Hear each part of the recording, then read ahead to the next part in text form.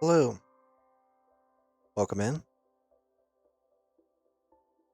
Okay, I'm gonna pick up from yesterday. Had a great evening. I actually got done with all the prep for space plating for Mars, built the Tier 2 rocket, and launched to the Mars space station and got to Martian surface as well. It was a great time. So now we're gonna pick up from there and start thinking about how to process ostrum. The ostrum is the rare ore that you can find on the Martian surface, or the planet rather. And I think we're going to look into creating an Ostrom B because we can generate the resource a lot faster utilizing productive bees. So, okay, let's get to it.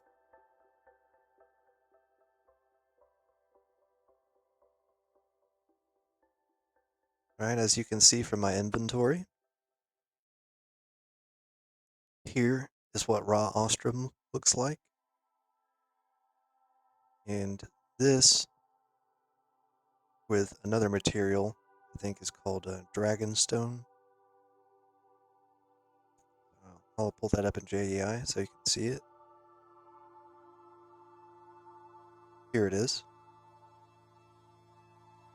So we're going to set our sights on getting some Dragonstone as well. We have to figure out how to create an Elven gateway. That ought to be fun. But once we get that material, plus the Ostrom that we have, then that opens the door for auto crafting with applied energistics too.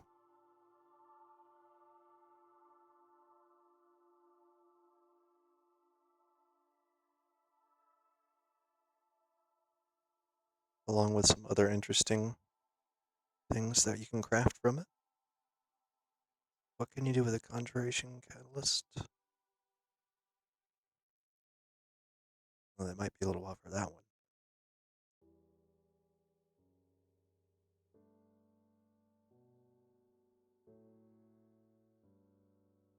Yeah, I think we might hold off on a conjuration catalyst. But we do need the Dragonstone for the production of, I believe it's flux-infused ingots. I'll show you that in just a moment.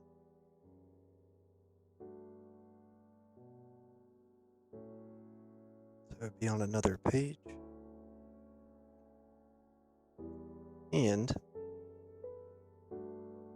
it looks like you can use it to make a botanic source link. What I think that does is that might be a source generation from the mana of Botania.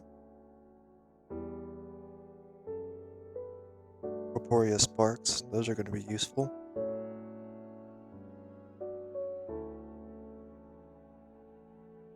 Corporeal index. I think those have something to do with being able to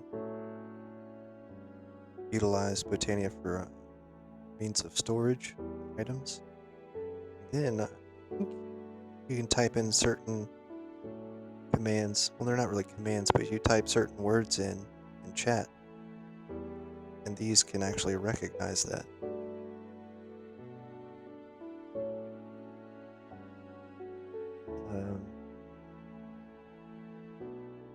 Mana relays, I think those are extremely powerful. I think what those do, I think that might be the other way around, where Source can create mana for Botania.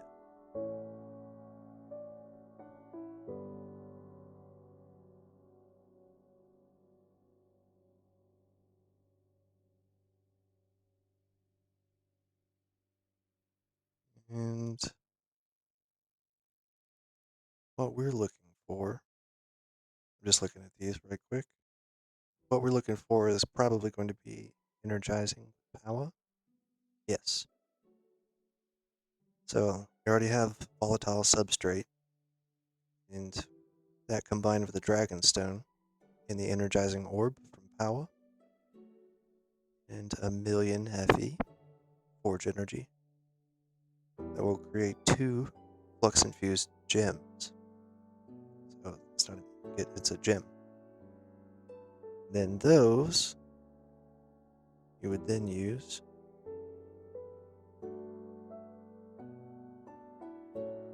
here we go, and an inscriber.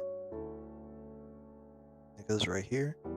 And here's the Ostrom I was talking about a moment ago. Those combined form an Ostrom circuit. Then you take those, use the assembly controller with these machines, and that will produce Ostrom processors. This is what we're after. So you take these and use those to craft crafting units. And this is what makes auto crafting and applied energistics 2 possible. So this is the base material that forms the crafting processors, and that is comprised of crafting units, I believe, and crafting storage. So the crafting unit, the engineering processor, that is the co-processing unit. So this is what assigns and handles tasks when you assign auto crafting jobs. So each CPU stack has to have at least one of these, but even better if you have more. Then in these stacks that you create, it's a multi-block. You want to have crafting storage. So you set up these CPU stacks with varying amounts of crafting storage based on the type of auto crafting job you want to assign. So if you're just crafting a few chests and turning logs into planks, you don't need a very large crafting storage. But once you start to go to some of the more complicated auto crafts, you'll need more crafting storage for those. So of course, got a 4K, 16K, 64K, 256K.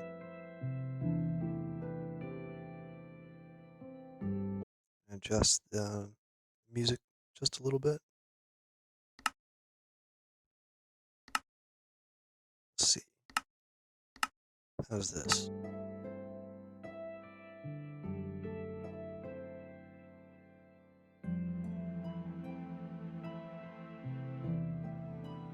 Not exactly sure on the mix. I try to speak through and see if I can hear it on my monitor. Testing.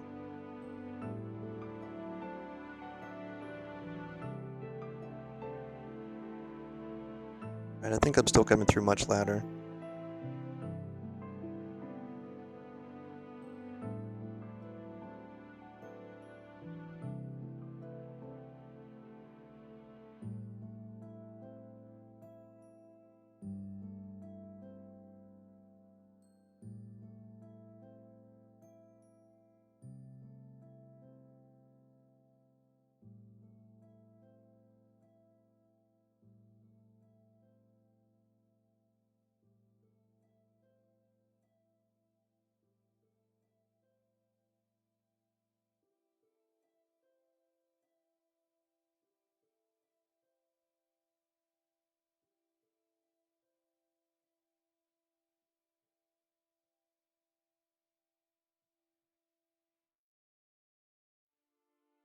Had to move my mic position just a little bit. I noticed some plosives coming through.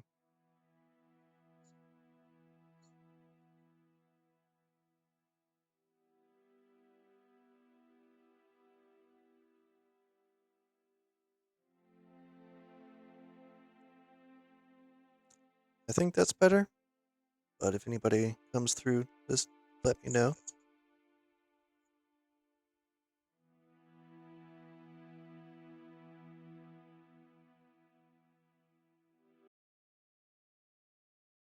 I could probably raise the music just a little bit.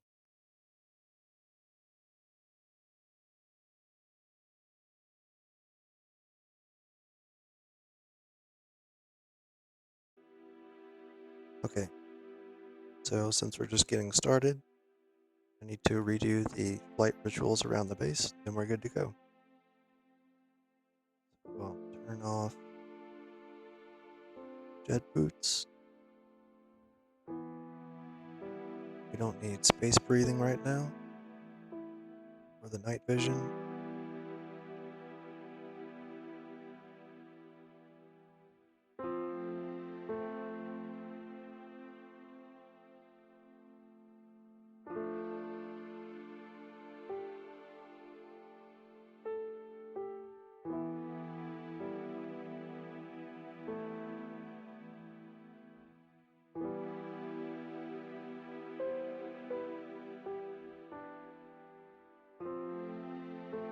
Grab the Dominion wand.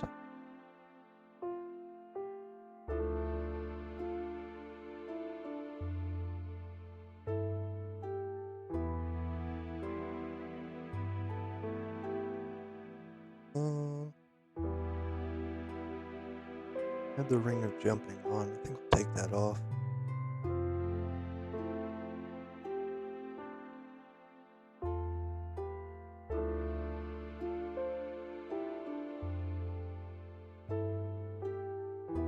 There.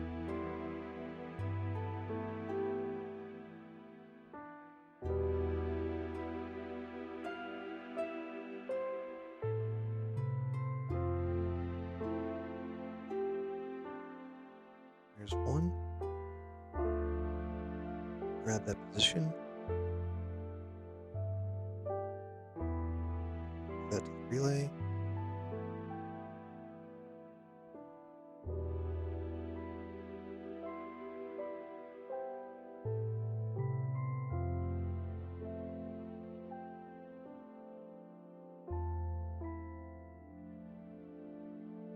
There's two.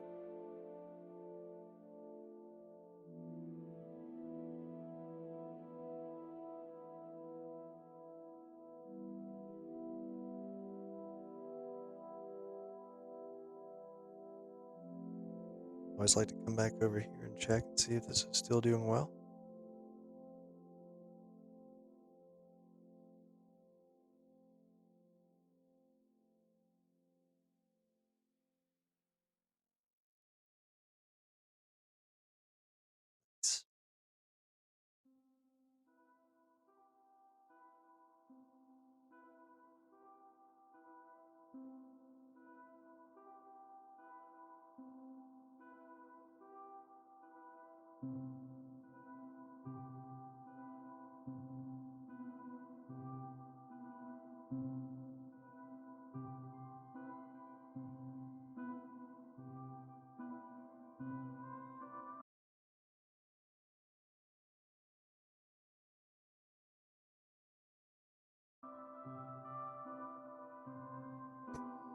More.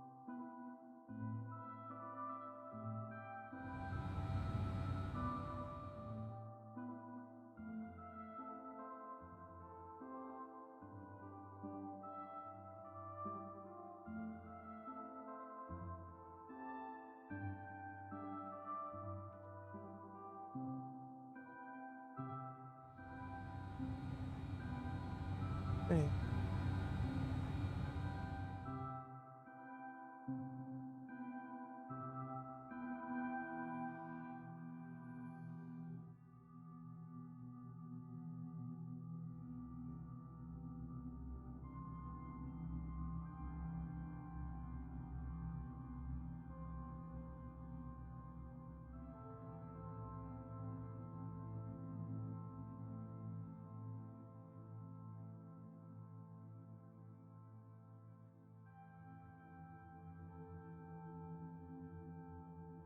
Chat's coming through in game. Excellent.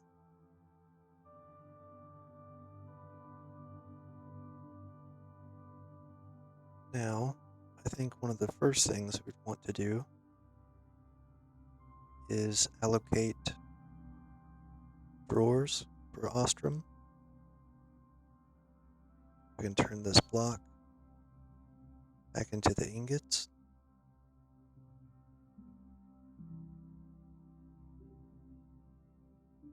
So we'll want drawers for the ore, the raw Ostrom, and the ingots. While we're right here, might as well refill our oxygen.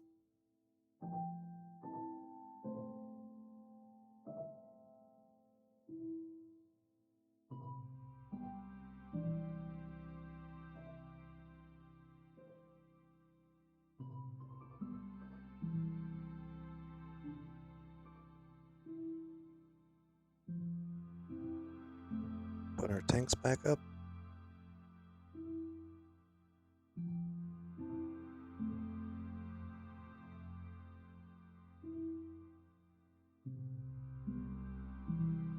And we can just put our Tier 2 rocket right beside our Tier 1. Oh, and we also grabbed some Martian raptors while we were on the surface. So let's take a look at what those are good for.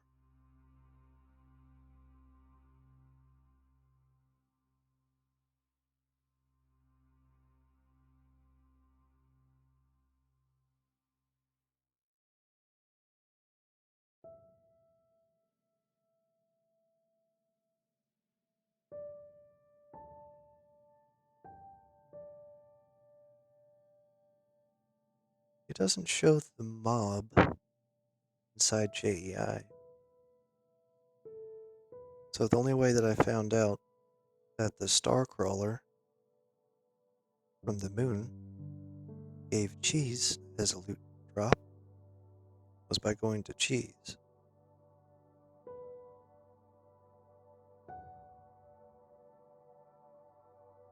And then over here, the mob drops tab, see, then you can see that the star crawler drops cheese. That's how we get a bunch of that. So I'm wondering, what do Martian raptors drop?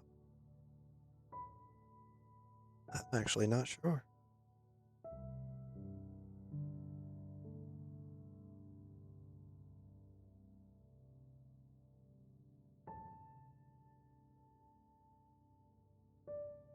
Let's go assign those drawers.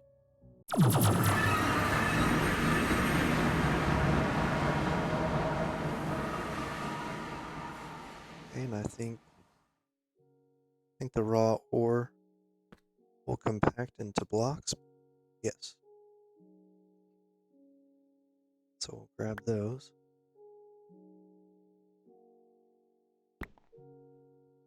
And these ingots, those go all the way into nuggets as well.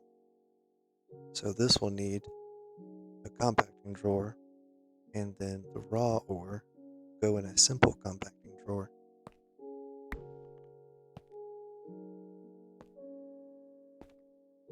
So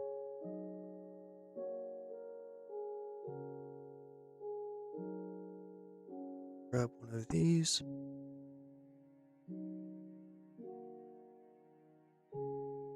Do I have a simple? I do.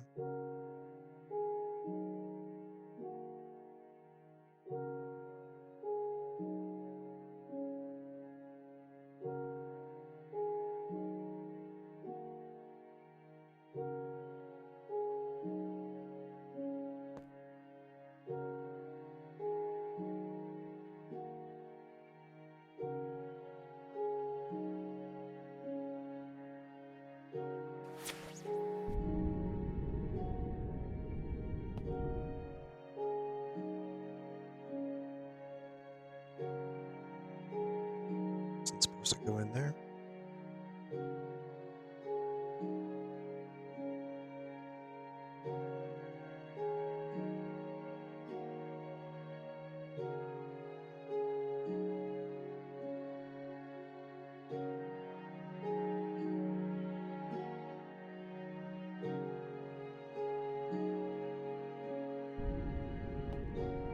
Okay.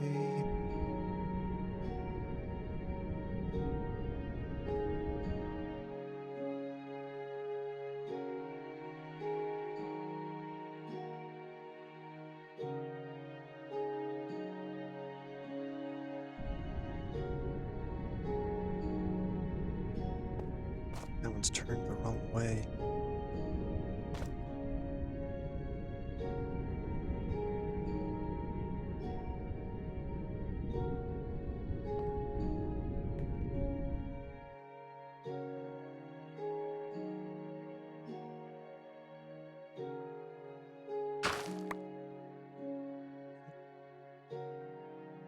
No matter.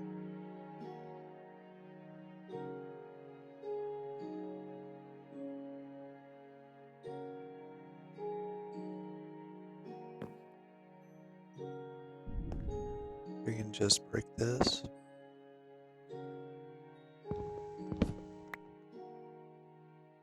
That did disconnect it from the storage controller, but we can just put it back.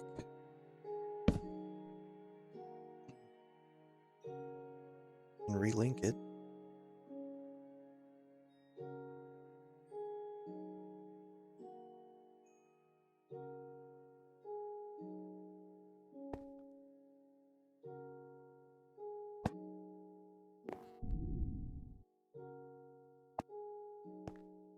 Alright.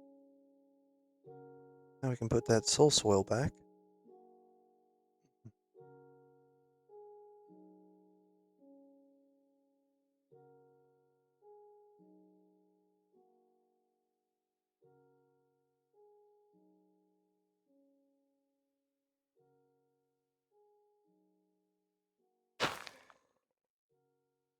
Now this pedestal is happy again.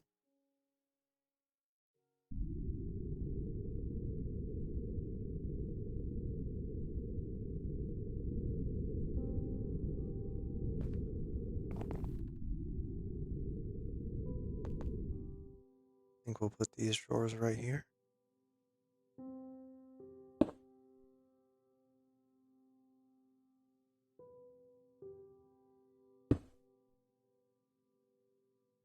Right. Lock them.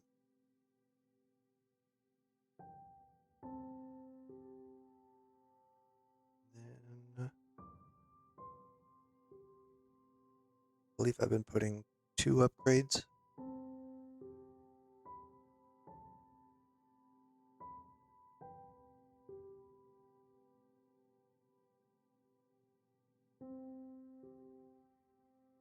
Alright.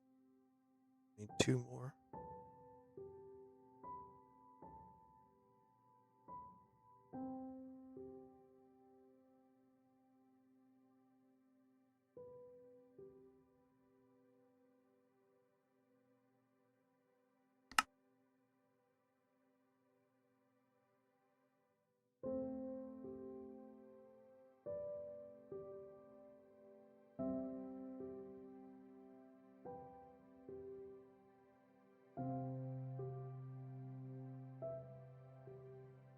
One done.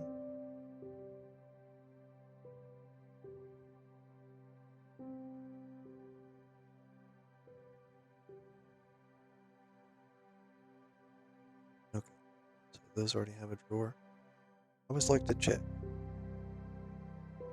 Throw those back in.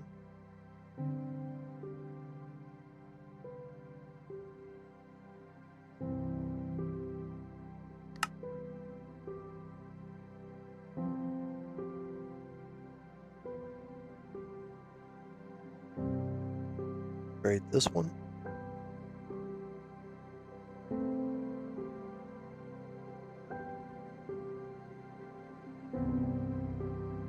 And link these two.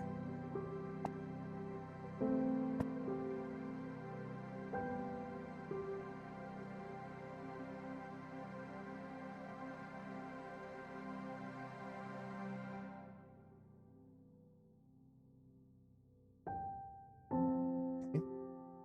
Raw ostrom will go in this one. Then ostrom ingot in this one. Nice. Maybe we can put this is left over, so we could put the ore in here.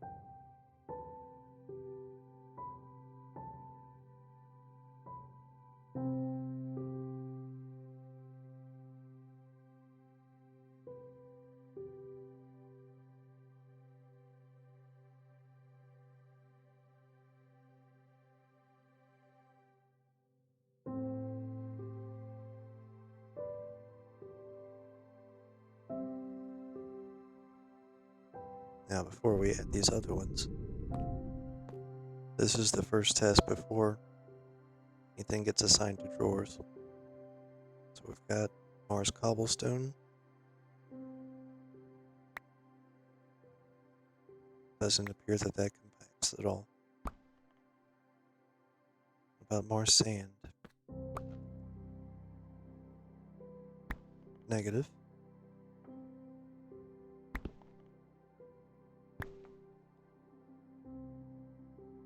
Conglomerate? No. So all of these will go into one of the 2x2 drawers.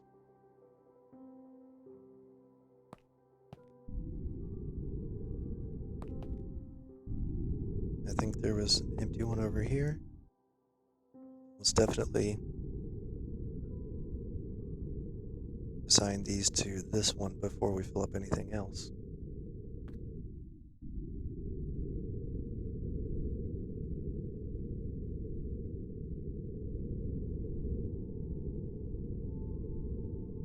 Be happy when I get jet boots upgrade where I don't sink on hover mode.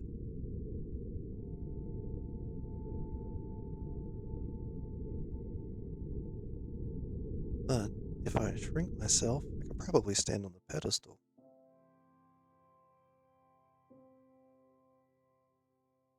Three seems good.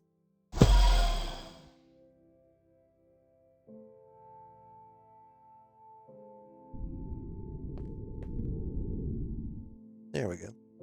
Fit right in between.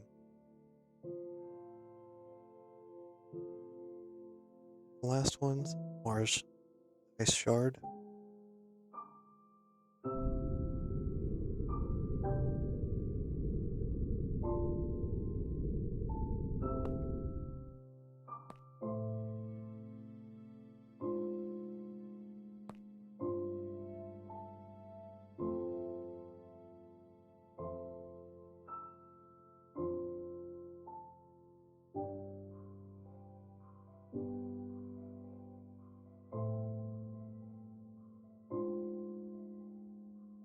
I might need to come through and turn some of these 1x1s into 2x2s. Just like the torches, for example. There's only 852 of those. Those don't need to take up a whole drawer. They could just go in one of the 4 slots of a 2x2.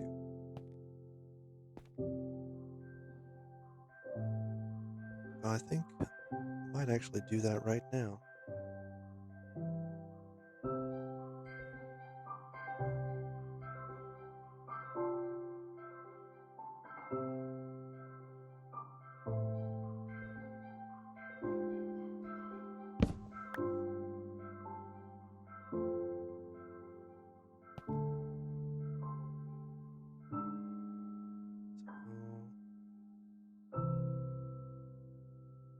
Grab 2 of these.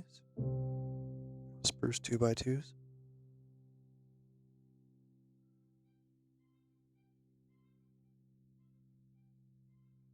Also take this one out of commission. Go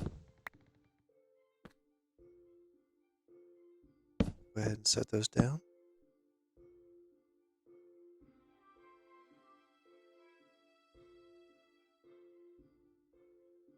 Lock them.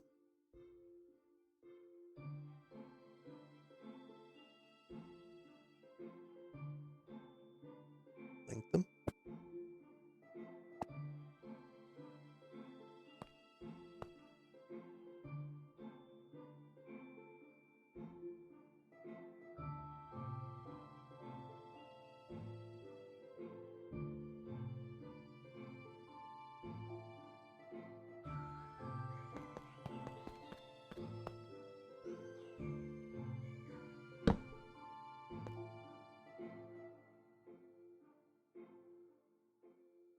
Grab those upgrades.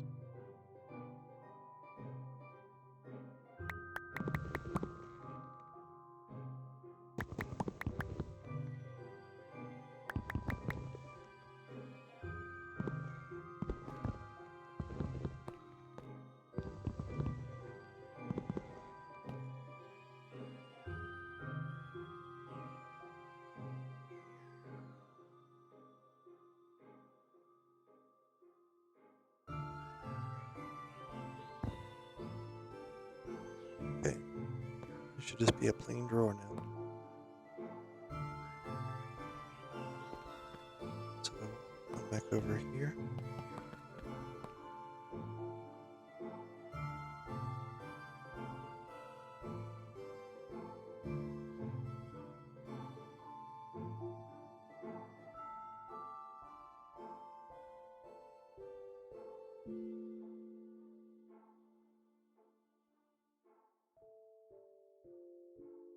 So that's out of 295K. I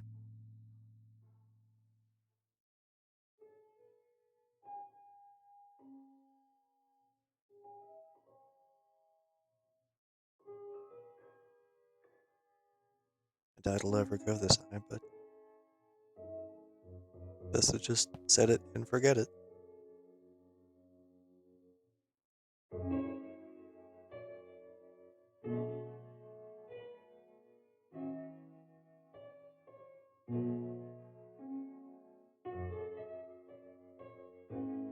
Now we'll go deal with the other drawer.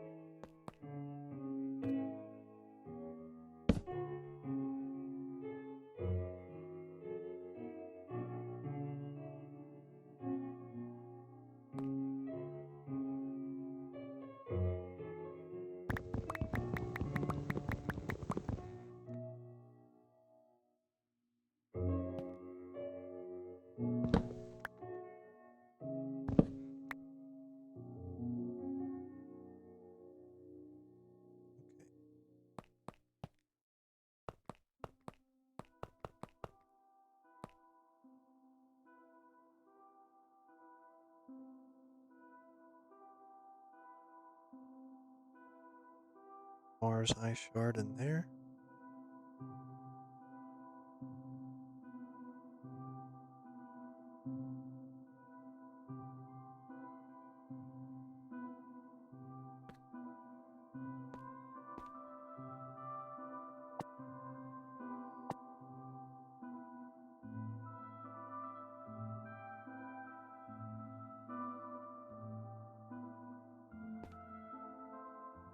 Put the upgrades in the other drawer.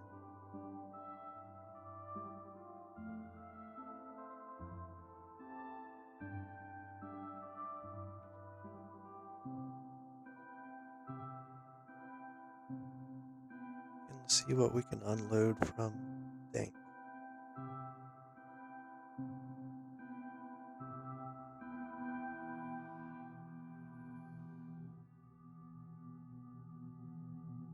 Mars stone would be one.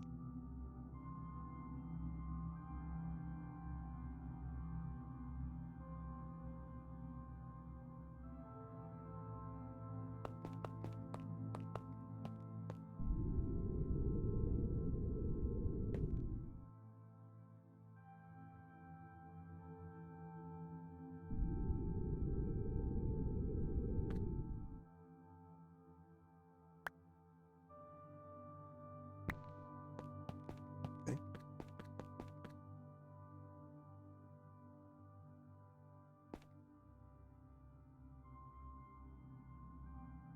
Grab the rest of those.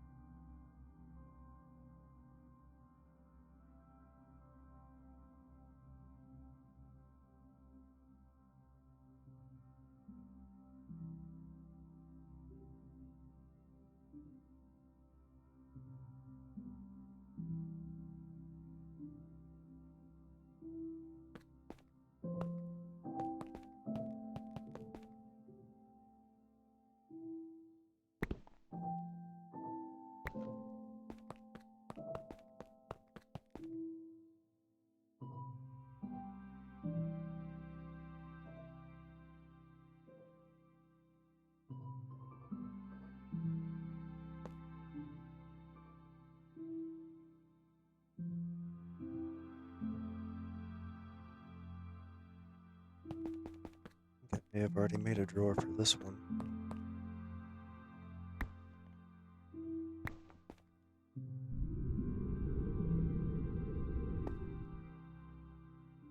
Did.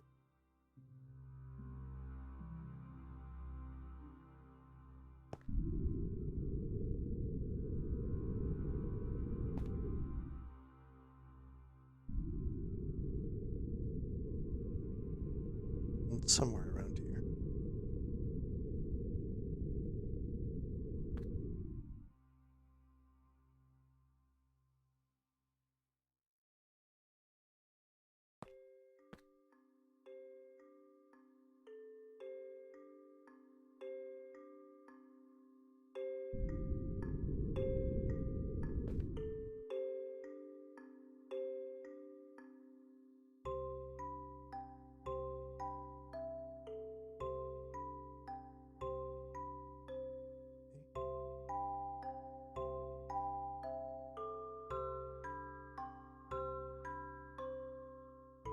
A few things in here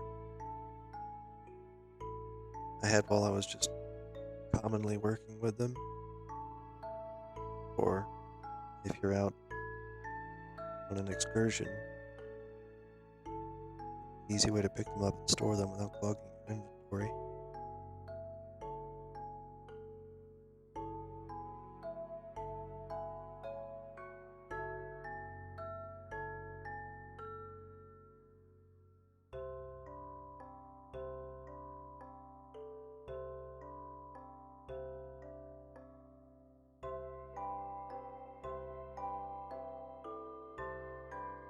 The only thing about Danks is, for some reason, when it picks items up, it doesn't like to put them in an existing stack.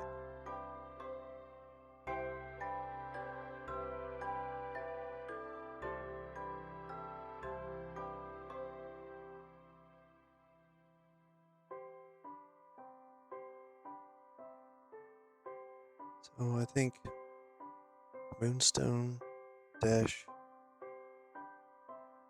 and the Moon Cheese ore could all get pulled into the storage controller. The Moon Dash ore might not, though. Right.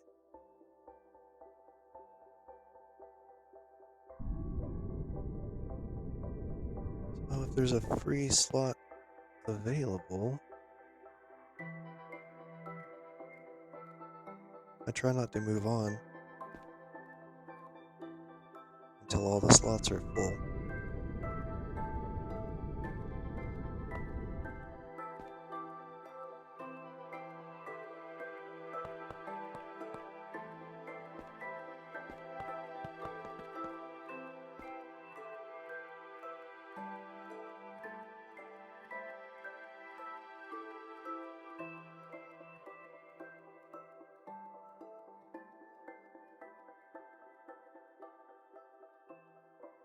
Picked up a bunch of snowballs, the Martian ice cap.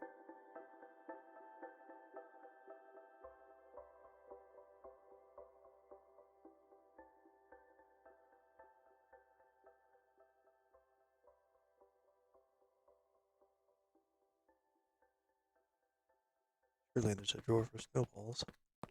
I think I would have done that.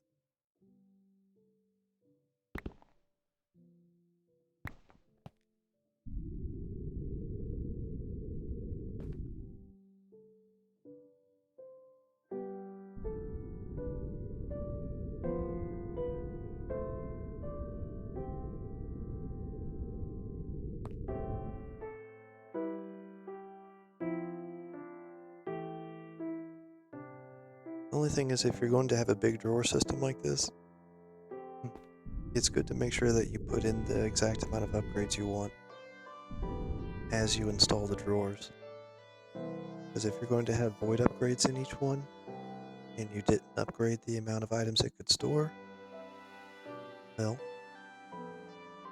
I think for a 2x2, each slot has a standard of 512 items you can store in it. So that means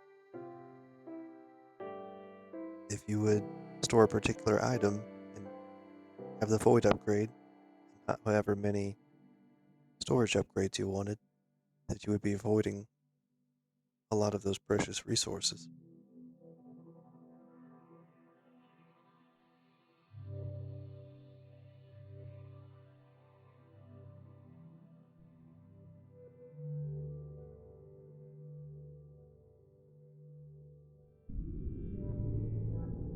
So,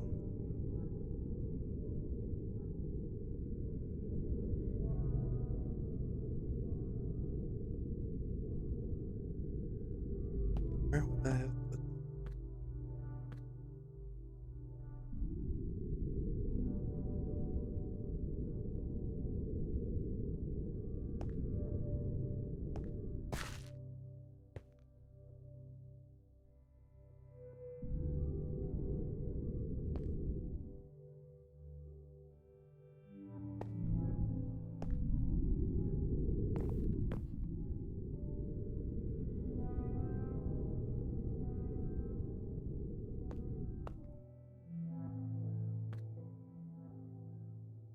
This is kind of difficult being this tiny.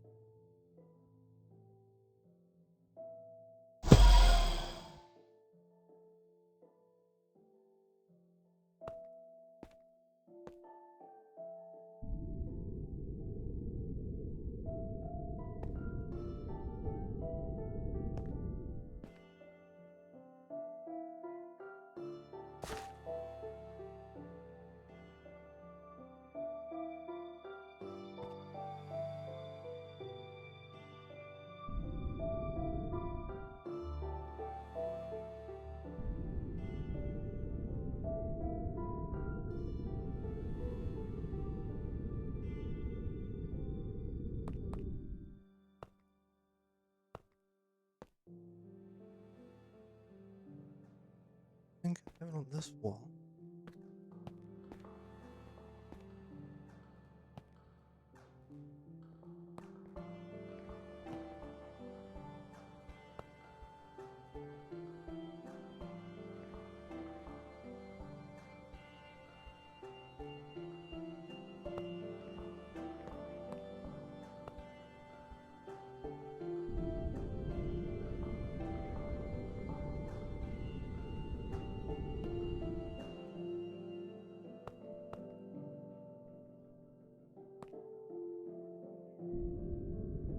I think this one could be easy to spot.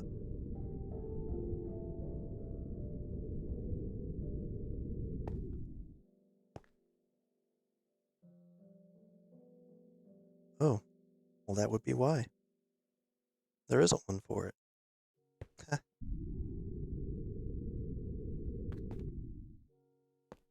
Well, okay then. We'll put it right here. 1.8 million? Yeah, that should be plenty.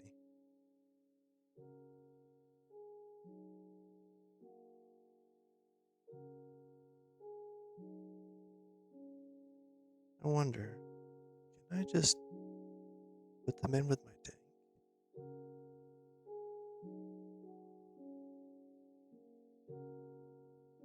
I'm just gonna make a backup. That's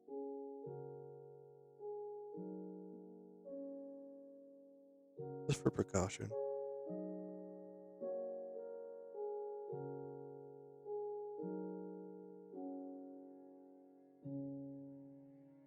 Nope,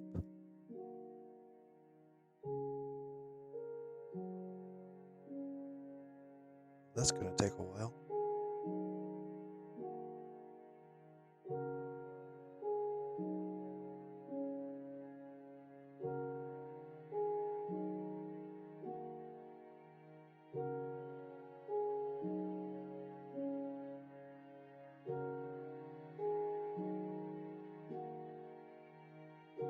Really? No way I can do this faster?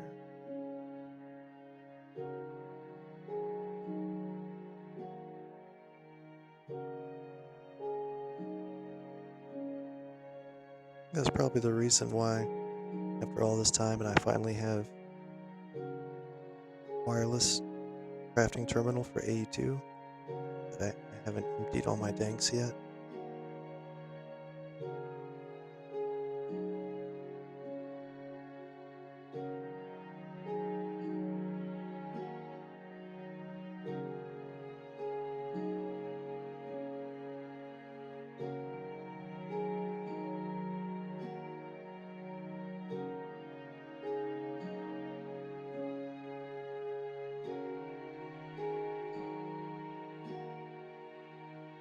Really? Why is there no dock?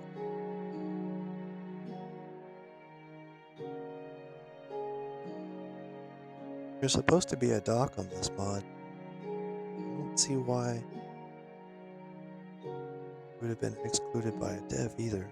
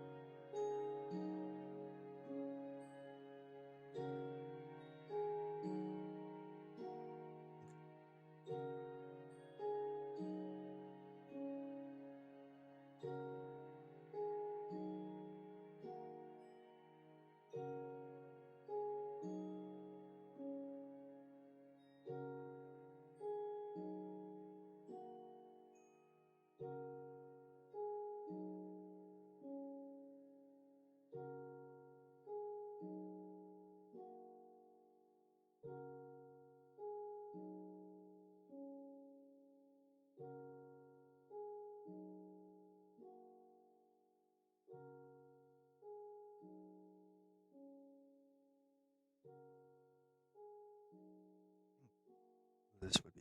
Yeah, it's much faster. Just pointed at that wall.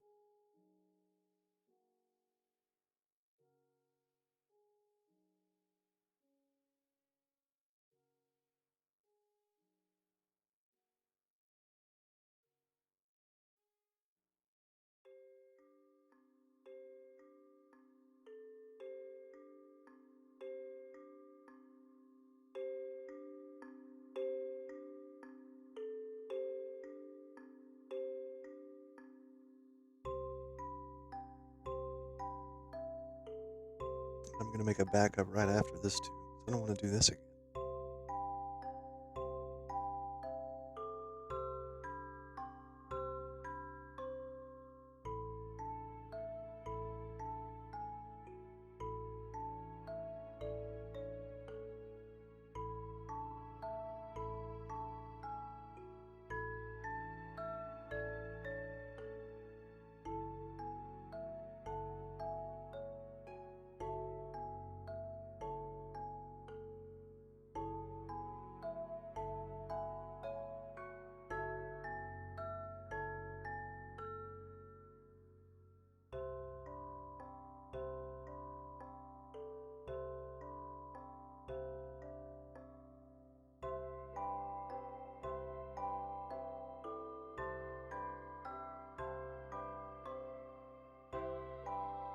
You might not think so, but snowballs are actually kind of hard to get in this pack. I mean, unless for some reason you started off in your island area, it's in a snowy region.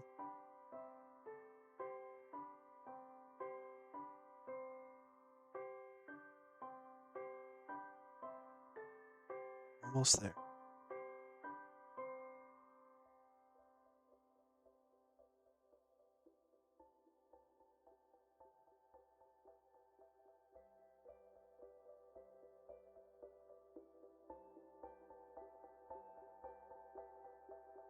Phew.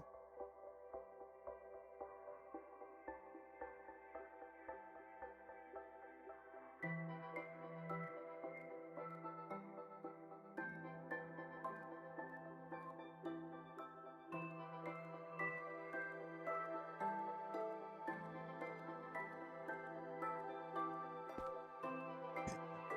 Anything else? Hey, what's up, Delson? Yeah, that's definitely enough snowballs. I had taken a backup before starting this, then I decided to make another backup after I finished. Because that took forever.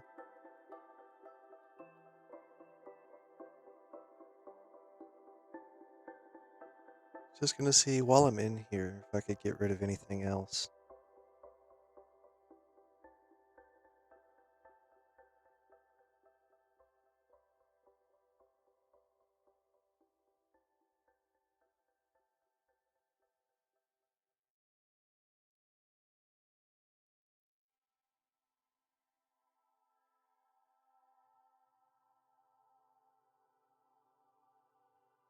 is if you don't already have danks made for yourself, um, that really takes a lot of headaches out of the early game because you can set the modes on them. Let's see if I can make some progress tonight. Bingo with some kind of food source in that cobble gen. Yeah. Let's see what's good for food early on. I would say go for bread, wheat. Now, bread's not the greatest food source. However, wheat is going to be great for making biodiesel. So, like the wheat and the seeds. Then, whenever you get a chance to go out and explore and loot, I just happen to be very fortunate to get this. So, you get a feeding upgrade through a quest, I think. But then I also found the, is it called Eternal Beef? And then you can cook it in a furnace. It turns into Eternal Steak. So I haven't had to worry about eating since.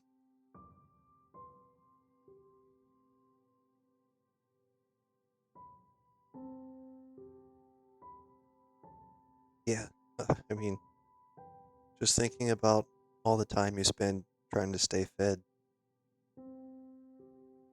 it's been great not having to worry about that. And I was going to tell you about these danks. So the ones I have are the Dank 7. And I think you first start off and they're like one row for this first one. And all you need is some coal for that in a barrel. But they're awesome because then you can come up here to the pickup modes and you can either tell them to pick up everything. I keep them on the yellow where they only pick up what I already have in the dank.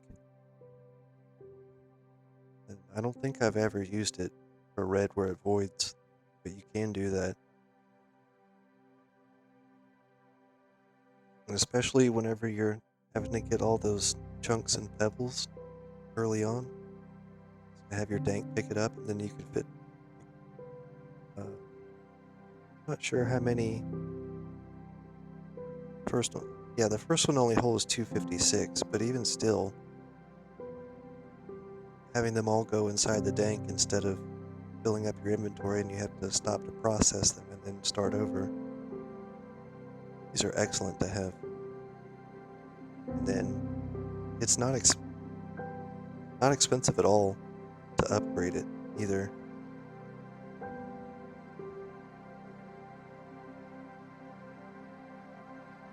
Gotta look into making them. Yeah. Yeah, I highly recommend them.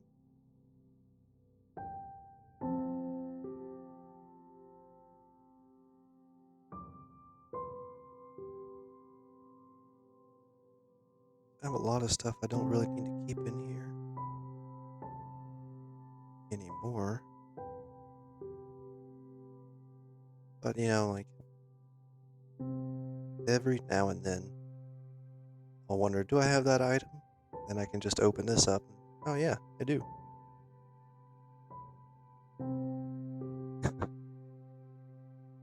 I do know the feeling. I really do.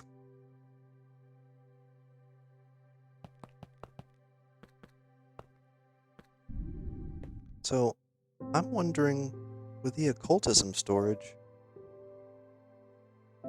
I guess you could go up to the storage actuator itself to use them, since you can't use a storage accessor.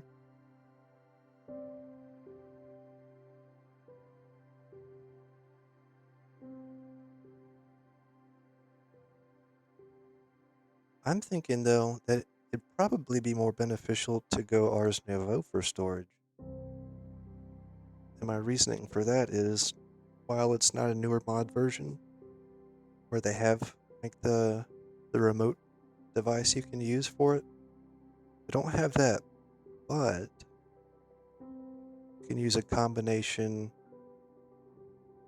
I think, and don't quote me on this, because I don't know exactly how it works until I actually try to set one up. But I think your handheld device is going to be an enchanter's eye.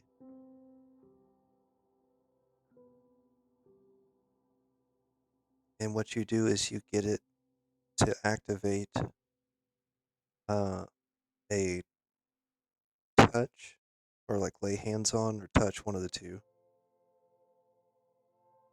on your storage lectern. Then that would be taking advantage of, what is it, a scry crystal? I can get out my book so I can tell you for sure.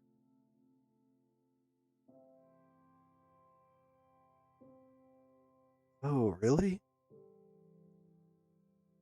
So you can use that remote feature where the R spell activates, and I think it's anywhere in the same dimension that you could be, so long as it's chunk loaded. Nice. And you could do that for uh, the ME terminal also,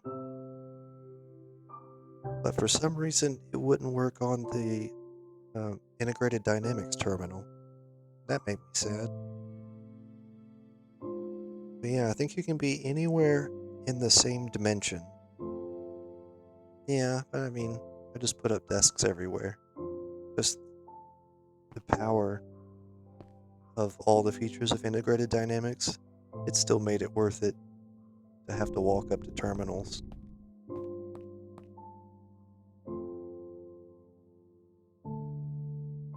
And comparatively, the storage terminals, they aren't that expensive to make, so you just put a bunch up. But you could still have like your main access to your storage with the remote ability of ours.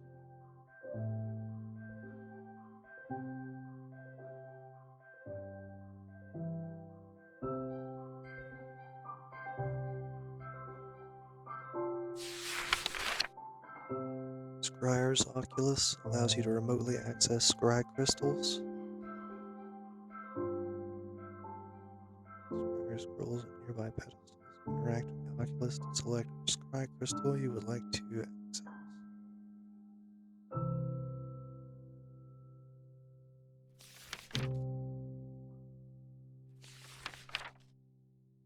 Scry crystal can be used to look through as if you were standing there.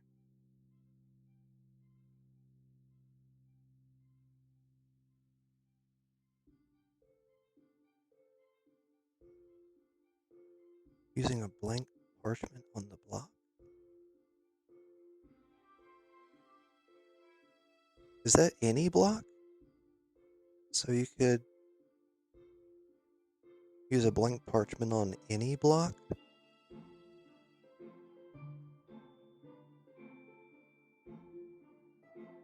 Make that? I kind of want to just mess around and try with.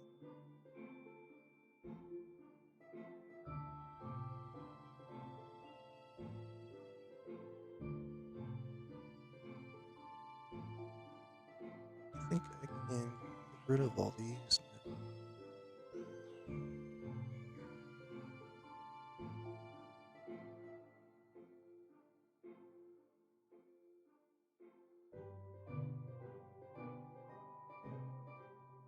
Oh, and also, I just found this out, because I didn't know before, but I found these translocation platforms from Cyclic. You wouldn't believe how cheap they are.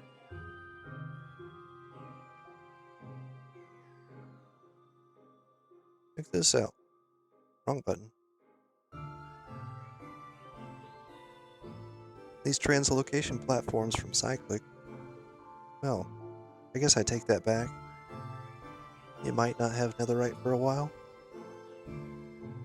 but once you get a broom and fly around in the nether a little bit, you can get a bunch of free netherite at one of those islands. Um, I think I want to put one. I want to try one out. I'm going to put it on the back side here so I don't accidentally step on it, though. How do you know where to link? How do you know how to link them? Like, I'm kind of scared to step on it right now.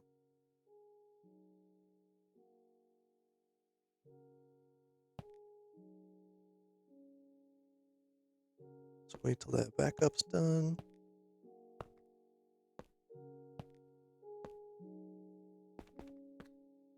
Oh, okay. Phew. What links them? Oh, duh. GPS card.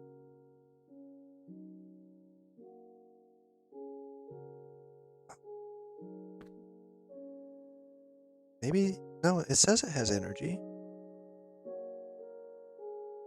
So, I do have GPS. I'm guessing I would need 2 of them. I would take one for that one. No, I didn't mean for both to do it.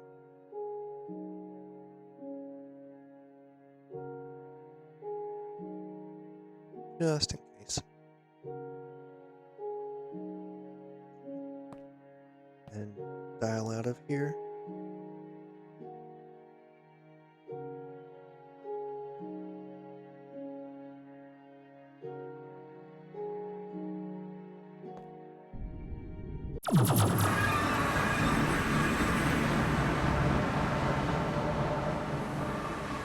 What? What's happening right now?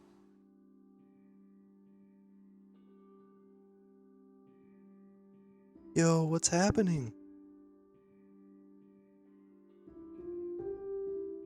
That was so strange.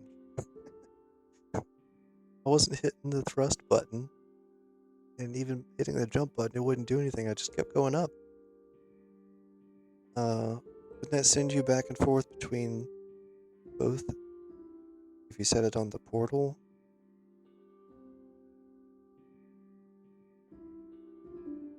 So I was going to just have an easier way than having to dial out with a compact machine. Maybe put the other one, I don't know, right here. Then this is the empty one. So I'd take that position and then put the first one in here. Right, I guess it does need power. Take another GPS card.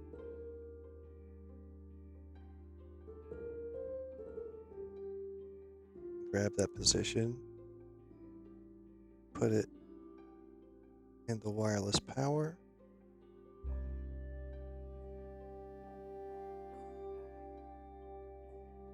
Okay, so now this got power. So I put in the location of the compact machine.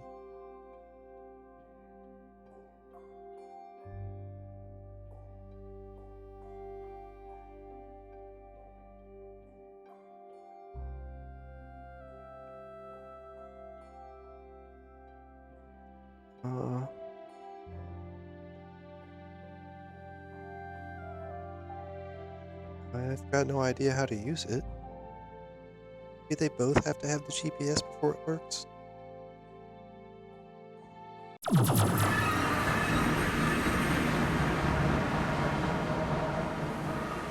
guess maybe this is what links them.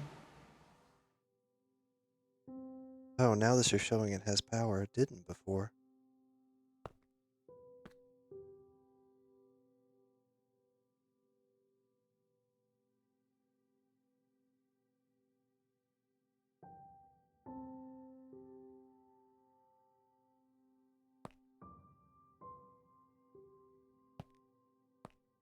Well, this one shows having power now.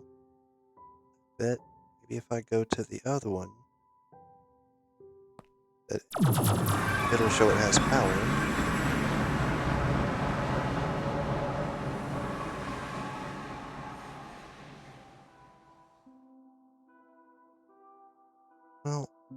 That would be strange. And maybe not, but the GPS cards, they do work across dimensions.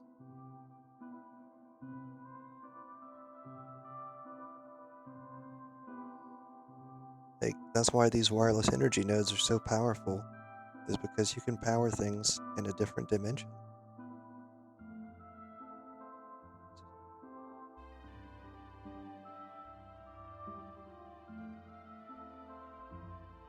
So I'll try moving this to a loaded chunk.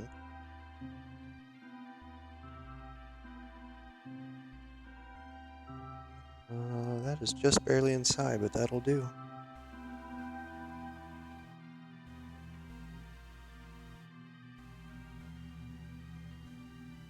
No.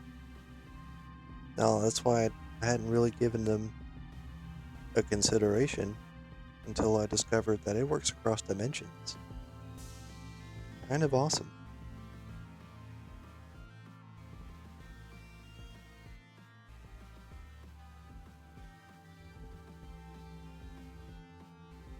So I'll grab this location again so it can be powered.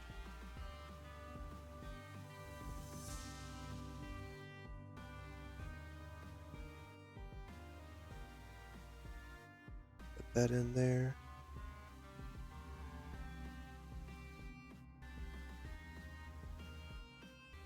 Of course, it doesn't show it has power on the inside.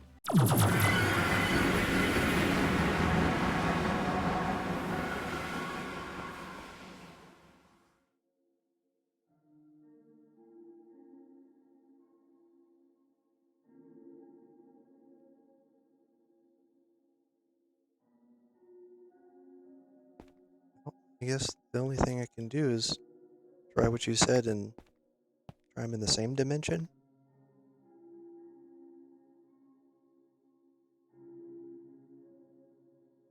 And also, you don't know how to move these up or down in the list on the dialing device, do you?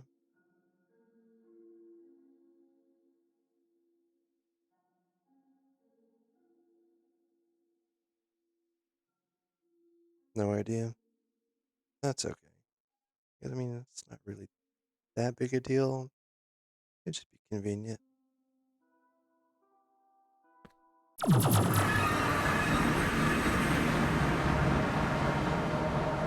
so now that one shows having power on the inside. So that's no longer relevant.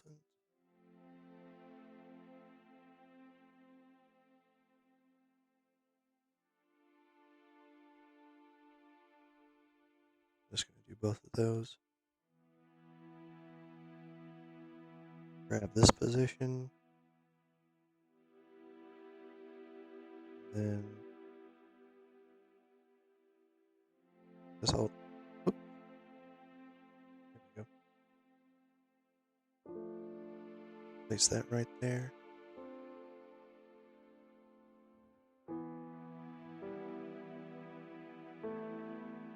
Grab this position.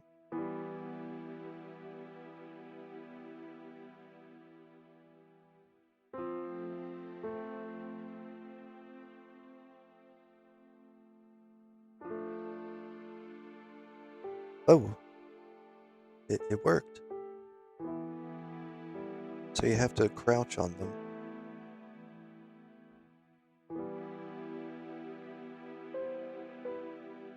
So, I guess these don't work across dimensions.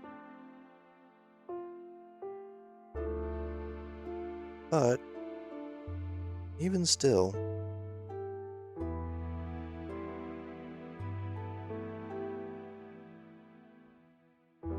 maybe like you could just put a sign near it just to help remind yourself of where they go. It can be easier than having to switch to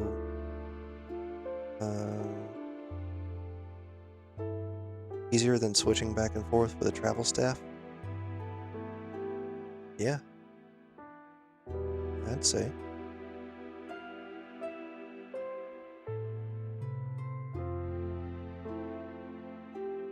So, now I gotta figure out where I want this one.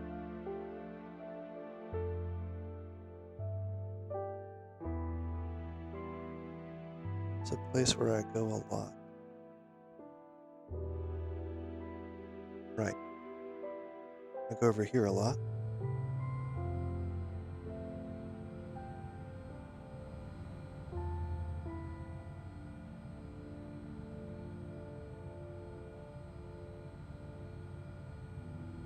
Then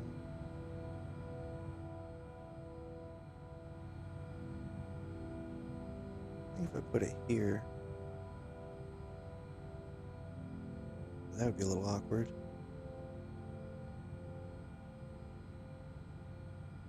That's better.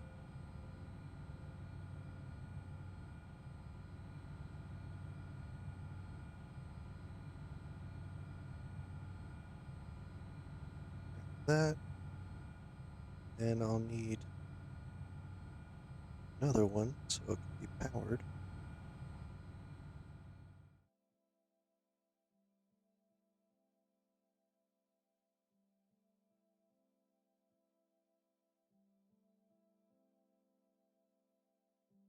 Okay.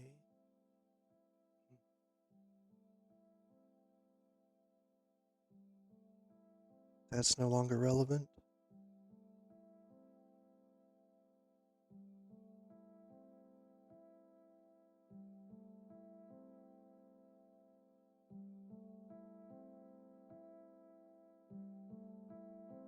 Grab this position.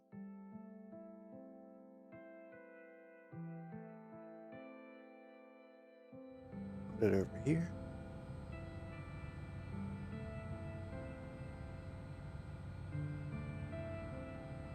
And then this position. And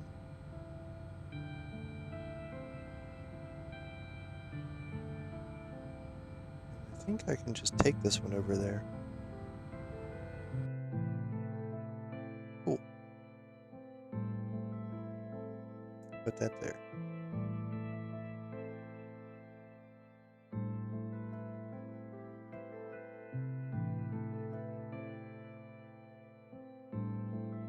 Alright. So, I was taking a look at these. Dry crystal. Enchanter's Eye.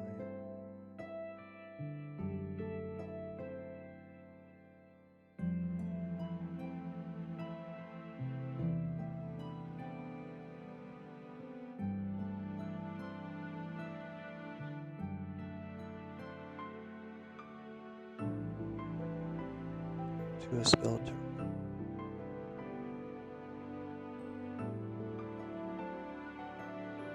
So is this what I need?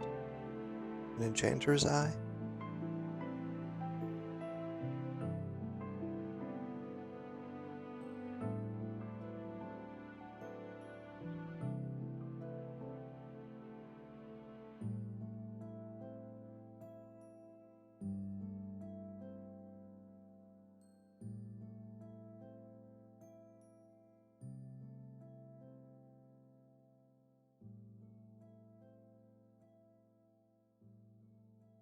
Doesn't even seem like that one has a journal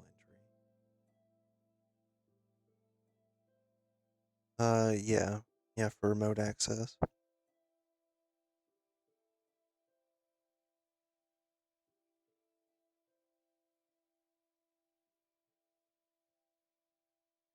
This Scryer's Oculus says it allows you to remotely access scry crystals.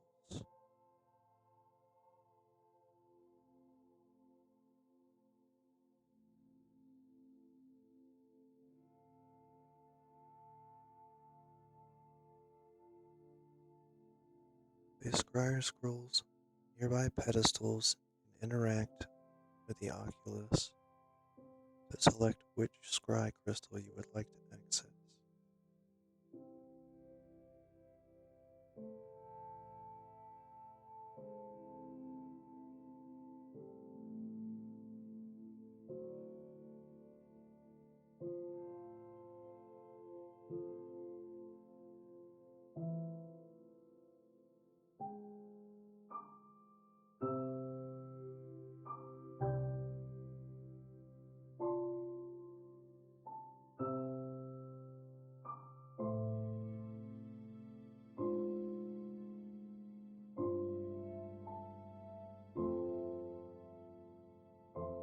Wait a minute.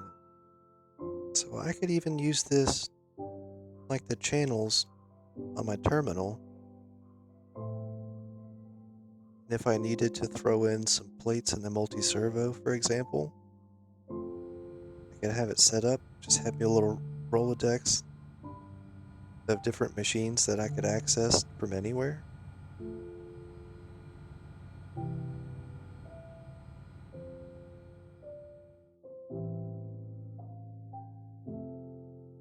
You know, try to make them at least. Redstone glass, there's something I hadn't made in a while.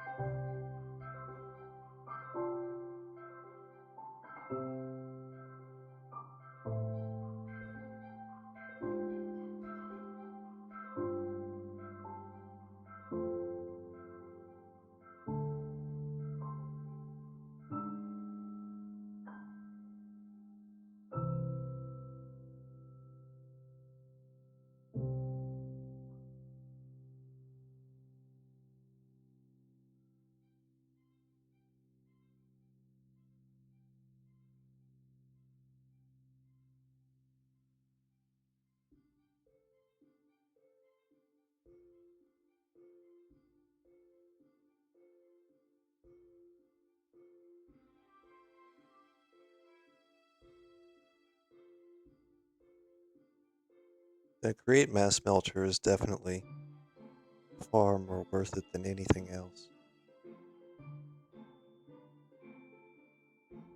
Now, it might not be such a good idea, like once you really got up and running, to just throw a whole bunch of different single items down.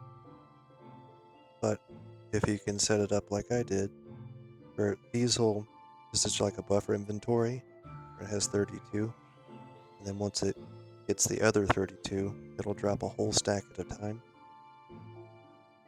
That way, uh, dropping stacks of items as 64 will consolidate the entity down into one. So a stack of 64 counts as one entity instead of a whole bunch of different ones.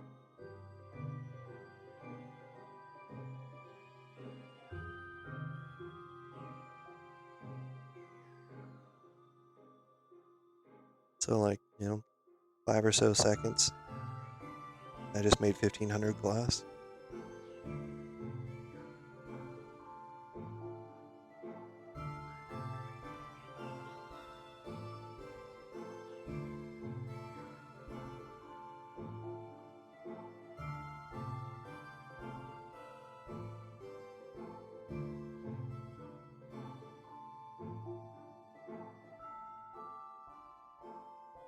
Um, so if you want a good idea of how to set it up,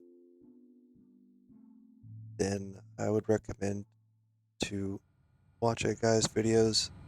His name is Mystic, Mystic. Watch some of his playthrough of FTP Skies Expert. Now, he only got so far. I'm not sure that he made it much past the moon before he just moved on and played something else. But he did use the same type of idea for his smelter. Um, not about the consolidation of item entities down into one when you're talking about a stack of 64, but he did go over the concept of that you can have items drop through, and you would set a filter for like C raw ore or whatever, something like that, and then have a smart chute below them, and that's the important one. That one, you would set the filter to accept C ingots. So that way, they're not allowed to go through the chute until they smelt. And the moment they do, they get pulled down.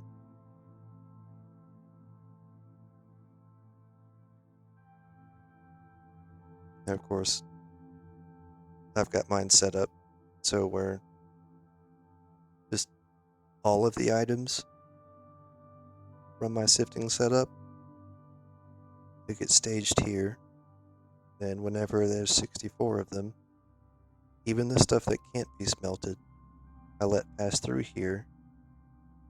And because it actually takes several seconds for something to burn up, I just let them all pass through here, and the filter down here, not only is it set for ingots, but it also is set for um, the opposite of can be smelted.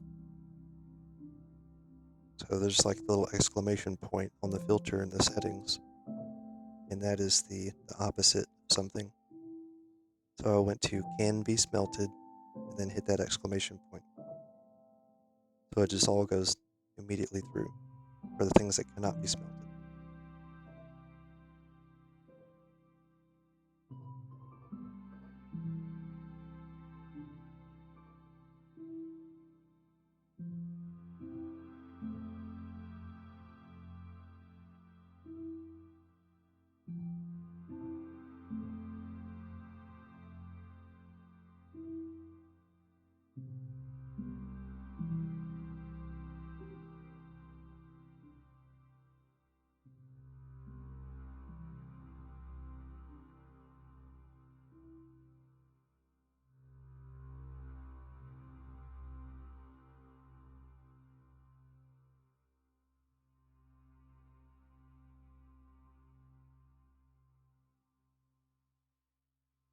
If only the alloy kiln was faster,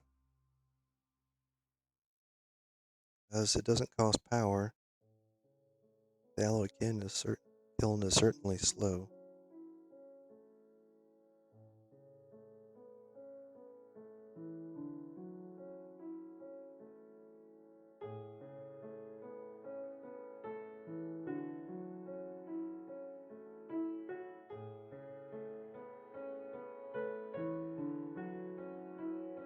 And I'm missing Ender IO at the moment.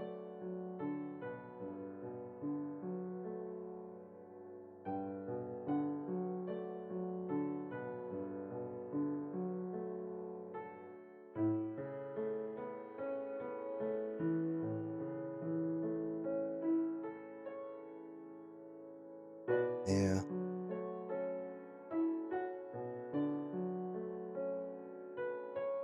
but there again, thermal is not in any of the newer packs either.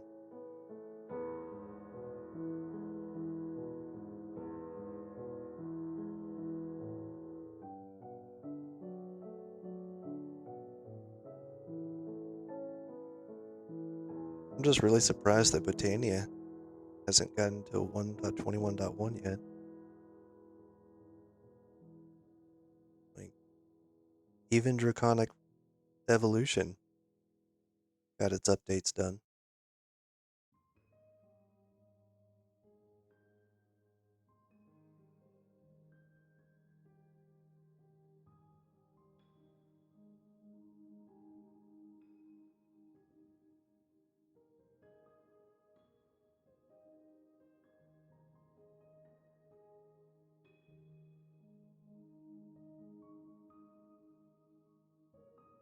I can just straight up make one of these. There's a scry crystal. Now, I'm pretty sure that was blaze dust and ender pearls.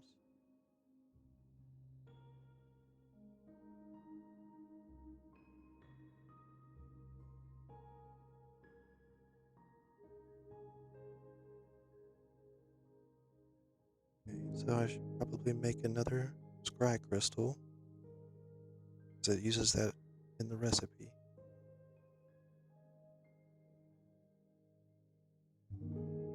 Diamond, observer, spyglass, source gem block.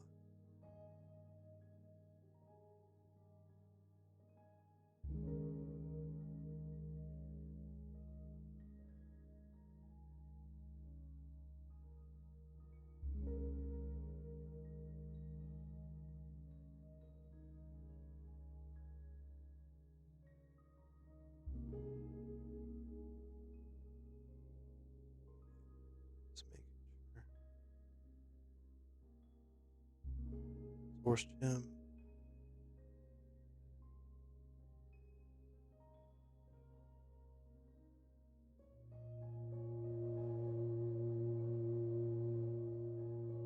Observer.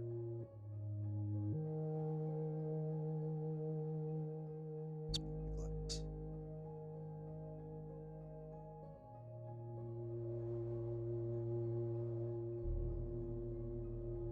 I actually had to make myself a spyglass because there's no zoom mod. And then there are reading glasses from Hexarai, but it conflicted because I didn't want to have to take up one of my head slots on my Curio. Otherwise, I would have used that. I mean, ultimately, this would be better if I could afford the head slot on the Curio, because the Hexarai reading glasses, you can use a hotkey.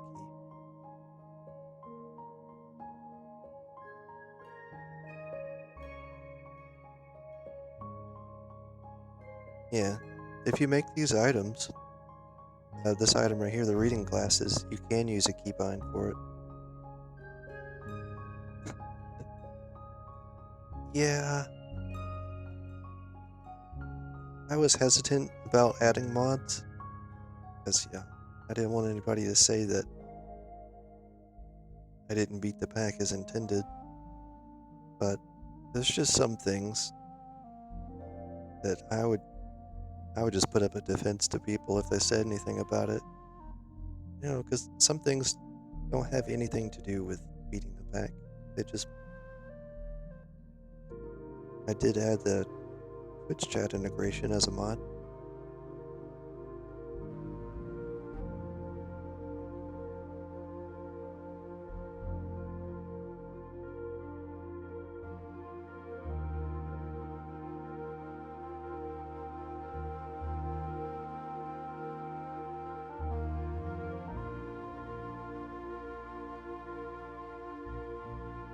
Yeah, I agree.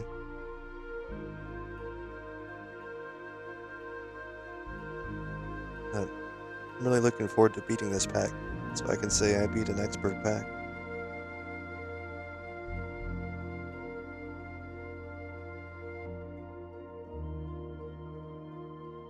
I think I can do it, because probably one of the hardest things after the point I'm at now is probably just the fission reactor, and I've already done one of those before.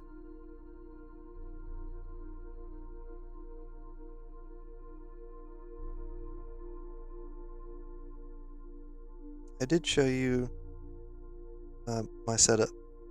Did you see me stream all the mods 10 at any point? And I show you my fission reactor, turbine, fusion, and my nuclear waste barrel disposal facility.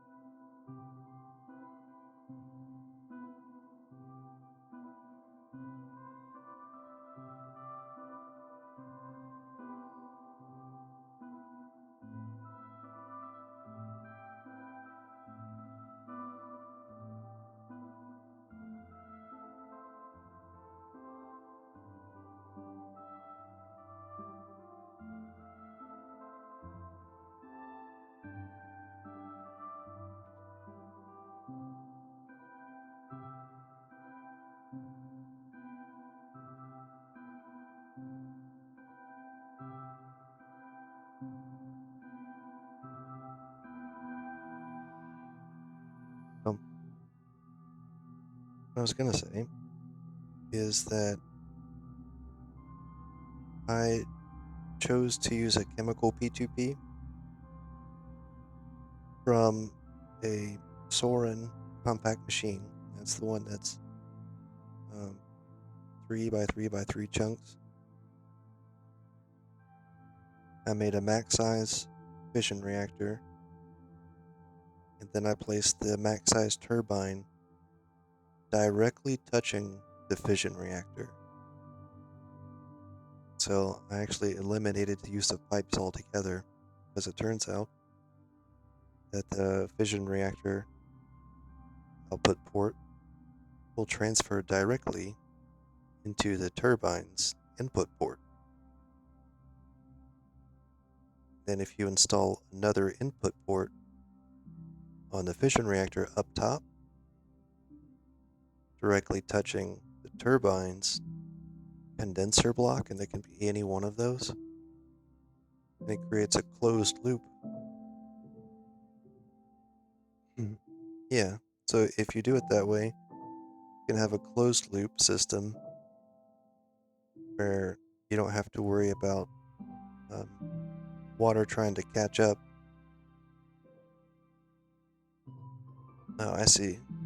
Let me check, make sure it's not me dropping frames. Oh, wow. It says I'm dropping a lot of frames.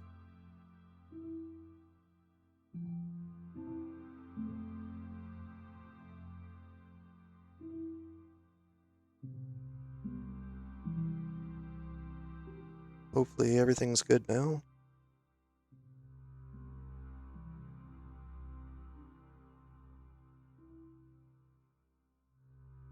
Yeah, I suppose that would have been me.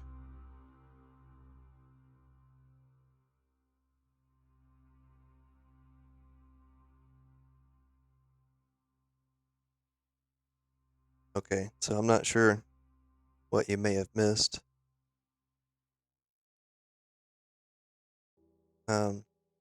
But basically, you can have a closed loop system between the fission reactor and the turbine,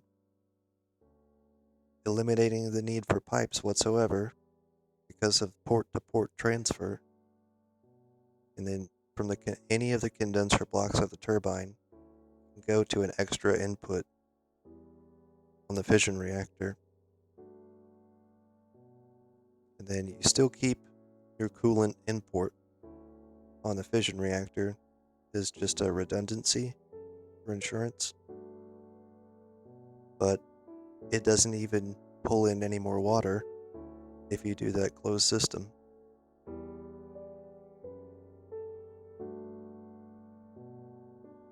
Then I used a chemical P2P to send the waste to the beyond dimension.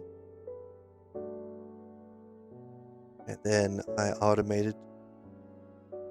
Okay, cool. Then I automated the R's sunrise ritual in the overworld using integrated dynamics and a world reader. So, always keeping it day in the overworld actually affected the beyond dimension's time. So, it was always daytime there, and then I was just out in the middle of a void dimension in the beyond where I had my waste barrel facility that was like a massive, it was one chunk in size, but it was very tall.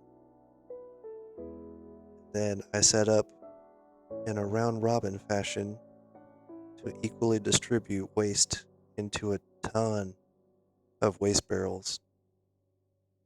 So since each of them process a small amount and decay the waste material, instead of the waste material backing up into a select few barrels and they just being stuck and stored there, I distributed it equally so that a lot of barrels had very little in them and was actually decaying the waste faster than I could put it in.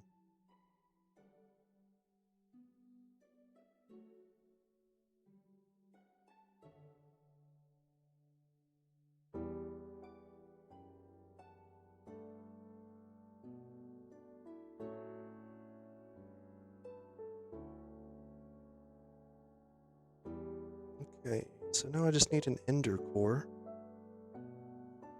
And I guess it's time to make more dielectric paste.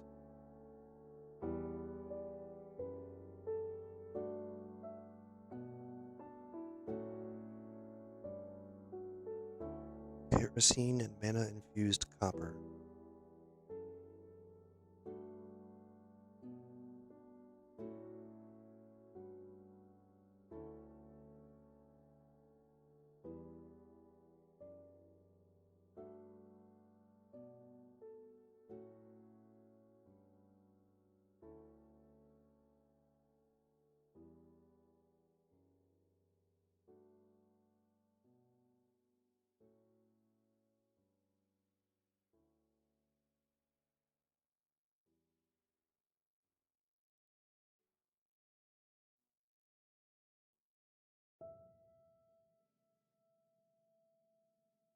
Where did I put that other tank? Oh,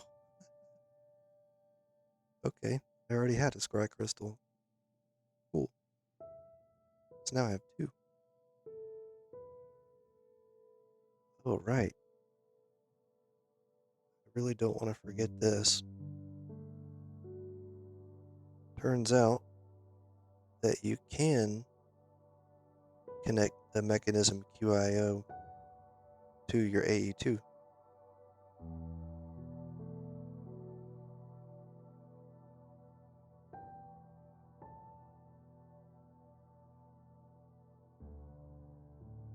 And this is good because QIO doesn't require power, strangely enough.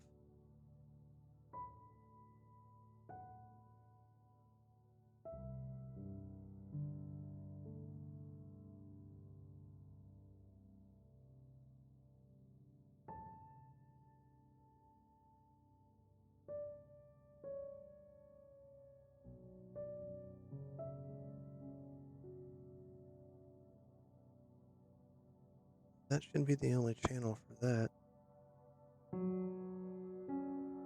Yes.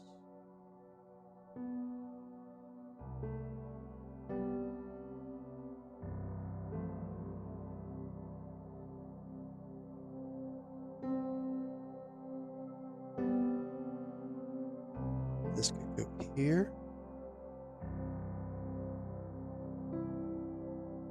No.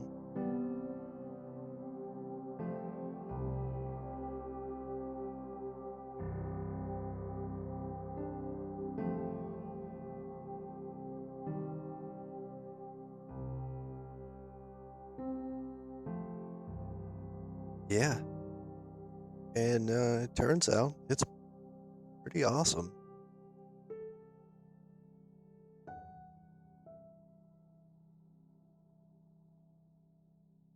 So before I hook it up and show you, you just put one of these QIO drives, and you can find these as loot, by the way. Another reason to go exploring. You just put one of the drives in the drive array, and then make a QIO dashboard.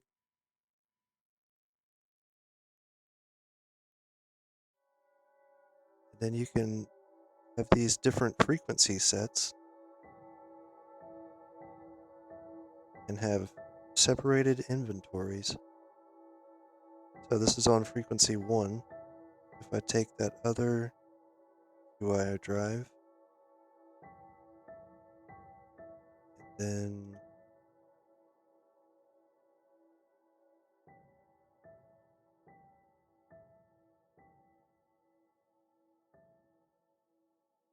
maybe it's a frequency per drive array.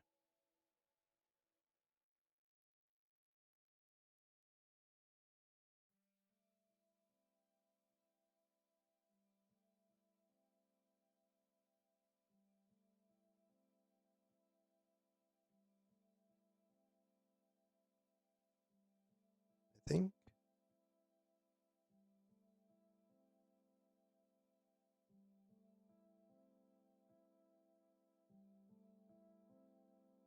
So if that's on frequency 1, if I put this one in, set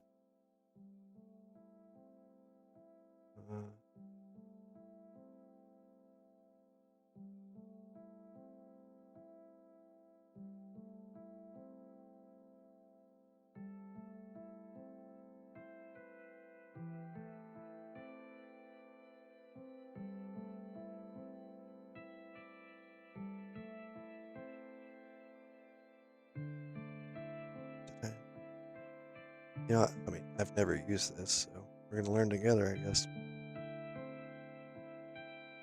So that one is frequency storage.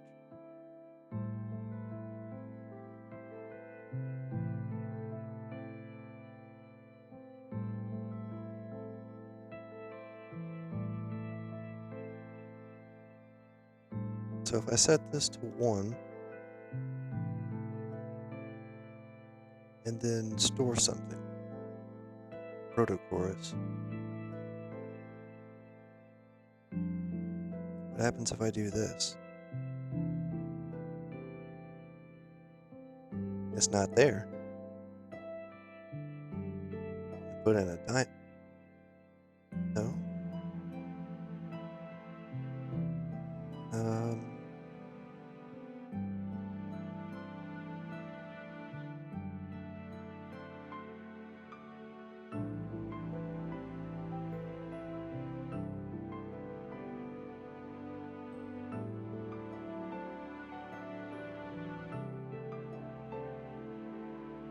and I thought I put that into frequency 1 though.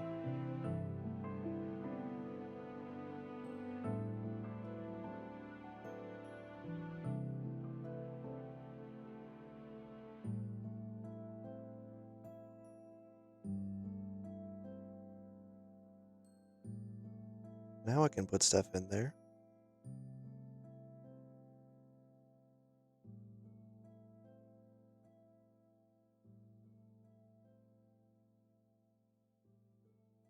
I'm gonna take my items out just in case.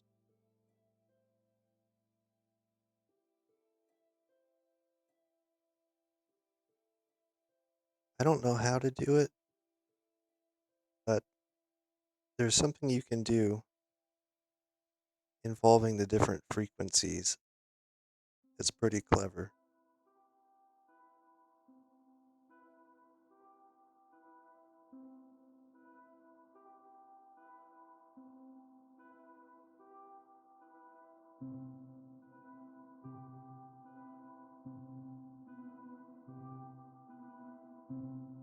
You can have multiple crafting windows?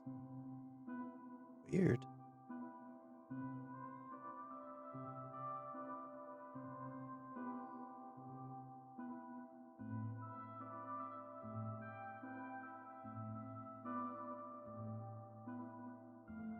Yeah,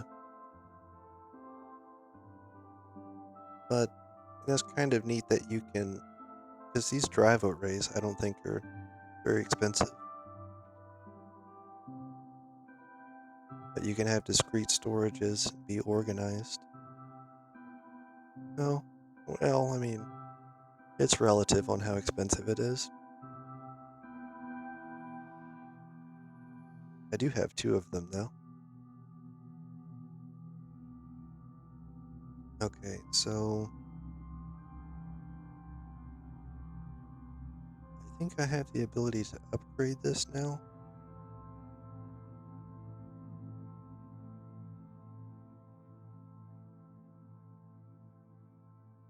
What I would like to do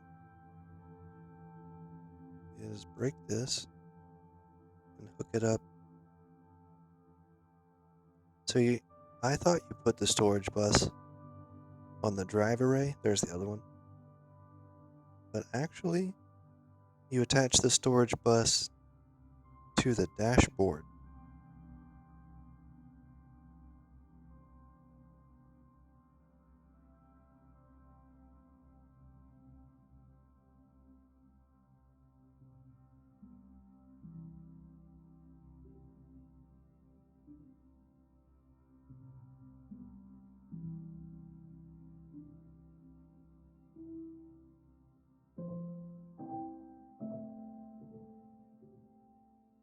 And then maybe just bring that over here.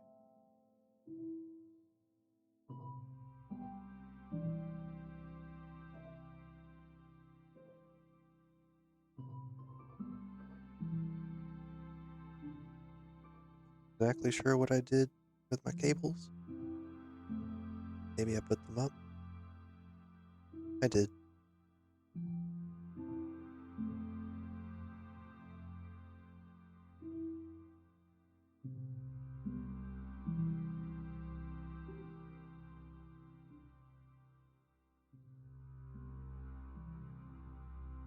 The only thing is, it doesn't make it all that convenient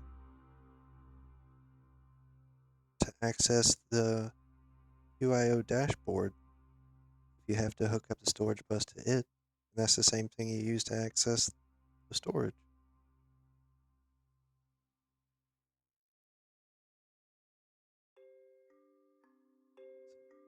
I'll bring that over here. Put the drive array underneath.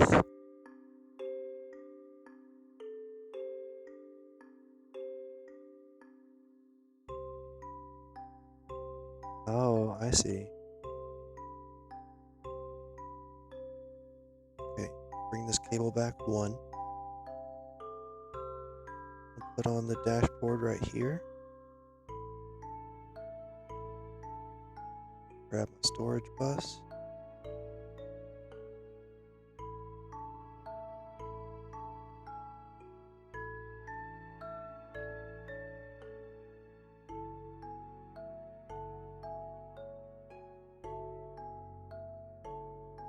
And put it against right there. Looks a little weird, but okay. And I think I want to set this priority really low.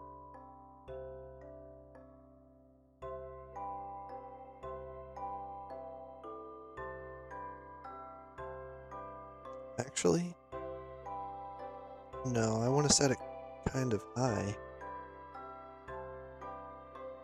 Because while these vaults served me very well, I kind of don't want to store anything on them anymore if I can help it. Just go all digital.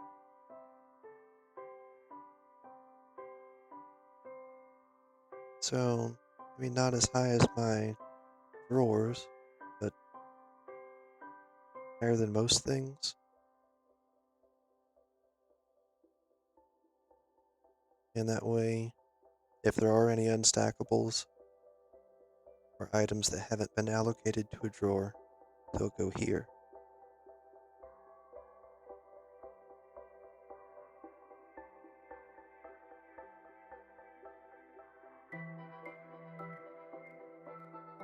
Bidirectional.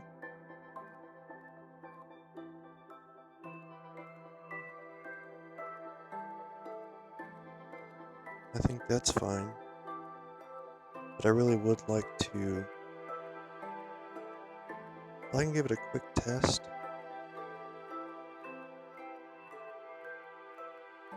Put that there.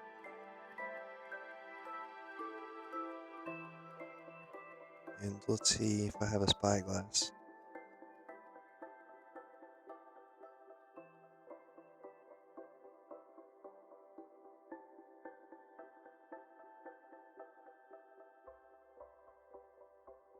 Huh?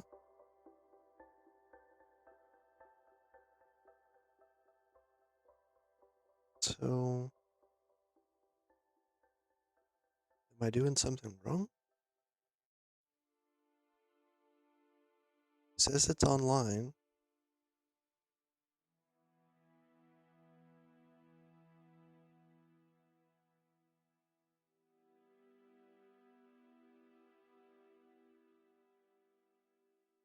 I'm pretty sure that's how you do it.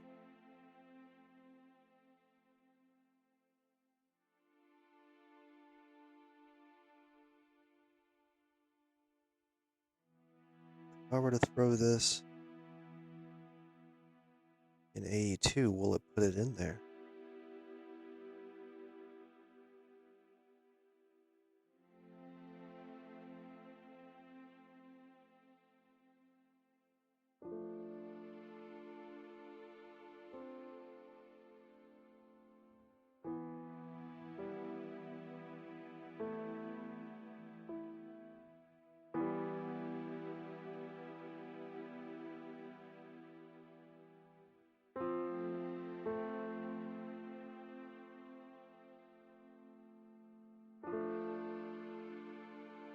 It didn't. So now, I gotta check Where did it go?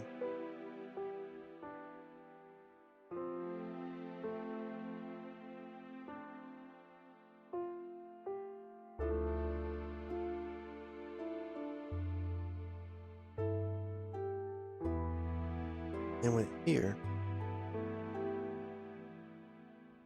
And so channel 5, I think, is that one.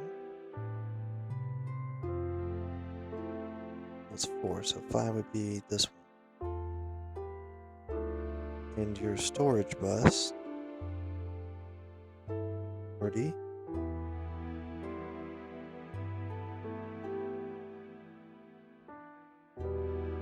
is 4, so that's definitely lower than 50. Now there's something not doing correctly here.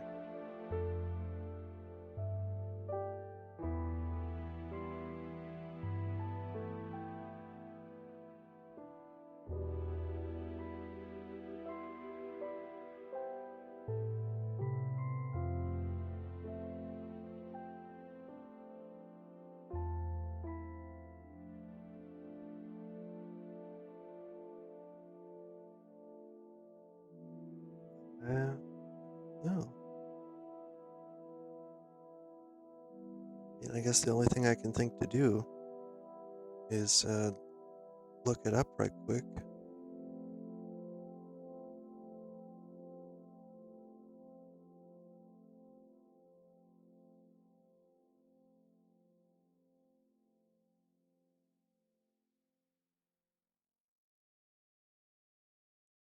UI dashboard is what A2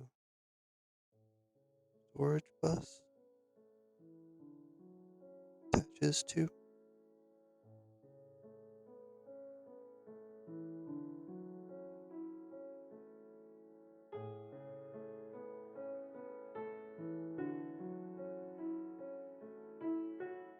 Okay, so I think maybe it's just the orientation in which I placed it.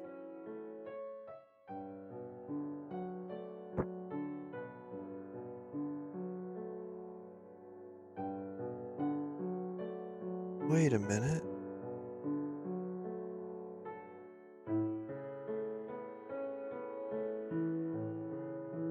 Does the drive array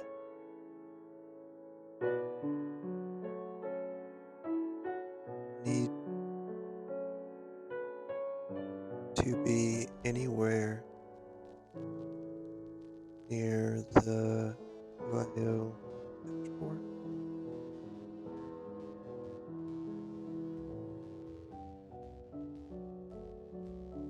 Oh, that's sick. That's really awesome. Okay, so the answer is the drive array doesn't have to be connected to anything or anywhere near the dashboard. So not only does this whole storage system not need power, but your drive arrays can go anywhere. So I'm going to go put it in a chunk I have force loaded, but has practically 0 NBT in that chunk.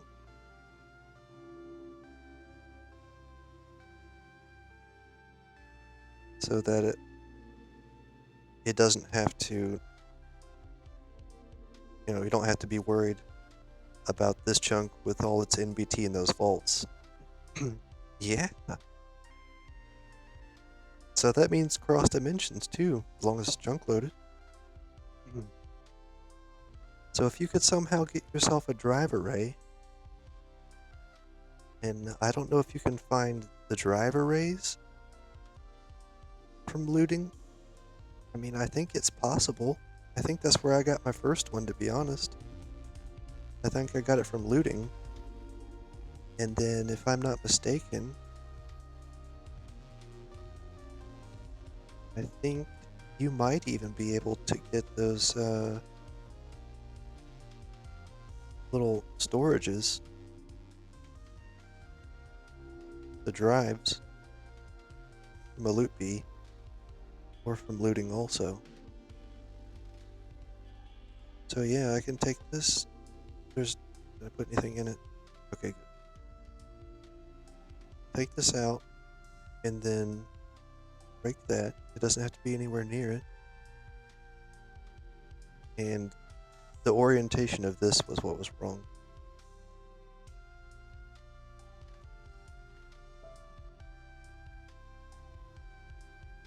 So if that's the case,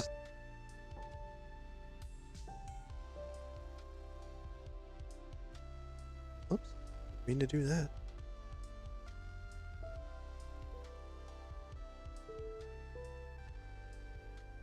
Stopping by to say hi. Hope you all are having a good night. Thank you, Gene. Glad you came by. Appreciate you coming.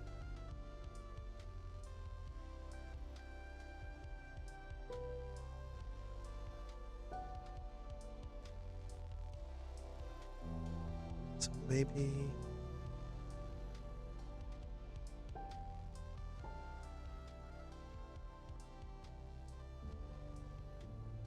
go with the original idea. Bringing this over. I guess I'll just put this on the floor here. Set that property back to 50. Bidirectional for input output.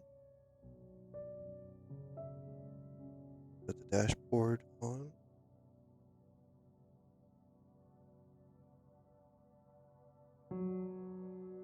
Azuyuka? Hi, how you doing?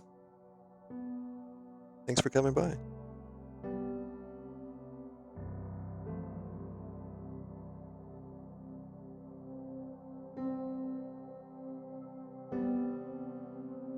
Oh, thank you for the follow, Azuyuka.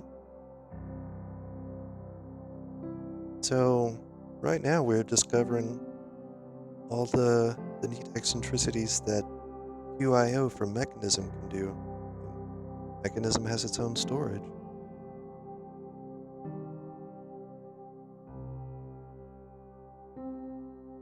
And then come to find out it doesn't need power. And your drive array that stores the drives doesn't have to be anywhere near the dashboard.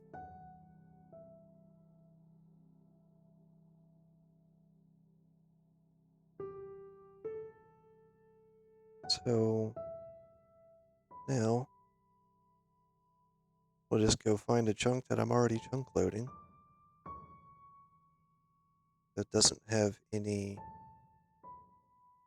or much, rather, doesn't have much NBT data already in the chunk. That way we don't have to worry about a mass quantity of items.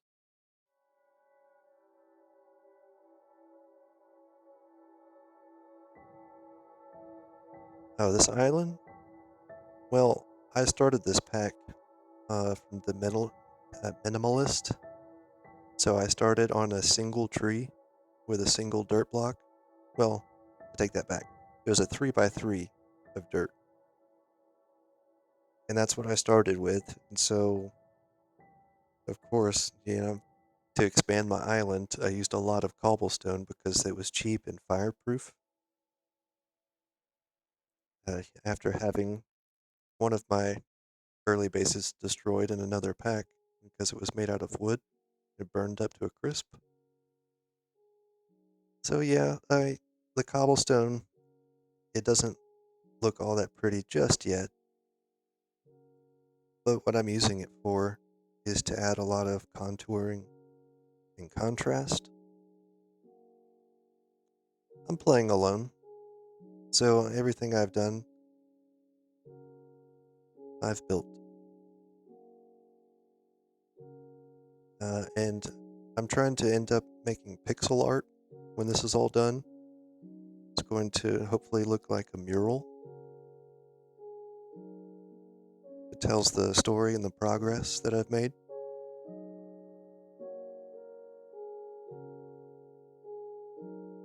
Oh, so many holes? Um, I'm using it for the black background for contrast. and using multiple layers also over verticality.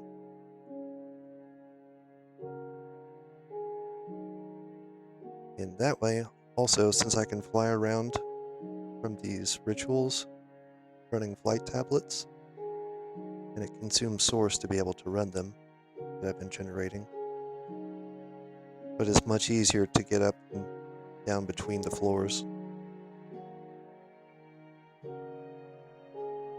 But, yeah, once everything I finish building it, yeah, they're on purpose. It just makes it easier to get around. I got tired of trying to go through the floor and constantly switching to my teleportation staff. So, this over here, that was going to be a pneumatic gantry system for chopping trees down. But this is not going to be able to work because I would need what's called the physics gantry, and that's available on Create Aeronautics. That's a newer pack thing, but the concept is sound. Those are pressure tubes,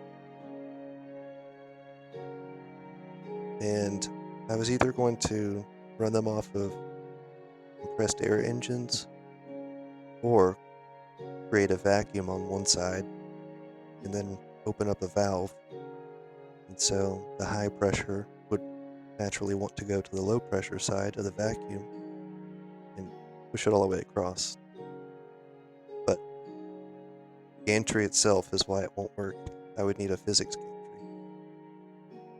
But I did discover that you can use a mechanical bearing on a minecart contraption. Yeah. I discovered you could use a mechanical bearing on a minecart contraption and get it to rotate while moving, while the minecart moves in a straight line. So this will go forward, and I'll talk about the donkeys in just a moment. It's a pretty funny story. And so my tree farm acts like a windshield wiper blade. So once it's done sending stuff through the portable storage interface, it will continue on its way. But the only thing that's moving is the minecart on a very short rail line right here. Okay, so the donkeys are in my Bedrock Edition world, and what I did was I painstakingly bred 20 generations of donkeys and 20 generations of horses, taking advantage of the fact that if you feed it, I believe it's a golden carrot, right before you breed them, that they will retain the speed trait that they get from the golden carrot. So they get a large speed boost, and then you breed them immediately after, and the child will retain that speed stat.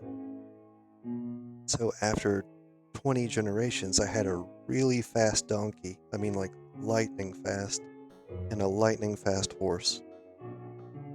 Then I bred those together, the horse and the donkey, to have a lightning fast mule, and you can put treasure chests on those. So the reason why I got a mule was just so I could have storage on my extremely fast animal.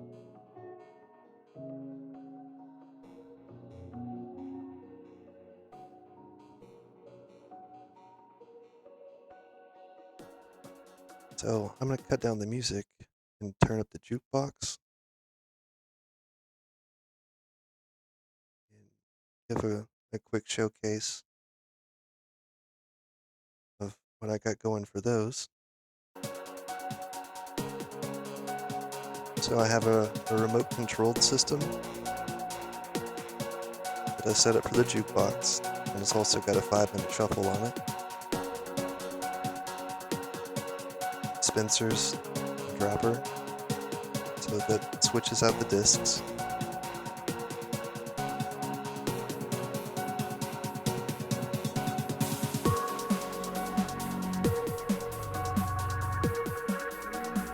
then still loud?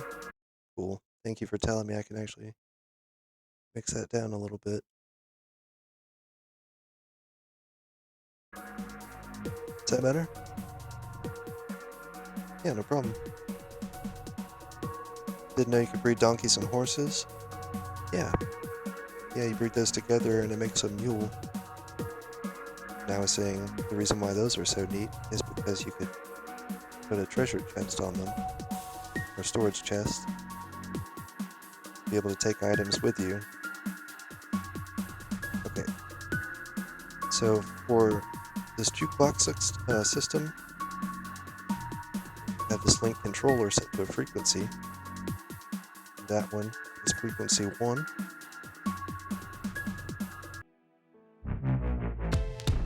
So I have remote controlled jukeboxes.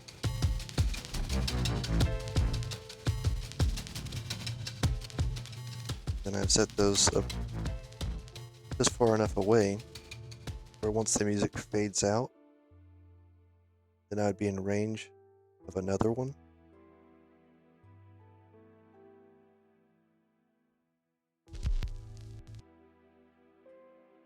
I can get it to play. Come on. This one acts up a little bit.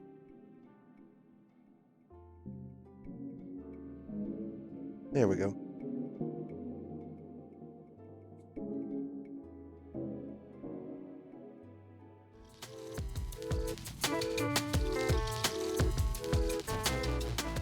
This one over here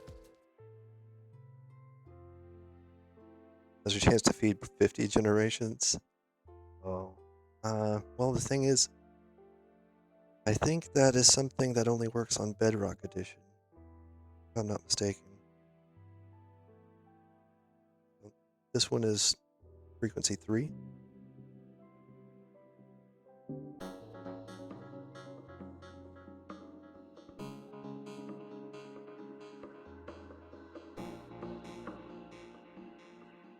Okay.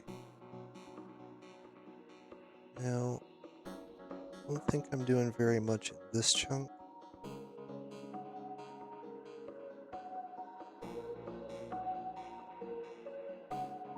Kind of. This is the spot.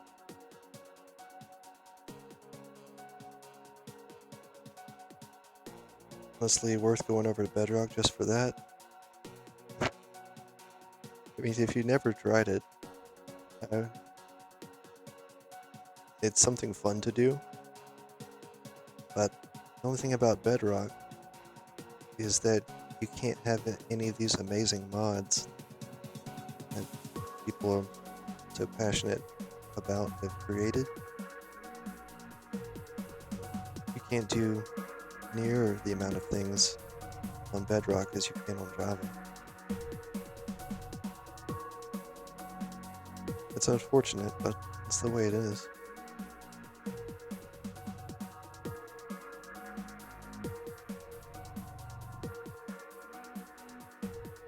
Yeah.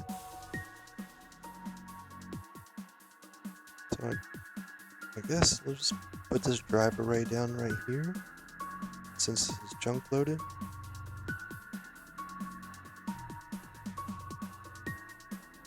If I grab that spyglass that I put in a minute ago, that was in channel 5.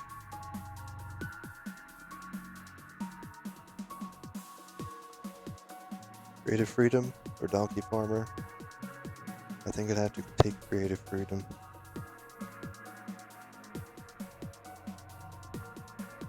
Because, I mean, fast donkeys are cool, but I've got Ars Nouveau on Java, and that's what's allowing me to fly right now. So, turn this down a little bit more.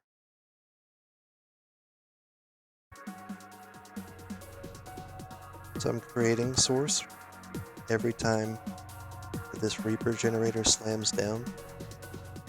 It wipes out all those mobs in there. And then this Vitalik source link from Ars Nouveau will generate source and then gives it to this relay. This relay shoots the magic across, and this feeds my enchanting apparatus setup.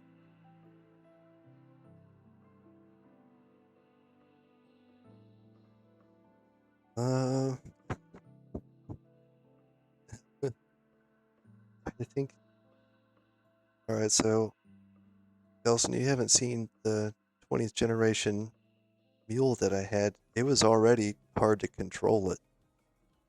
It was like trying to run around on a boat across blue ice at max speed.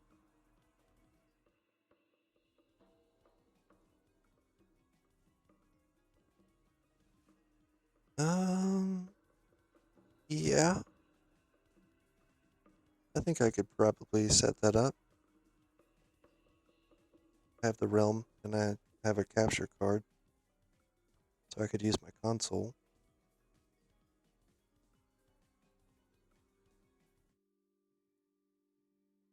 So this source flies through relays all the way across my base.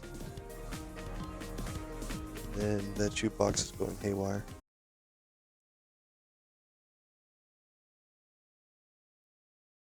Turn this back up to 11. That's better. These witches come out of the spawner from a modified spawner, and that's through apotheosis. Every time they fall and hit the ground, there's a Vitalik source link under here as well. So that's how I'm getting all the source to be able to fly around because of those 4 rituals I have spread out.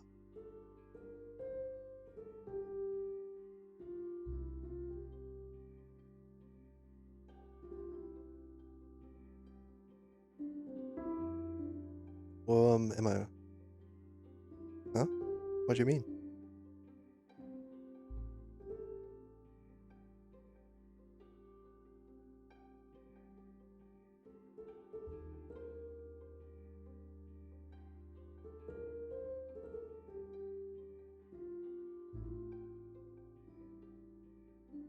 Okay, so that spyglass. If I throw it into storage, that should go into the drive array.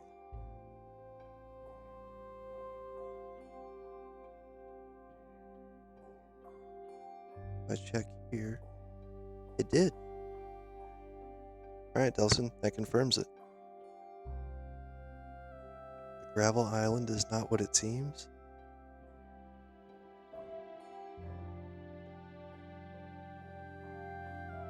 Oh, this? Oh, yeah. So, this is a lower half slab. So what it's missing is the top part of it. And I can give a quick example. So if I place a slab down, then I grab some sand. If I were to say, have an angel block in here, you do.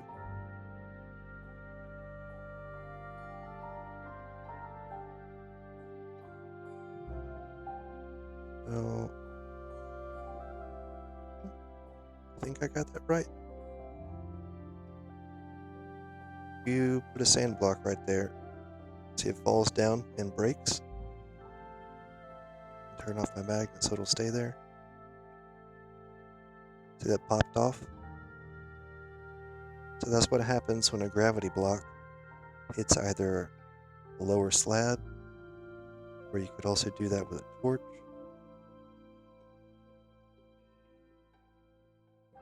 And this method right here this is how on my All the Mods 10 playthrough that I was able to completely drain out an ocean monument and have walls of ocean as the only barrier. And so you have a huge wall of ocean as the wall for the entire perimeter around the ocean monument, and that was because of the block date up order from gravity blocks. So I used sand and gravel and got a whole column as tall as the ocean all the way down to the floor to all fall at once onto a torch. So you just put that there and it'll fall all the same. Drop that one. So the same thing happens when you make a gravity block fall on a torch.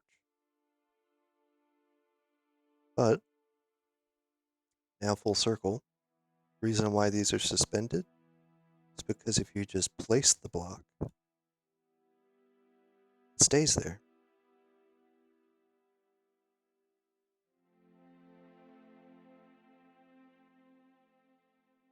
Pretty neat, huh?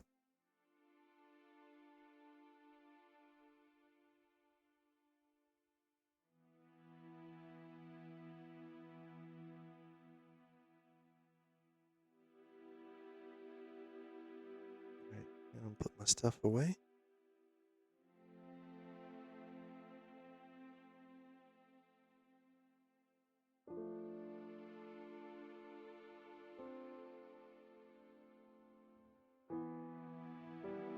Probably sleep. Just find a bed nearby.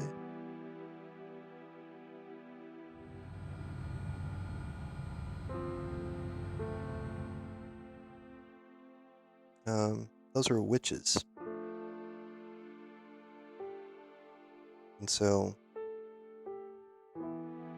normally you can find monster spawners out in the world. And they spawn, if I had to guess, probably a small group of like 3 or so every 10 or 15 seconds. But through the mod Apotheosis, you can adjust attributes of spawners. Uh-oh. Hold on. Sorry about that. I hit a button and then all of a sudden my window minimized. Okay. So yeah, you can change things like the minimum spawn delay, maximum spawn delay, and that's the reason why they're spawning so quickly. Spawn count, max entities, activation range. Oh, and I have the spawn range set at 2. So that means the furthest away they can spawn from it is 2 blocks.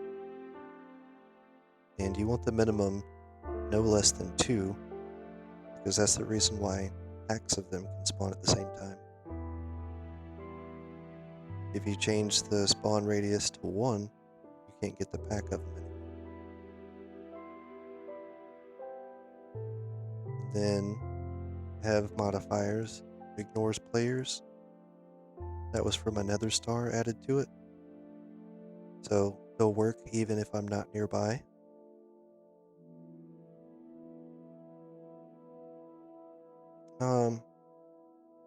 I got a spawn egg and put the spawn egg in the spawner. You can actually change what spawns from them.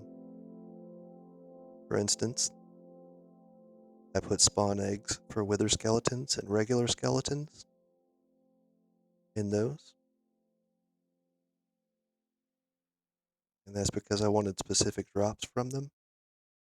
So if we see right here, what I wanted from those were the bones, coal, and earth shards. So it goes around there. Yeah, these are vector plates. They're supposed to be for moving mobs, but come to find out, items go on them as well. I just thought it was really neat. and it was low tech and free. So in this expert pack, like electricity generation is crazy hard. So the more things I could do low tech and free, the better. So instead of trying to craft expensive logistical pipes, I used these vector plates. And then, uh, well, early on, the witches, I used them for their drops of redstone, sticks, bottles, glowstone. So those kinds of items. But then after a while, with my sifting setup over there, it got better. I got more advanced meshes to sift through and gave me the same items anyway. I didn't need their drops anymore. So this is purely for generating source. So every time they fall, the Vitalic source link will generate source from the witches dying.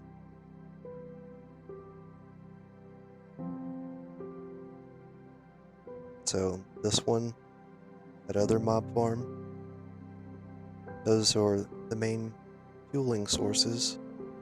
The reason why I'm able to fly around my base is because these 4 flight rituals that I have running, they consume source just to stay running. So that's a continuous drain. So unless I wanted to fall out of the sky, chose to make them fall out of the sky instead.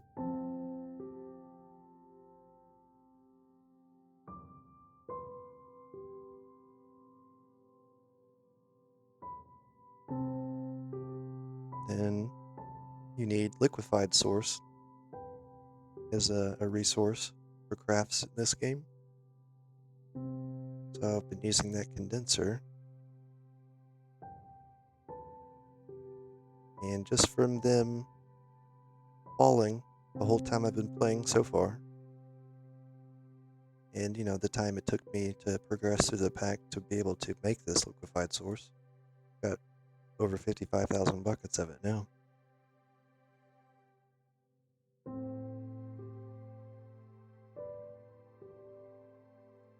Those relays, there's a relay right here. I mean, yeah, you could call it that. So that source created over there, it's sent through a relay there, and then comes over to this relay, feeds those source jars up there.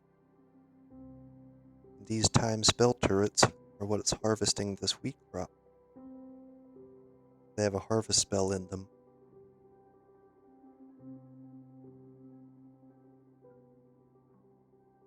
And I don't need that much wheat anymore. So I added these crop supports over here, which actually makes it grow faster. But the harvest spell that was already in these, it cannot get the wheat through the crop supports. And so I made this where it just stays fully grown. Yeah, I would say just hugely modified because they have growth acceleration from the fertilized farmland that gives accelerated growth. And they have terra preta underneath that, which gives bone meal-like effects as well. I've got rich soil underneath that, which it says in the description of rich soil.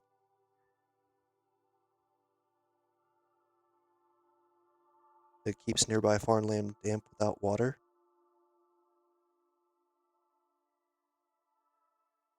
So I only had to have the middle of this whole chunk worth of farmland. Only had to have that one water source right there.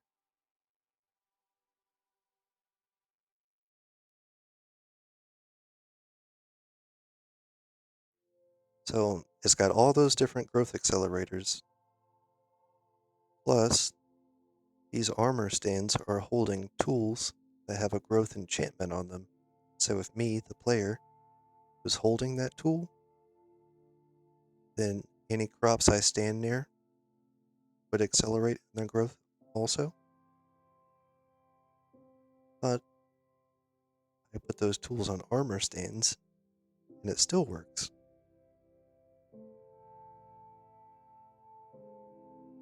So those spells shoot down, harvest that whole area, the items fall. This item collector will pick all those up for the entire chunk.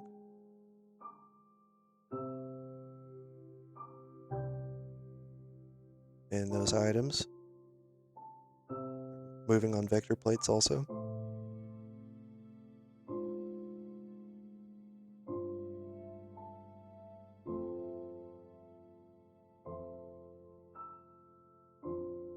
And those crops are getting imported into my network with integrated dynamics.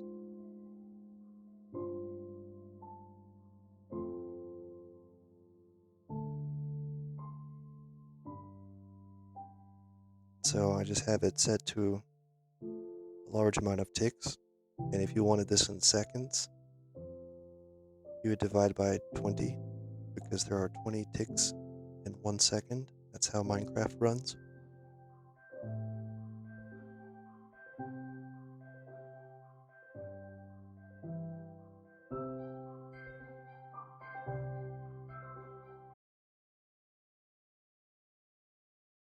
Is music okay? Is it too loud?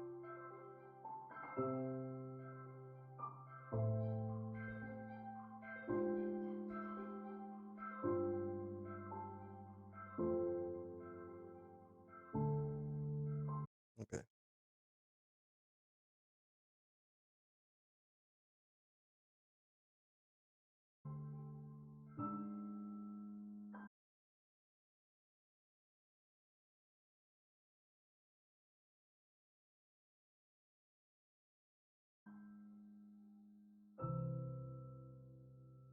I think that's better.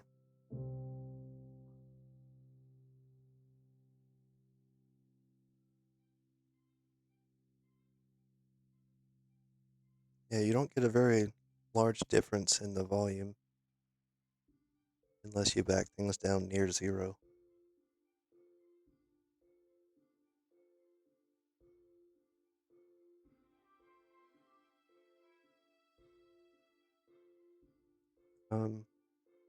Then there are other things like pneumatic craft. I don't know if you've seen this.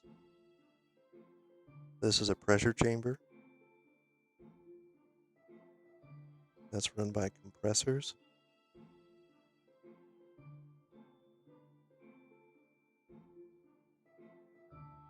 So the maximum amount of pressure this can handle is 5 bar. Anything over that, you risk an explosion.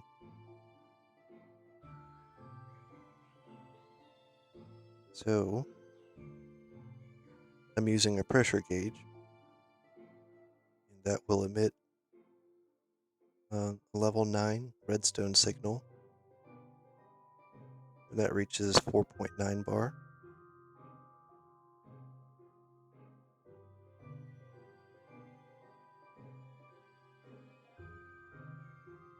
Actually, this one might turn to 4.5 because it just turned on.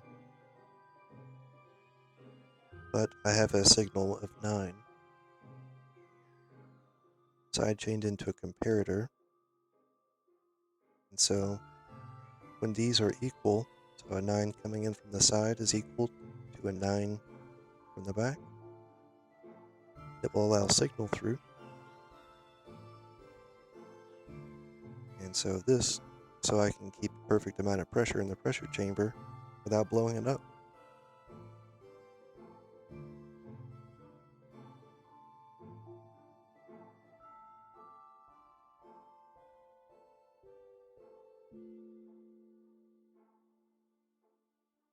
So I could put something like iron ingots in here.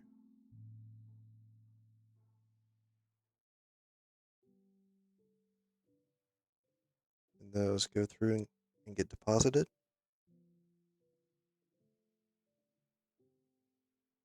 No, not a black hole, but there would be an explosion. Like this structure would be largely destroyed. It might not break apart and blow up all the blocks, but it would blow up.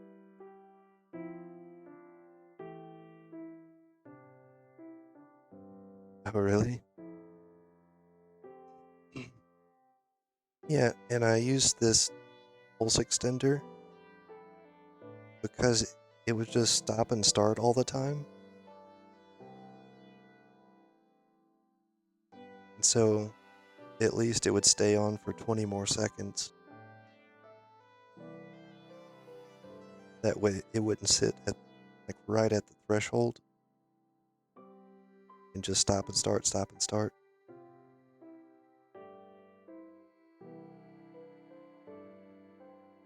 So it prevents it from doing that.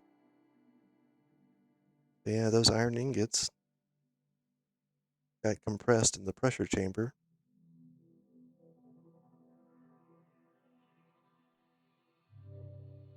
Now the compressor is pumping air back in there.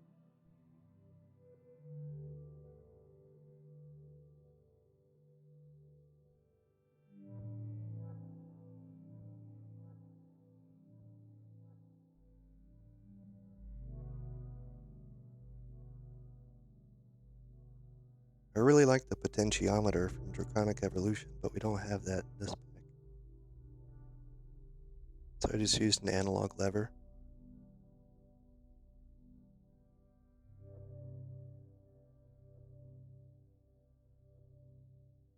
This? No. I mean, there is blood in the game, but this is redstone wire.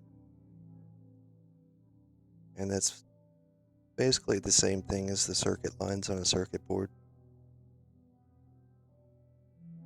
So that's how you can connect signal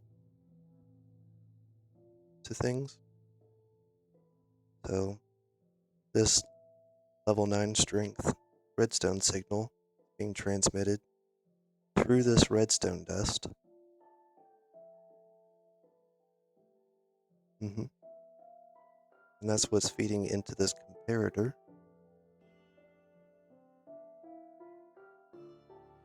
So comparator compares signal from the back and the sides. And then you can have it in normal mode or subtraction mode. That's feeding into this pulse extender for 20 seconds. And then this is a redstone link that sends a wireless signal over here. And that's on the side of this diesel generator. So if this has a redstone signal given to it, it won't run. That's how you turn it on and off.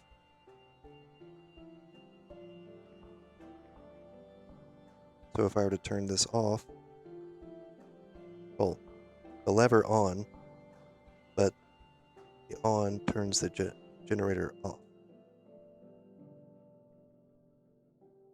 So it won't run if it's receiving redstone signal. So I turn the lever off, now it's running again. So that wireless link,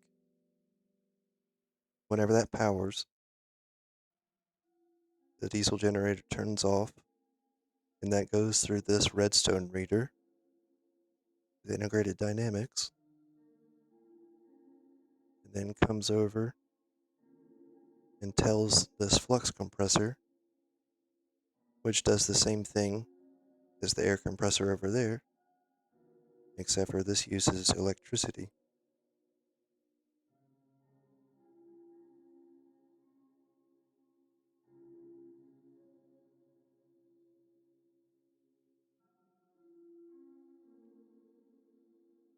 And then over here in the warnings, it tells you exactly why the machine's not running, and that's because of the redstone.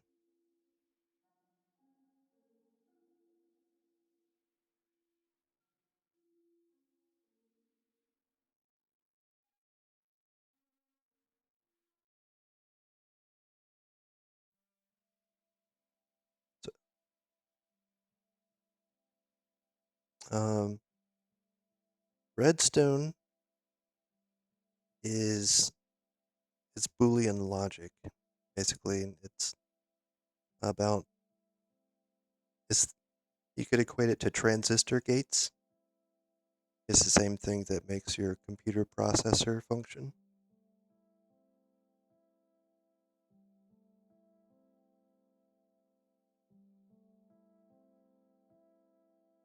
So, for example,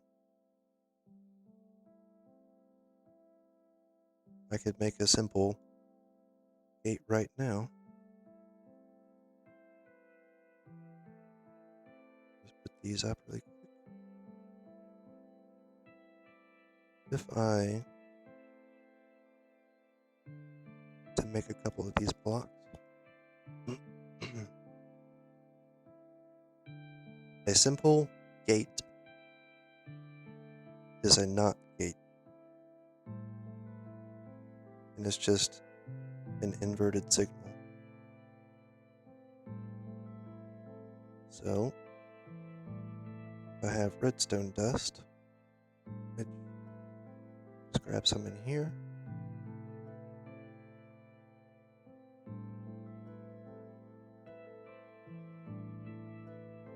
If you have a redstone torch, this gives off a level 15 signal. So if I were to place redstone dust, and you can see that yes, it is level 15. So the signal transmits through the wire, comes in, and then now this block is being soft powered from this redstone signal. So if I were to place redstone dust on top of it, you'll see that yes, this block is being powered.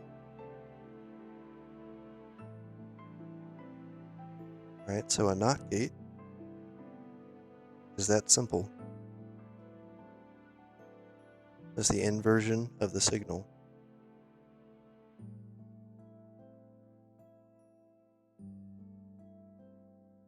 So true on this side, false on this side. So that is a very, very simple example of Boolean logic. The same logic used for circuit boards, transistors, and complicated things like computers that we have today. So that's what's so great about Minecraft, is the redstone system in here functions exactly like that. It's like 3D virtual programming.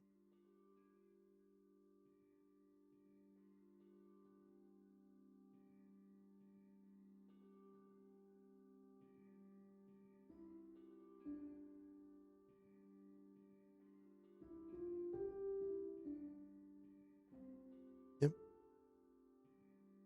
That's one of the many reasons why this is my favorite game. You know, aside from the fact that the EULA agreement that Mojang has means that anybody who creates a pack like this must release it for free. So the only thing you ever had to purchase was the base game of Minecraft, and you basically have new games all the time because people are so passionate about this game. I always find it fascinating how complex people can get with Redstone. Yeah, so much so that people have coded Minecraft to run inside Minecraft just with Redstone.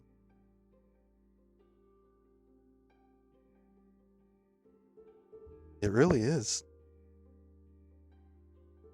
Now, of course, the footprint that you would need to be able to do that would be massive, span many, many chunks.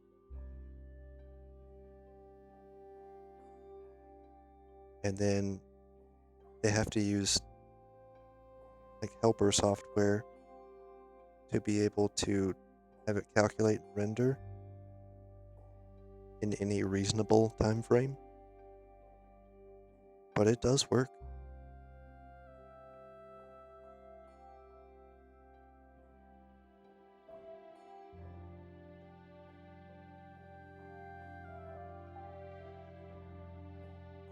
Yep. And these guys over here just getting mashed in the mob masher.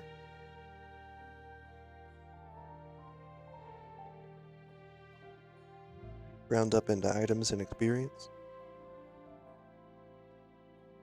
Of course, they're undead, so I mean,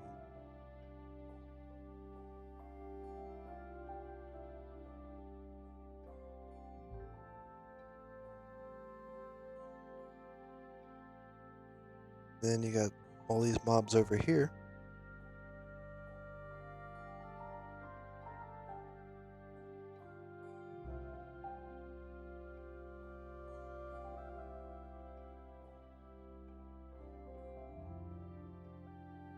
There's just a constant influx of items coming in here.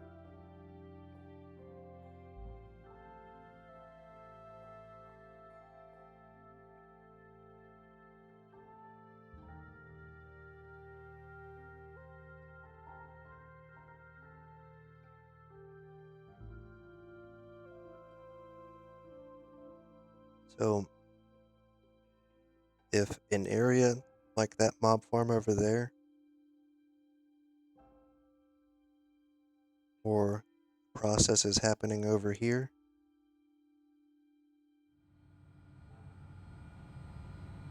if any of those were to fail, that could spell catastrophe for the entire world if you're not careful. You could end up with thousands of items spewed all over the ground, and then your game just doesn't load anymore.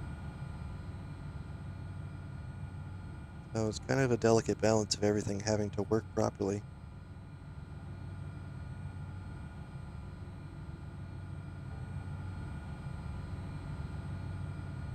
Yeah, I appreciate you coming.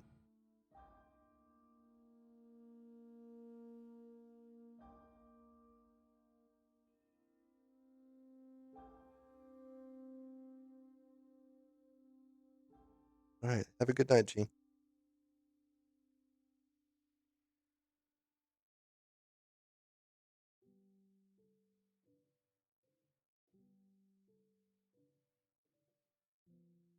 What?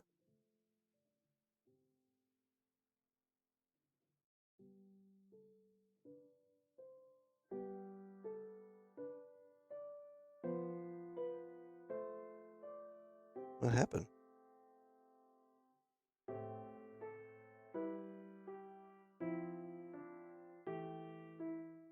Uh, hey, bot, get yourself under control, dude.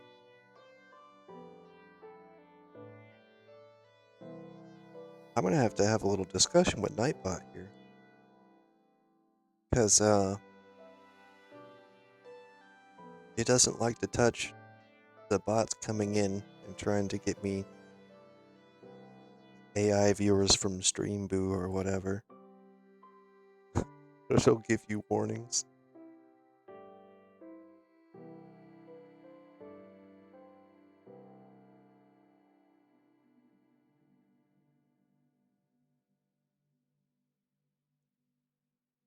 There. Bad Nightbot.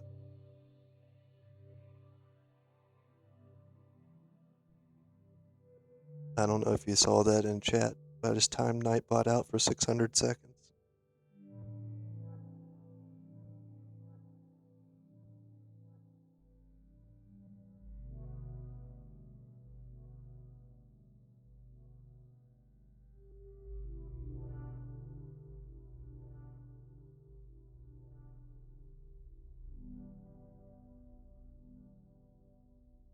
Yeah, it's okay. My bot does a good job. I think it just got a little jealous.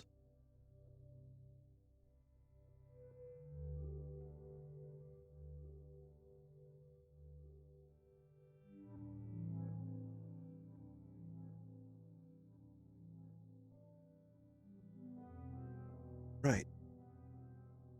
So,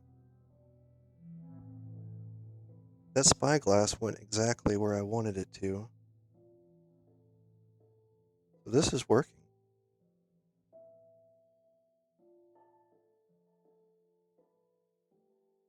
Then the array, I mean, this could probably go up in orbit if I wanted it to.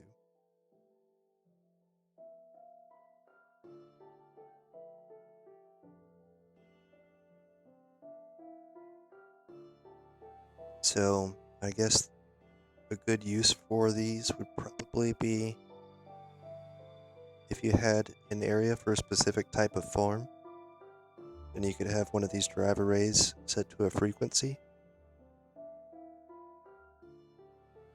And then over here, you could you just set the frequency to that of the farm and be able to see all the resources that you collected at that farm.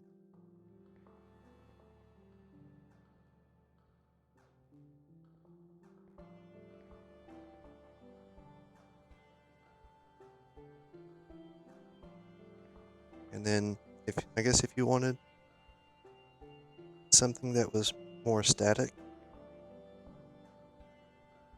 then that would just depend on how you have the dashboard or multiple dashboards set up to storage buses.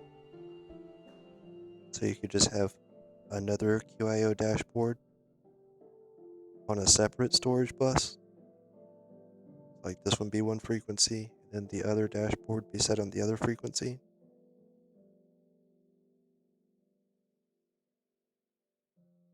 And overall, it's really cool.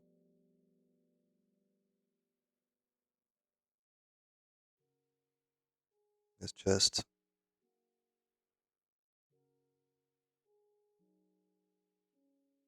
a portable. Yeah, there is. You're not gonna like it though.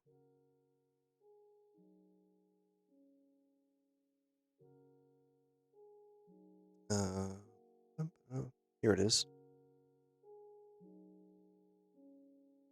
Cryo-infused osmium ingots.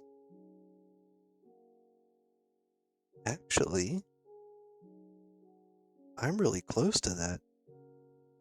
I think cryofuel. It was a cryo freezer. This Ostrom. What do you get?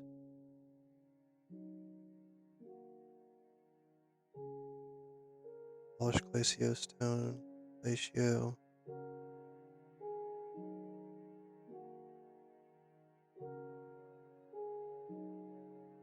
There's got to be a way to get to glacio.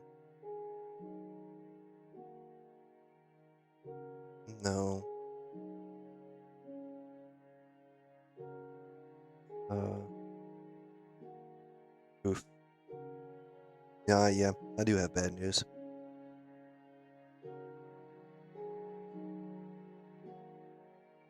So they made that just as bad as the storage successor for occultism.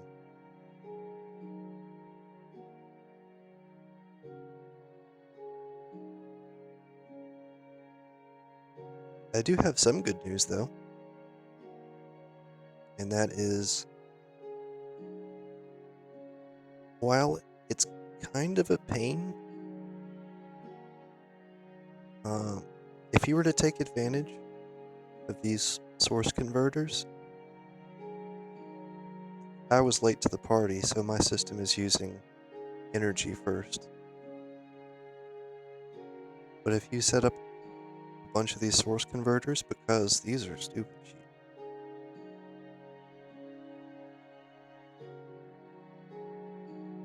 and then you don't have to use fluid source links, you can use whatever kind of source link you want, really. And power your AE2 network mostly or all that way. These quantum rings are actually really cheap. And it's pretty easy to set up for singularities. Then you might ask, well, how do you get TNT to blow up the singularity? Well, to that I say, what you want is a grenade.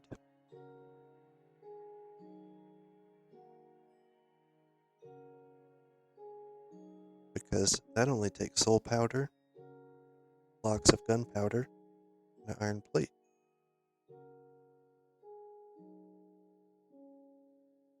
And this works to create entangled singularities.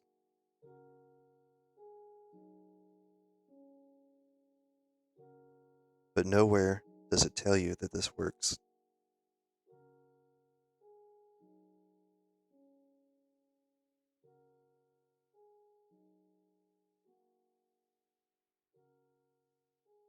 And another secret that I'd like to show off is just grab one of these here beds, some obsidian dust,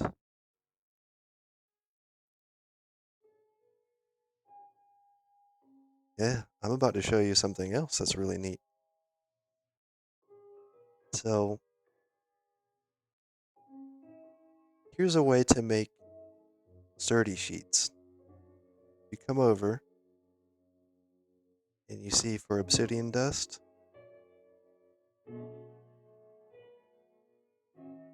this recipe sequence,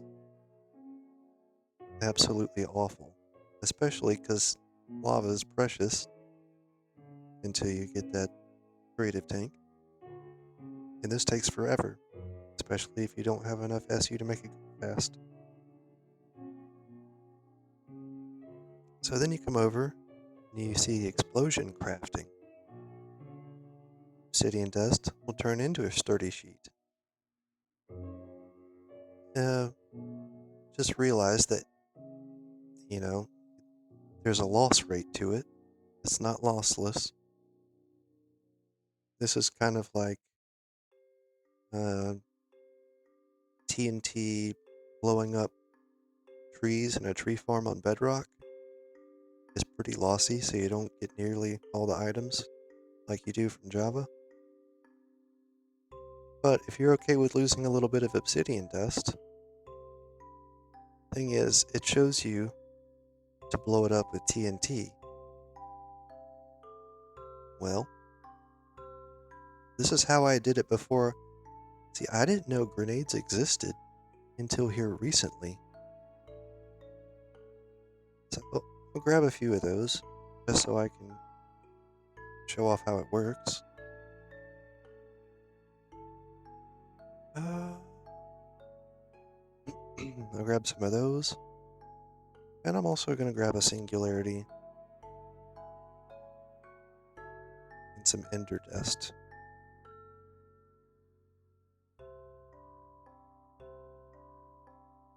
Okay, but this is how I did it. Came over to the nether.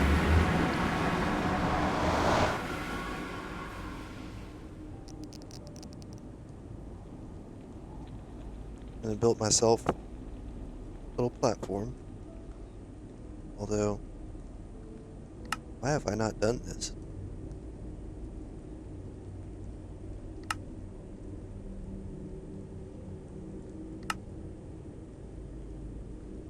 Oops.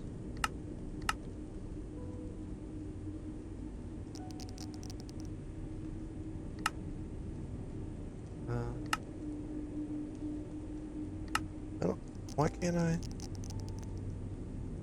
I don't like that you actually have to be in the area.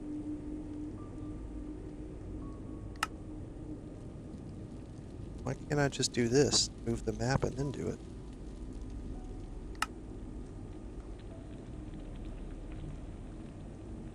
Can't zoom in and out either. Anyway. So I guess technically I could do it right here now.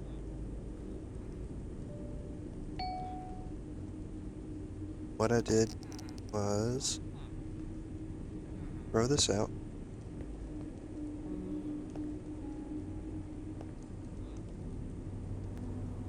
And then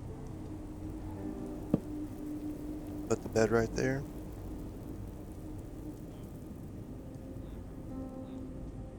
I think, I'm not sure if it actually puts you in the bed.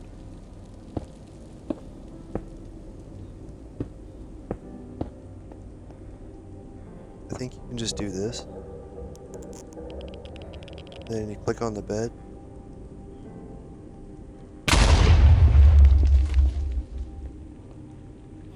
Sturdy sheets. So that's how I did it, because I didn't know about grenades.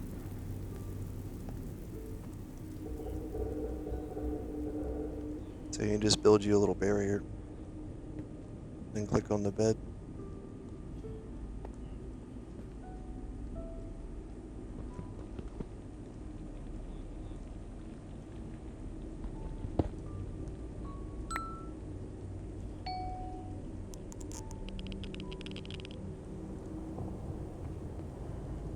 Now,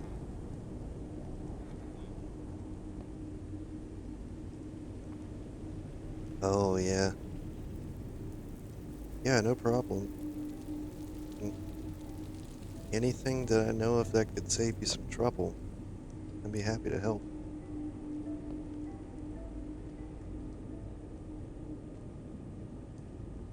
So, now, I mean, this is so much easier too.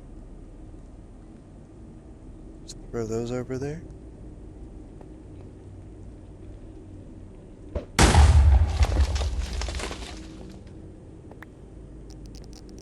So these grenades are super cheap and really, really easy.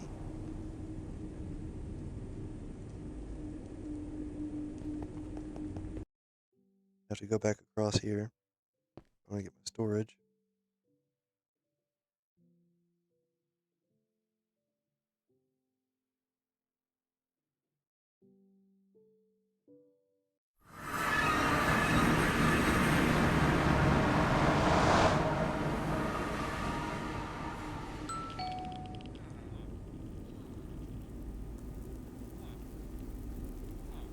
You just get you a couple of stacks of obsidian dust.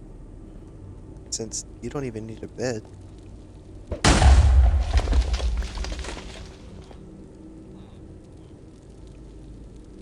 Granted, you don't get very many.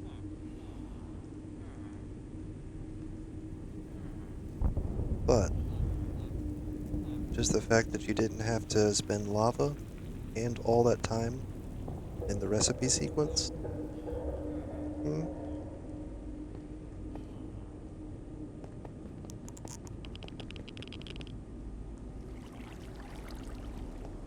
You hear that?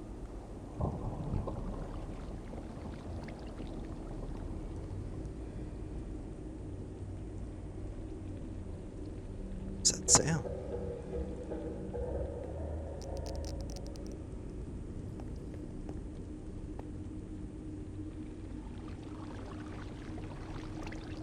Uh-huh. No way.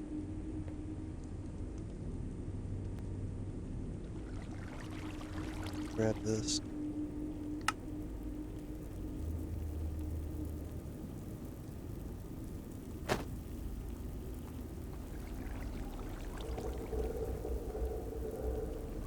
No, I meant this. But yes, it is a little spooky.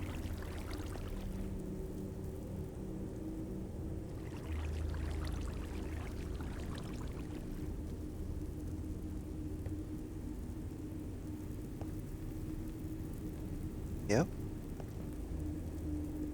Water in the nether.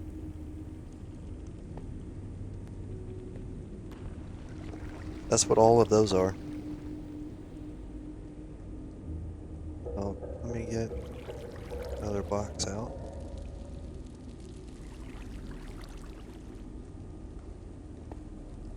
Uh-huh.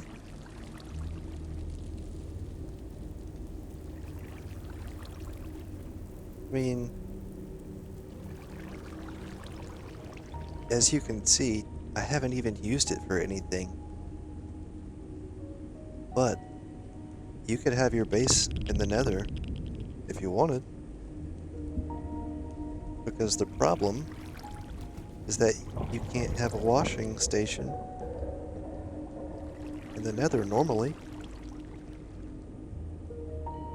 But turns out that every single Nether island has a secret. And this, depending on the size of the island, you can have anywhere up to 5 naturally generated water sources. And it's in the same spot in every place. Even all 5 in the same island. It's always at the bottom of the stairs, going down to the lower section. The second to the bottom mushroom. So, underneath the block that the mushroom is growing on is a waterlogged stair.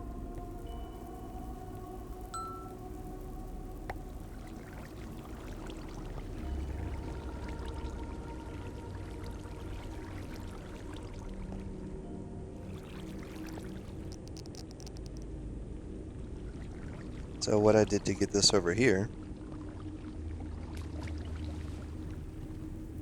was I set down some stairs over here, and then I set some stairs down on this side. Then I just used, pretty much any kind of wrench that turns blocks so that they face towards the center, and that created this water source. Just from stairs facing each other on each side.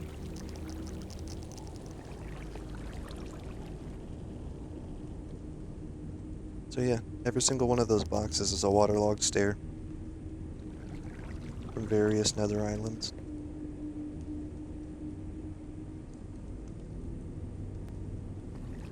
But honestly, it gets even funnier. That over there, it just became sort of a fun thing to do. Every time I would explore another island, I would just grab them while I was there. But here's where it gets funny.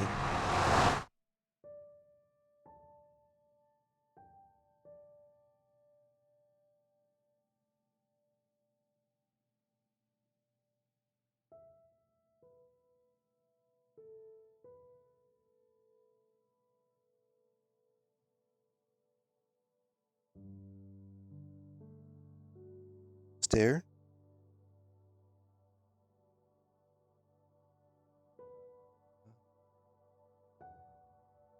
Then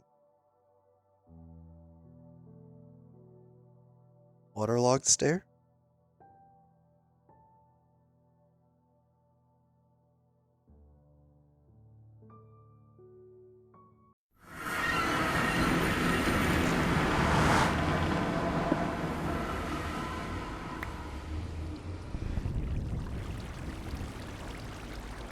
Yep, that's a thing.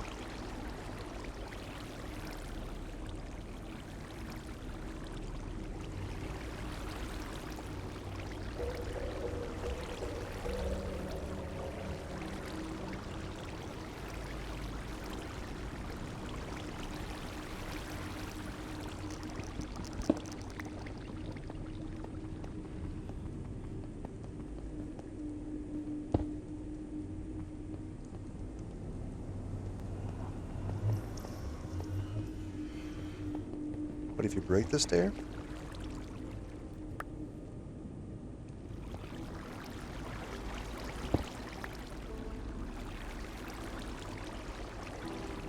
That? Once the source is created, it's a source.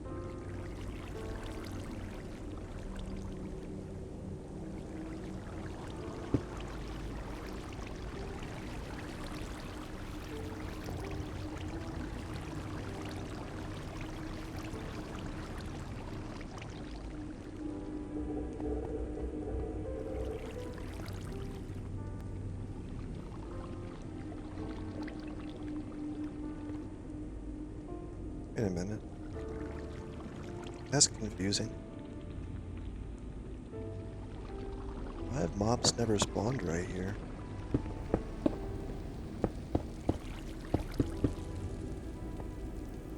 That's dangerous.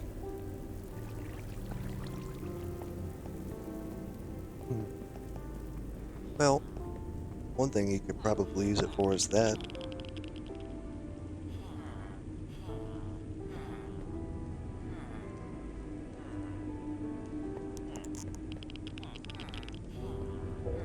Except for, I don't know how this happened, but I'm pretty sure all of those guys are useless.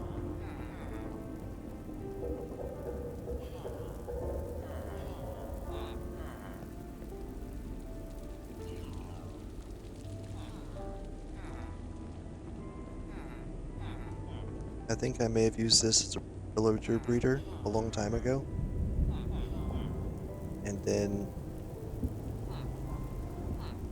all the unemployed villagers I got from collecting them at Sky Islands, I put them here. It's their place to live.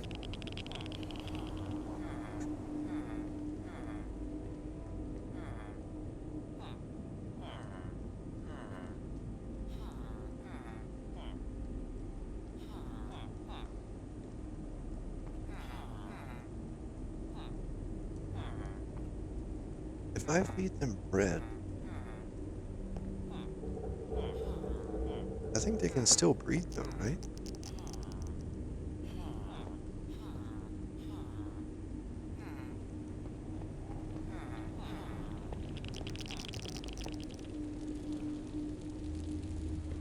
The only thing is, I don't have storage access here. I used to have another tank, except for I accidentally threw it in the void one time.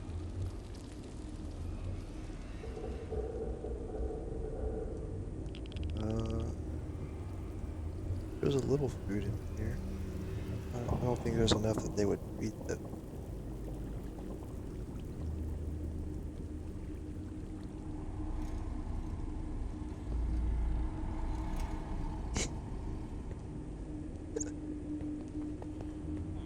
How's this for content? What?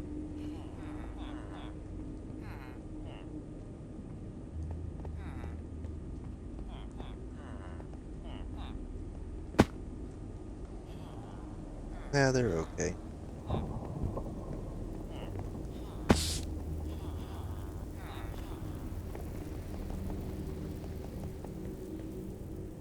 So, I also, for exploration, multiple rooms. To be honest, I thought it was. That's what I was expecting, but no. Barely got hurt.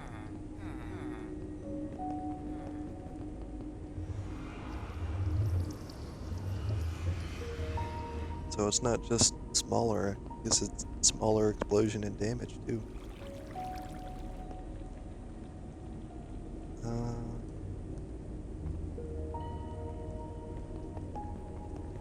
aisle. Another aisle. There, that's where I would want to go. So, of course, you gotta be extremely careful flying on brooms. Because if you hit shift, you're gonna die. So instead, I set my descend to the X button. So that it would be my first finger, my thumb was on spacebar. because if you try to set it anything over where shift would be, yeah, I've also died on many occasions that way.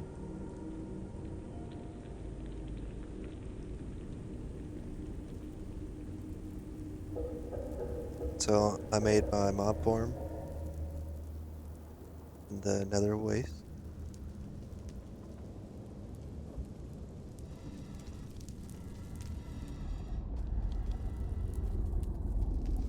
I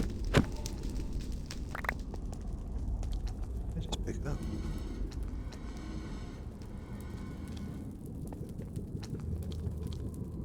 Now I can set those larger bounds.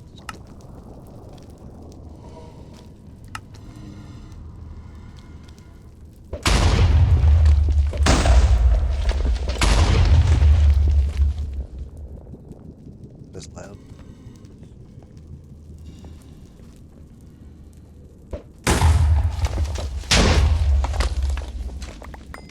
I took way too many.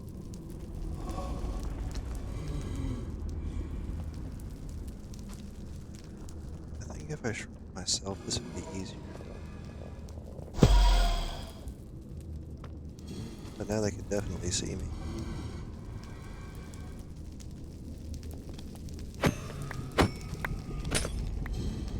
Oh, that's not good.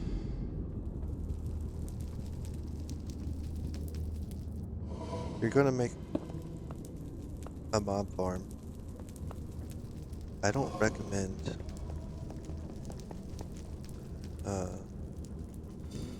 no wait, why did that break so easy then? I don't know. What I was gonna say though is that the I believe it's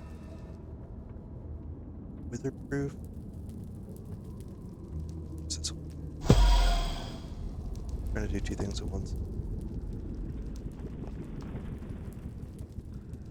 Was it just tinted glass by mob utilities? Mob grinding utils?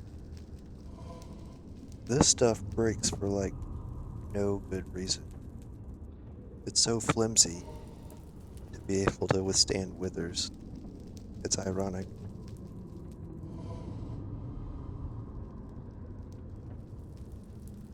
So be careful with that stuff, because you can tear a hole in your mob farm and all your mobs escape.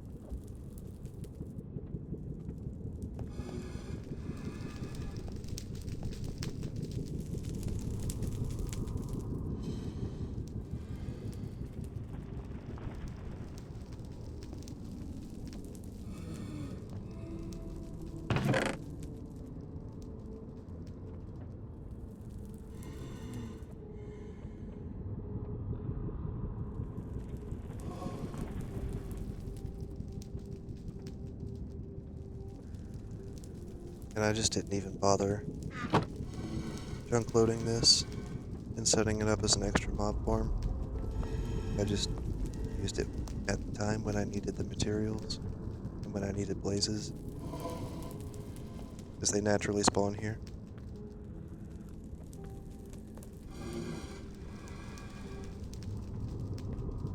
Has to be nether waste though.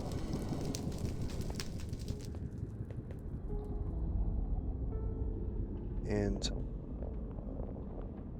the, let's see the name here. The soul steel weapons. Those are really good because you can just do this.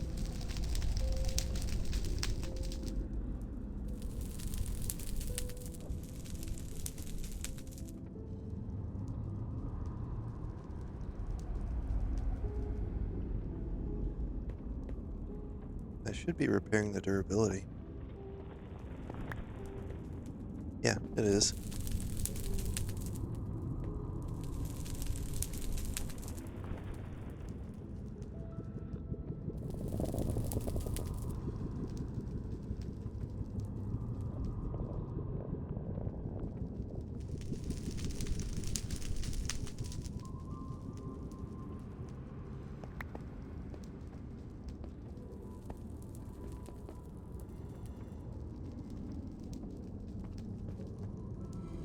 But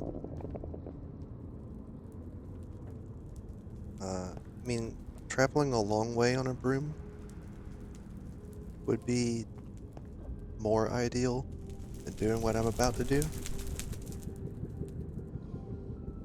but I'm just gonna jump.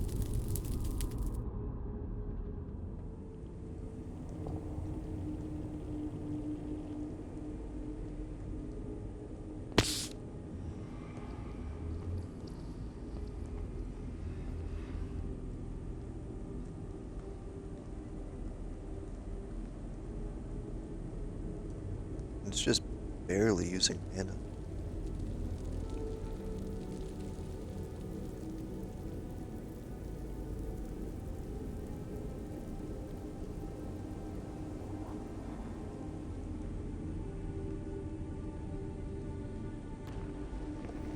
Or is this using a bunch if I hit the button really fast?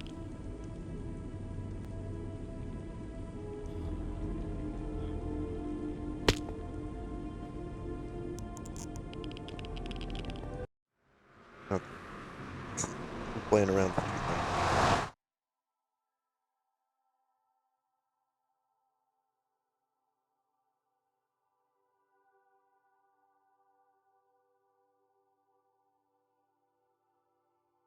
Okay, so I know this grenade doesn't have a drawer, so this should go to QIO.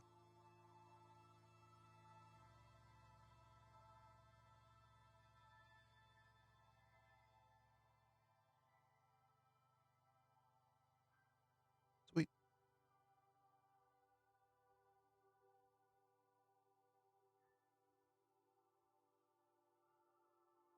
But I would like to make the next drive up.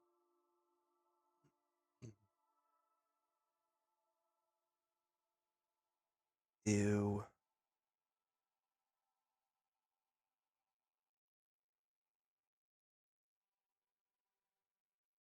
There's gotta be. Do you know of an easier way to insert things in mechanical crafters?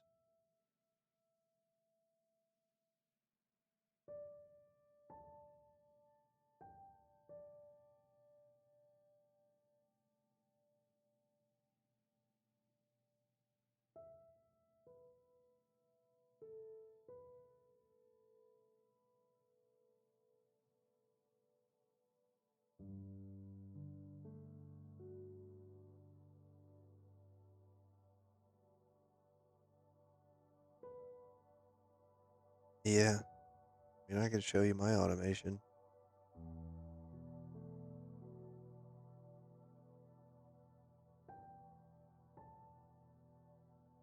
I don't like it. Like it at all. There's gotta be a better way.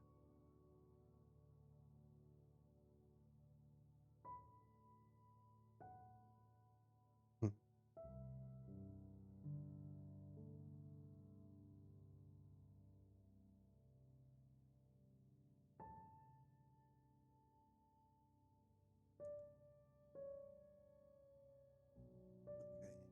I'm gonna put this up for now.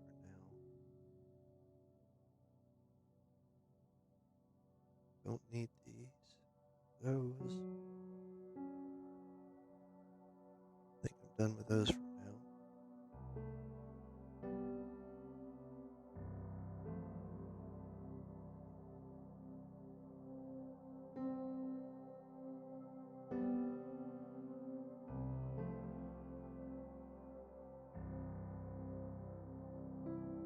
Okay, so I need mineral resin. I still haven't found my advanced tank.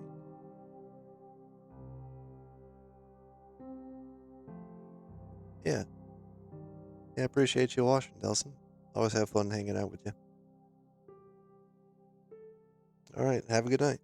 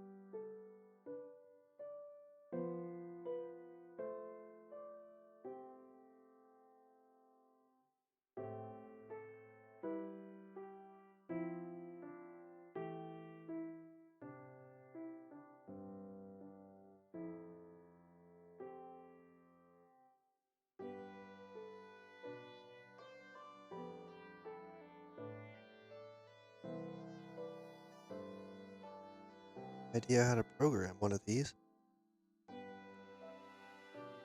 but if it can deliver air pressure to my suit automatically, that would be awesome.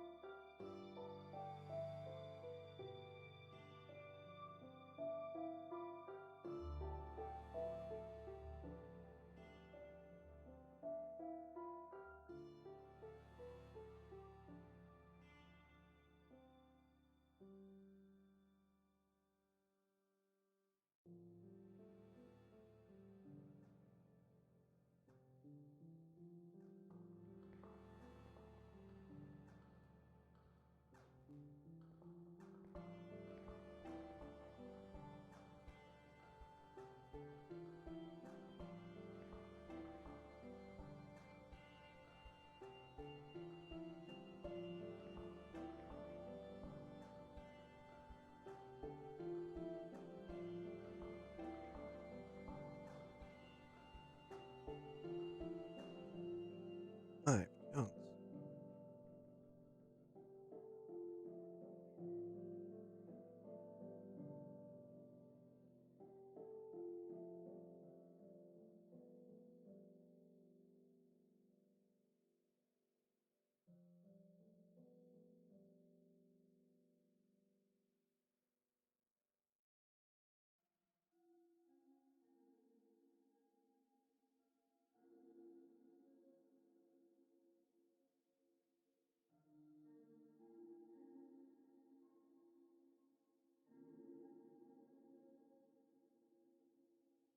It's just ranged attacks. I don't need I think the first thing I'd probably go for is life.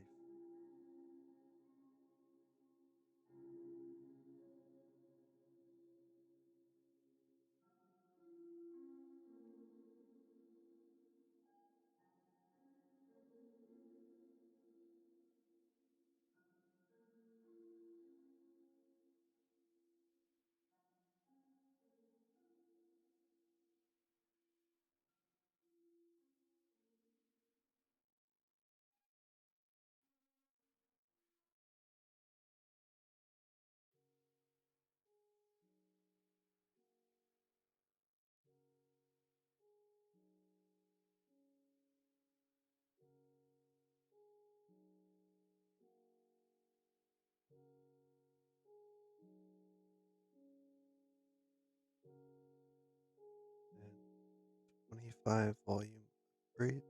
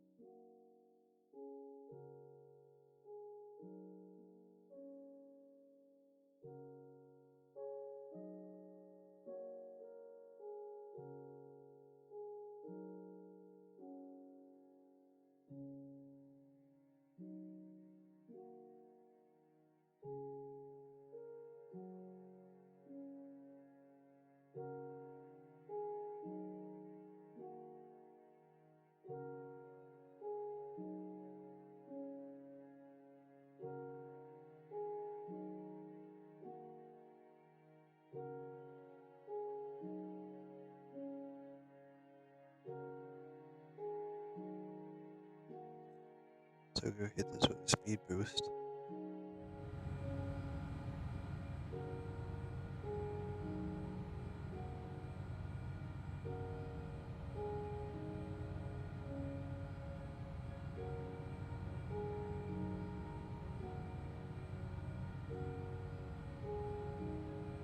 That should be plenty of plates to craft with.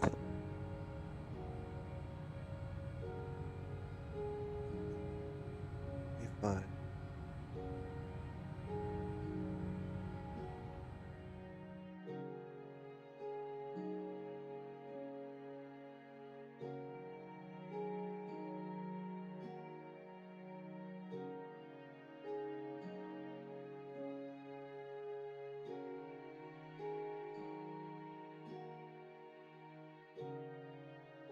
It'll take a little while to charge up.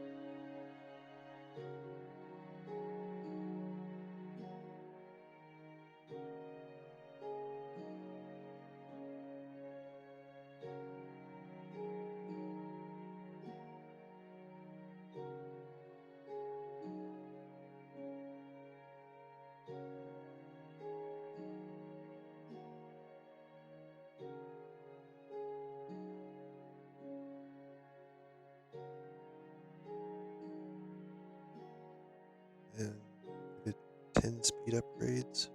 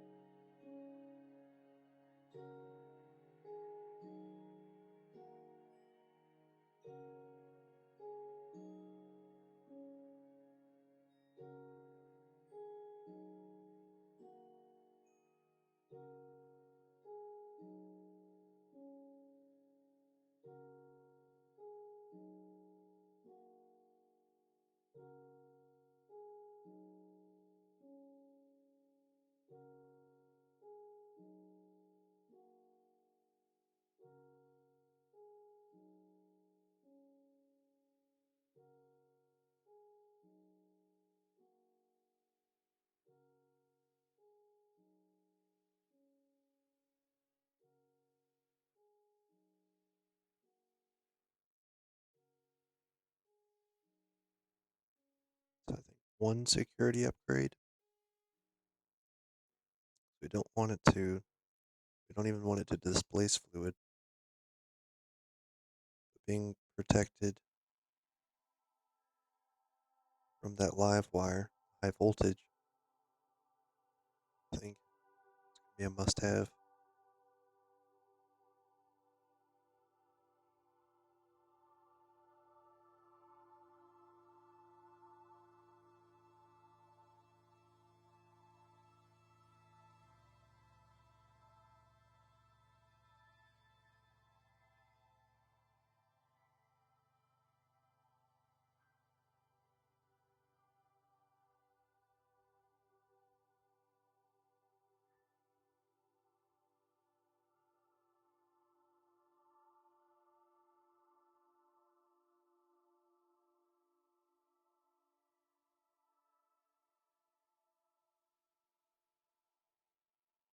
Also, I think it's time to upgrade the pressure tube.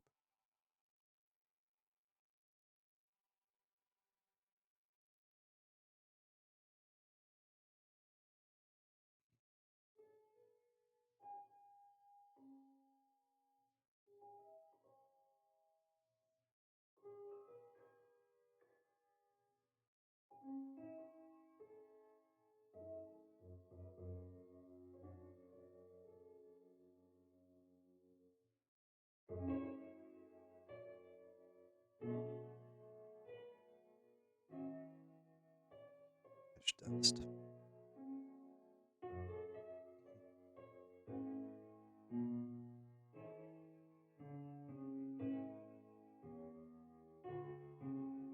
Lapis dust.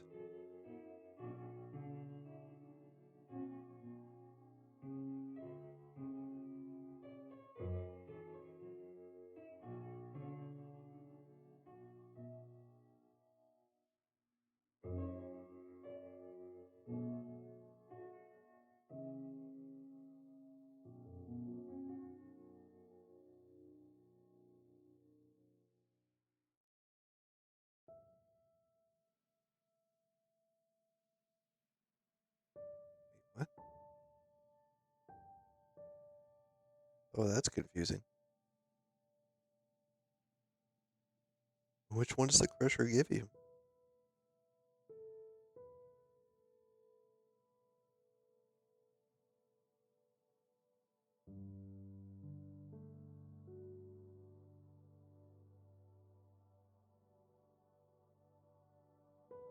Pulverizer it is.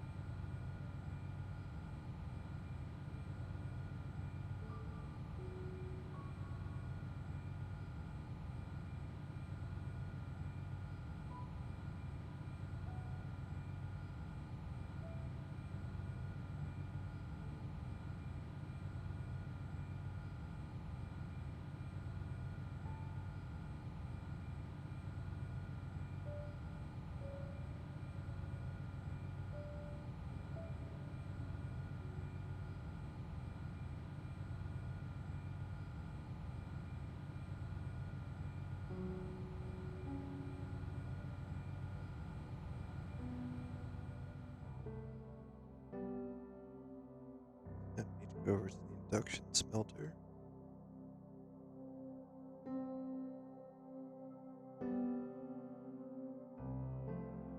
Goes in.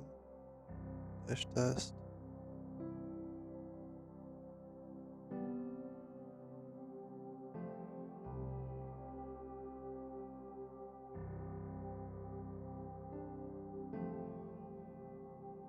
I think this is the first advanced pressure tubes.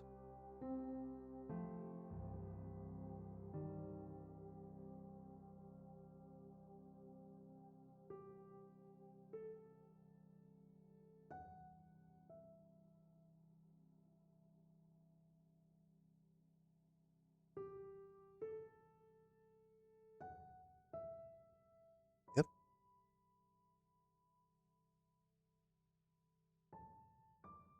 All right.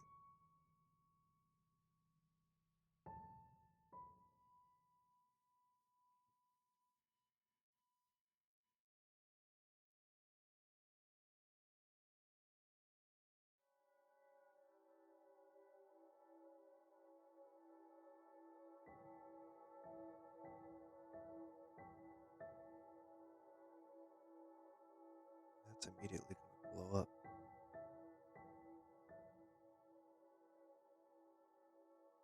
I'm not careful.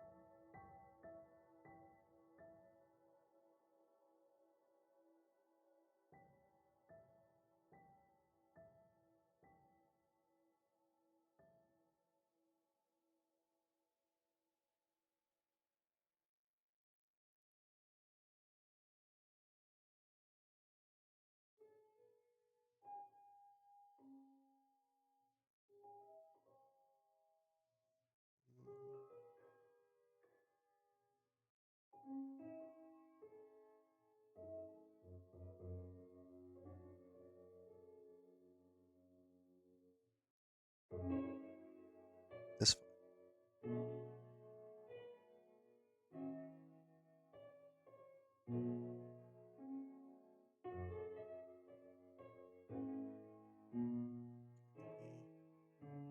Now I need to make sure this goes in the same way.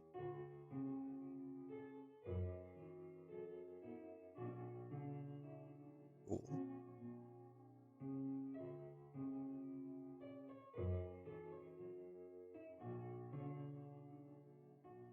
Wait, none of those were closed, were they? No. We're good.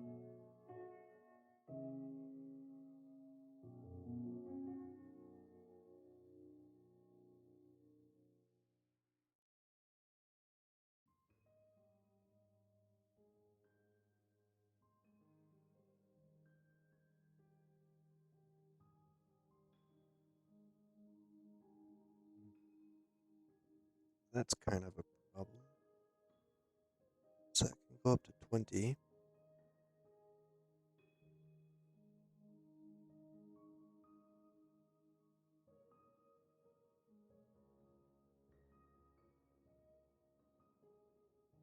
I think we just need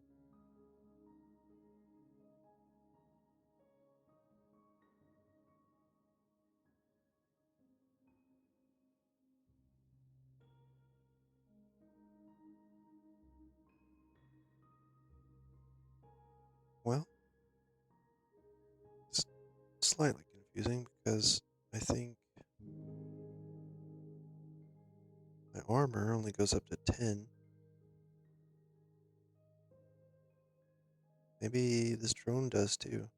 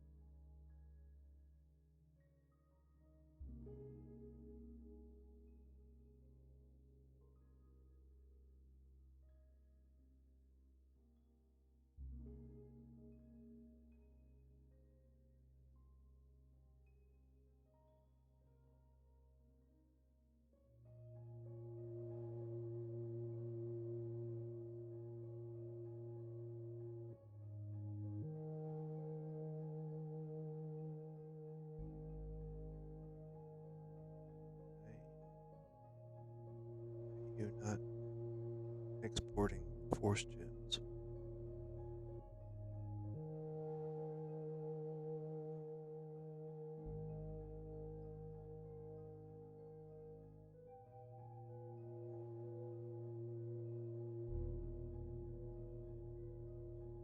If that only goes up to 10, there's not really a reason to use this anyway.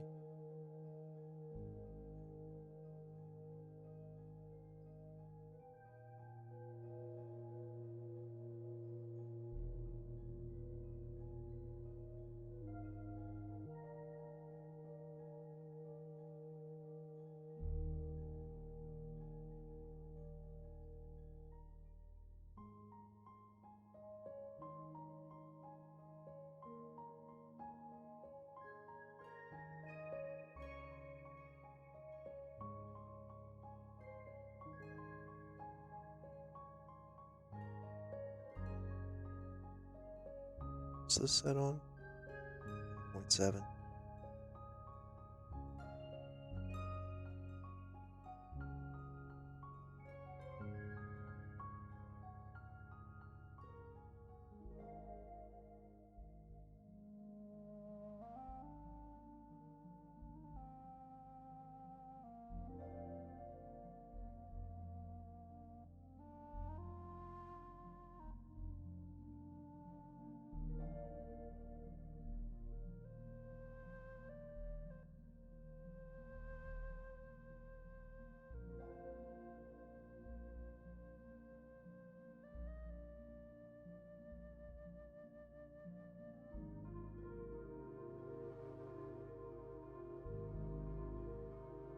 Living it.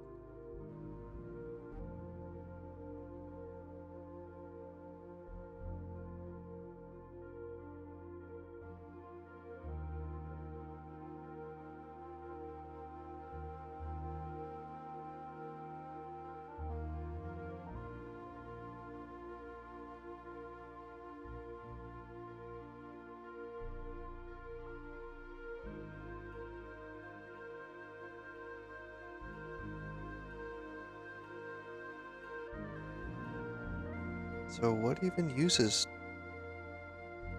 the 20 bar?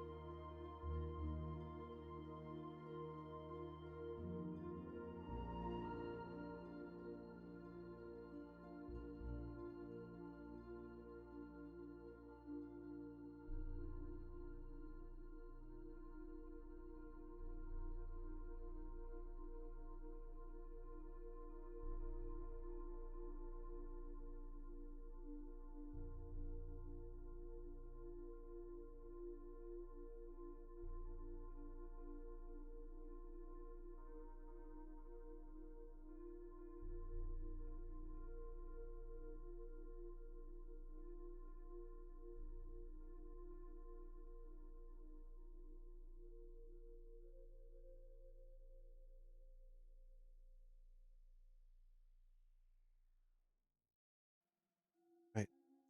Forgot to put security upgrade in the drone.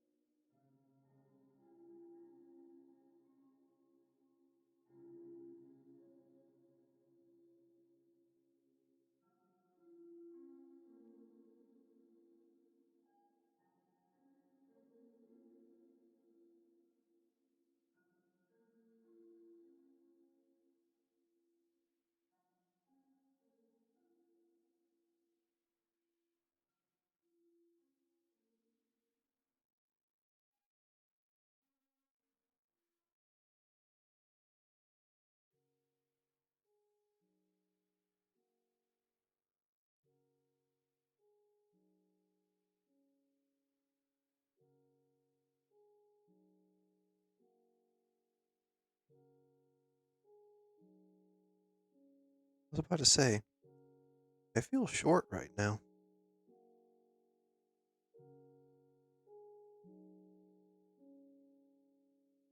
but I guess I'm not.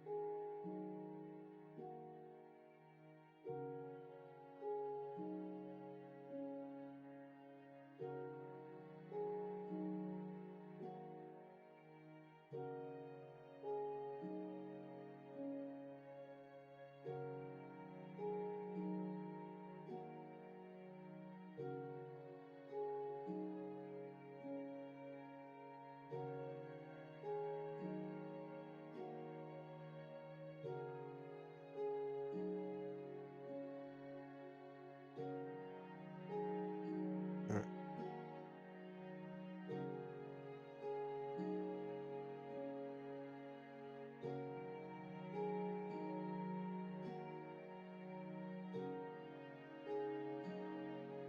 wonder,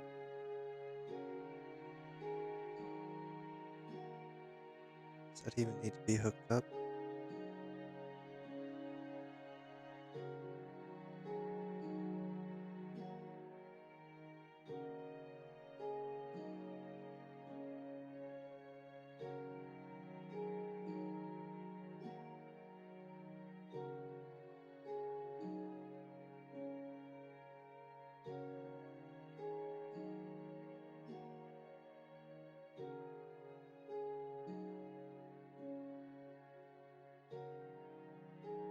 Oh, it's leaking air.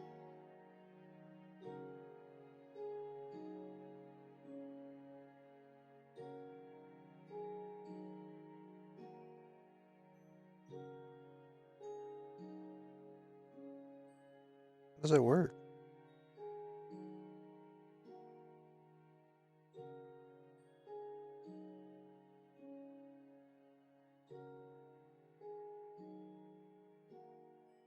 Uh,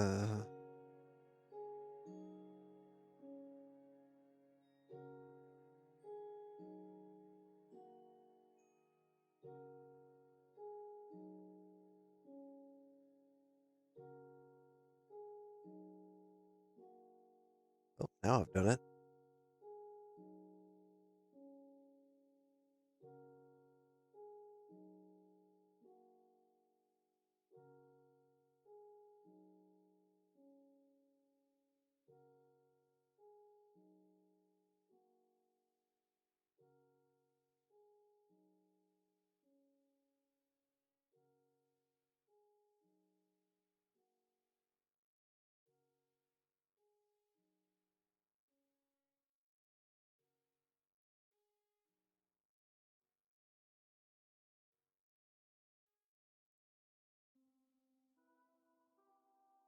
Okay.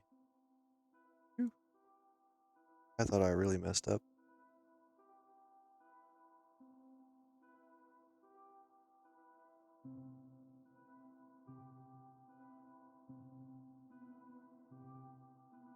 Does it just need to be powered?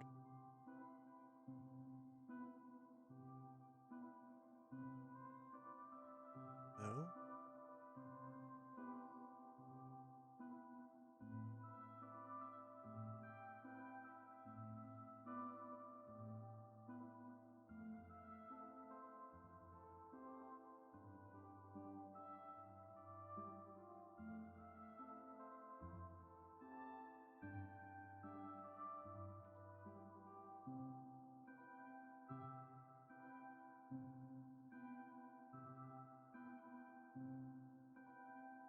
That's strange because I don't even know of a machine that can handle that much pressure.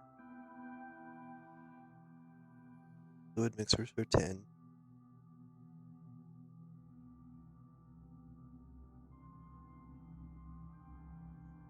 I think I got that backwards. I think pneumatic processing plants are 10. And fluid mixers, I think, are 5.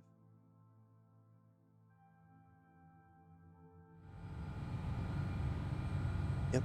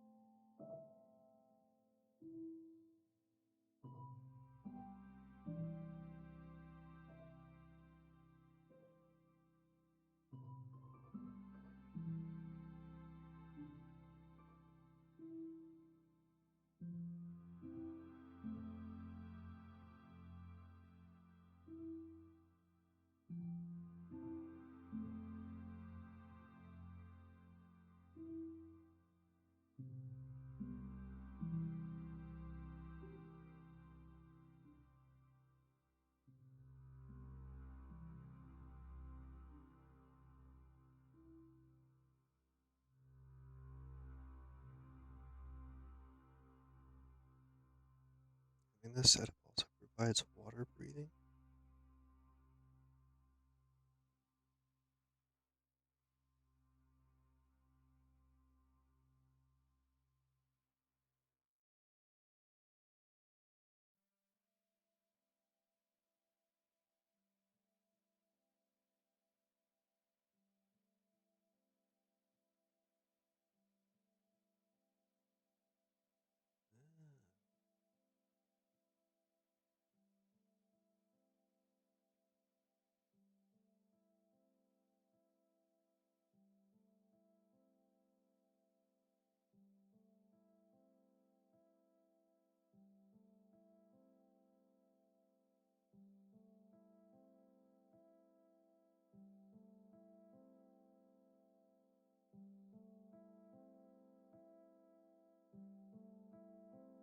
Ah, nice.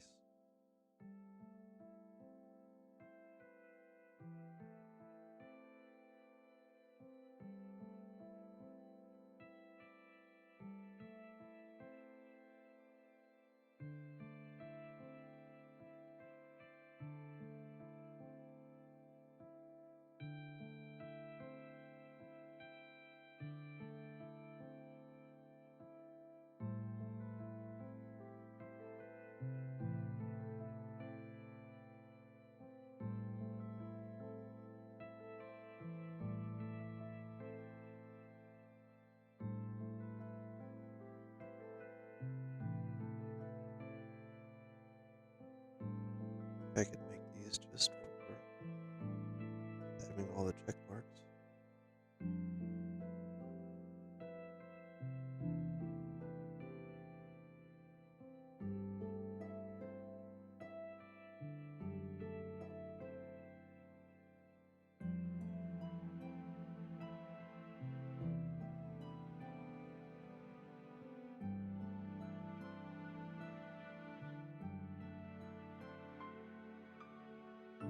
Oops.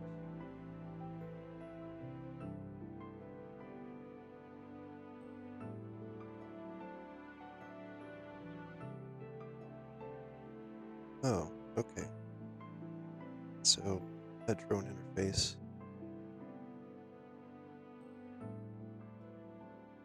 is for computer.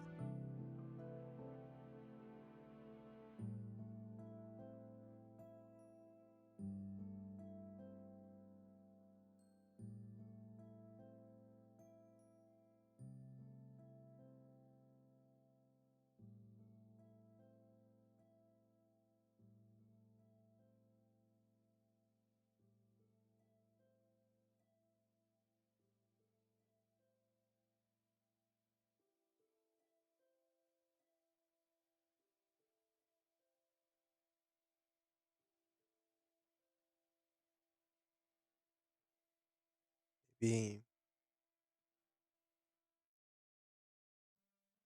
Put it right there.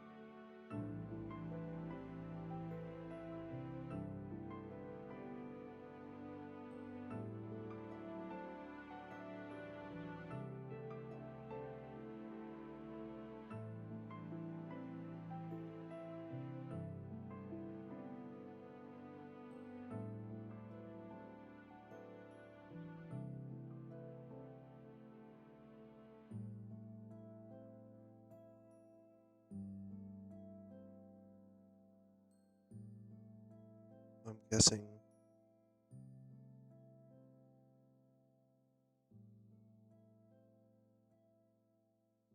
it's not operational.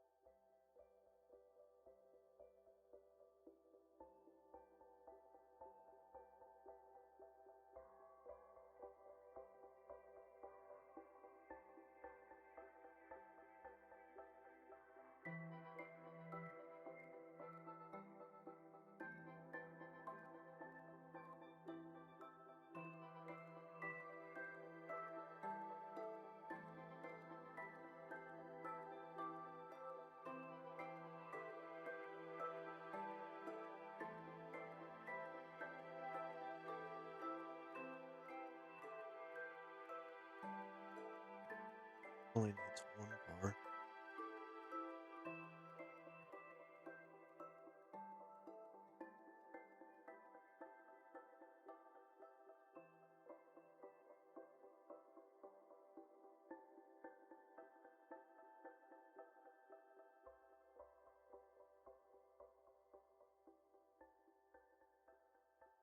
That could operate down here.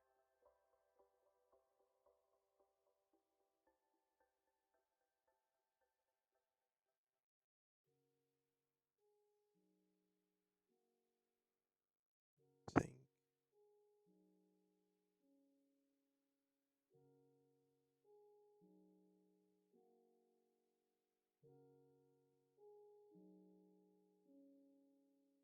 Put this here. Block off this side.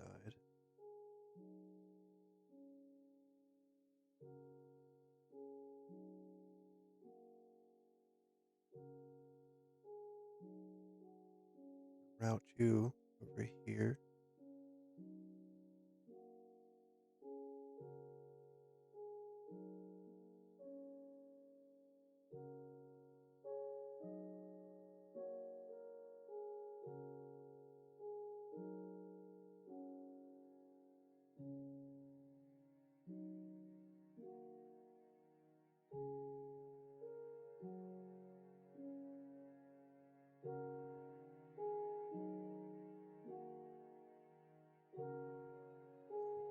Don't do that.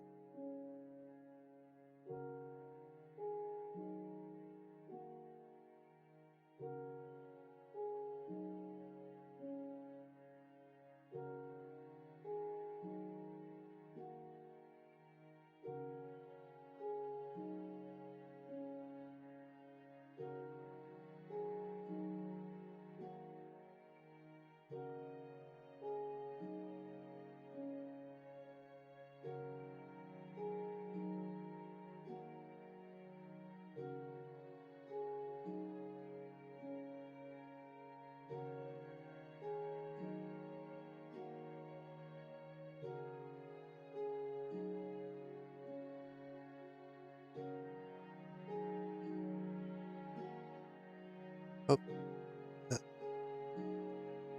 why'd you? Where's that even happening?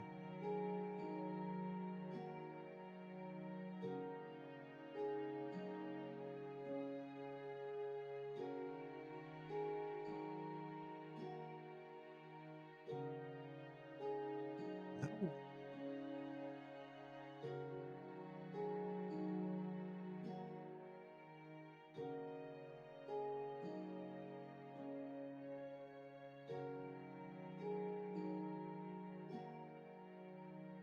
What's that?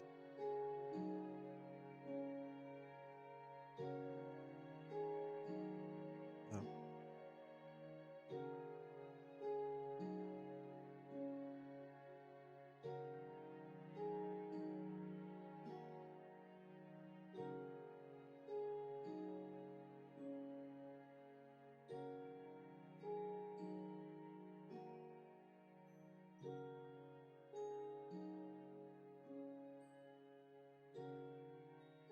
where's that going up? Oh, disconnected from there.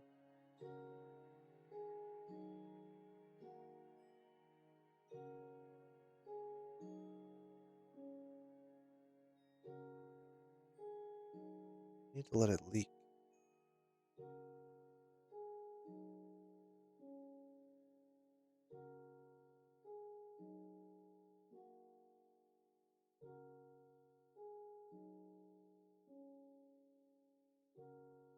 So how do I do that?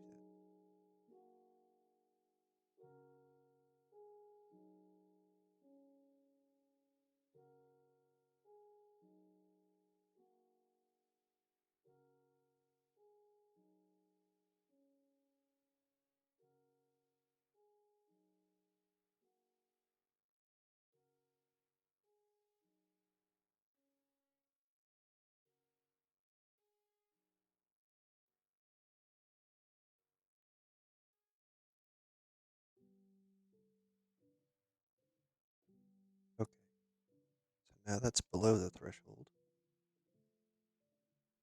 This shouldn't be that high.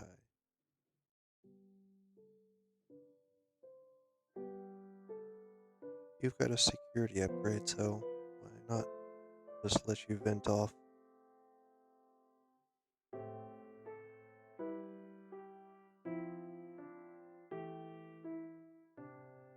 That there. That there. Close you. Open that one.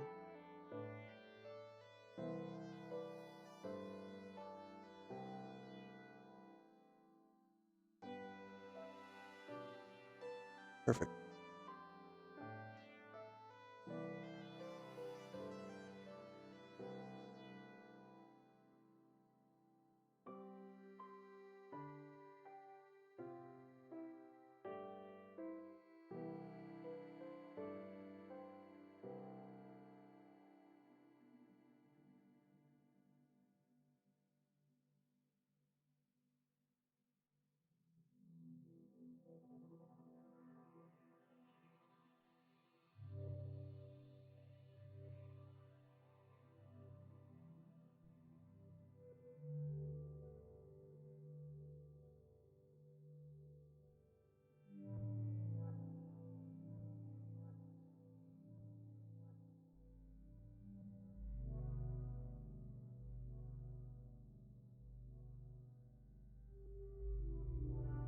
Okay.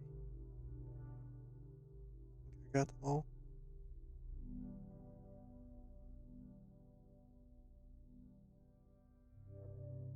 Now, since that's not connected, this, that,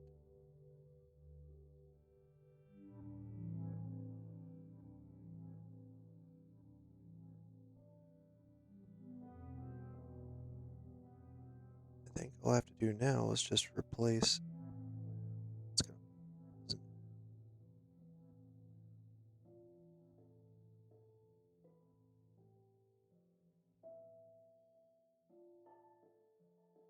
be nice if I could just replace that.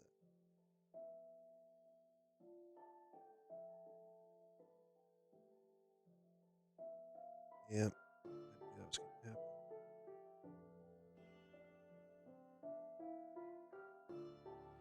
Oh gosh, no. Oh, that was almost bad.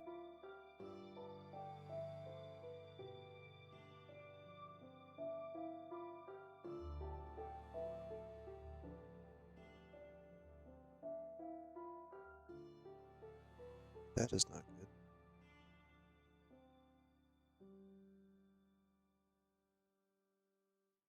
Put that on there. That on there. And I think this can go up to.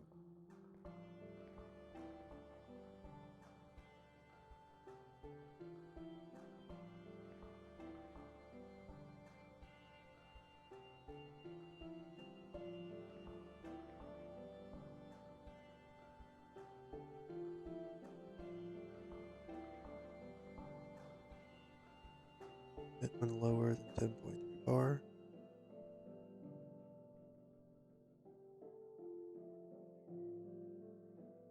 So that should turn off at 10.3.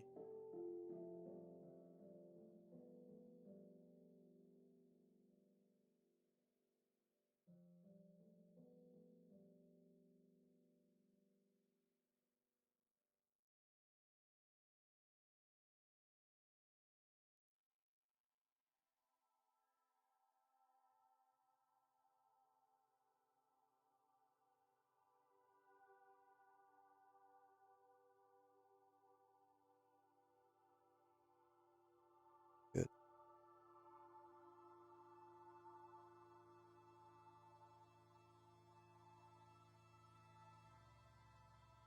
So now shouldn't that be feeding my suit?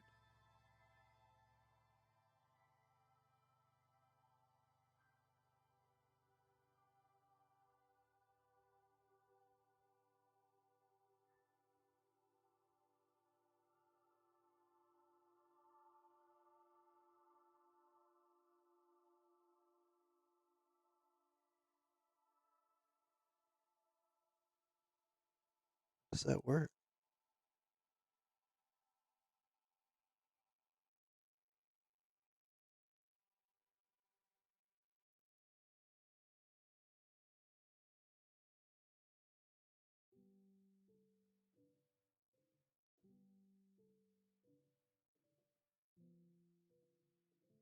I think I read it in the Quest.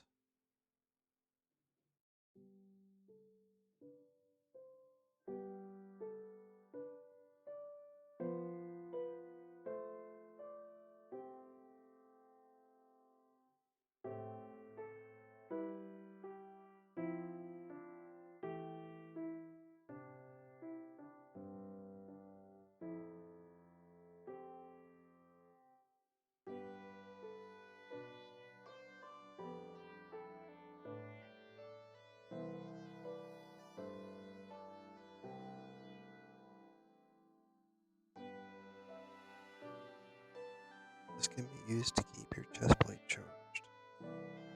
Does it mean the dispenser or just in general?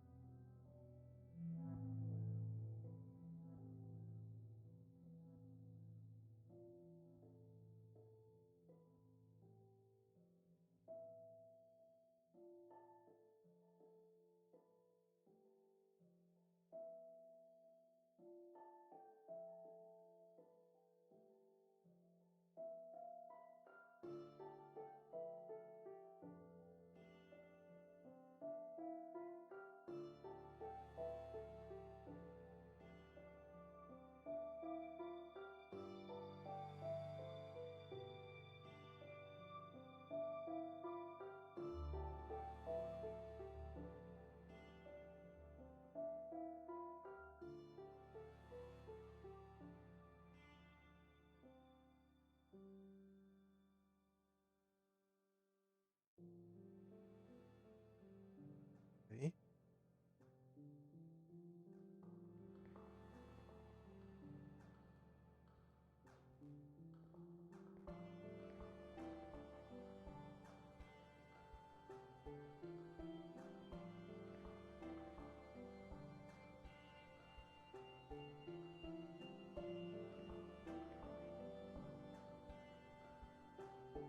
So there's 6 of those?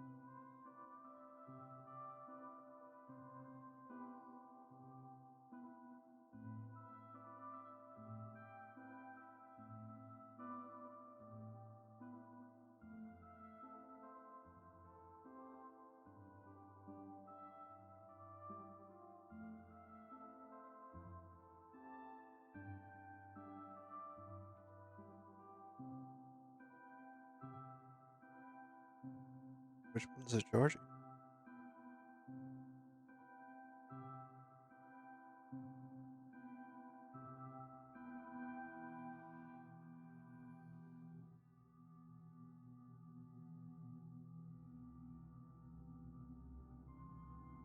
Okay.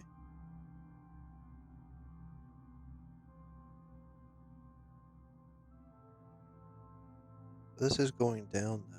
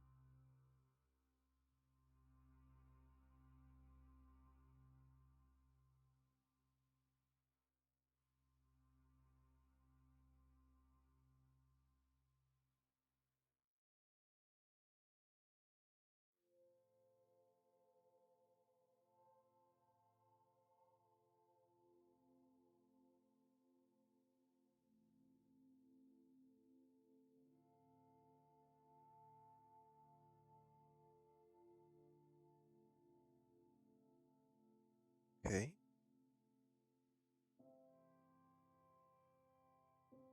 Now, does that mean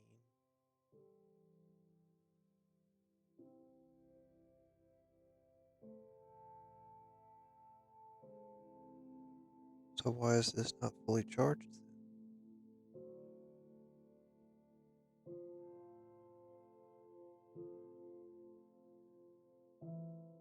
Oh, that's in J. Yeah.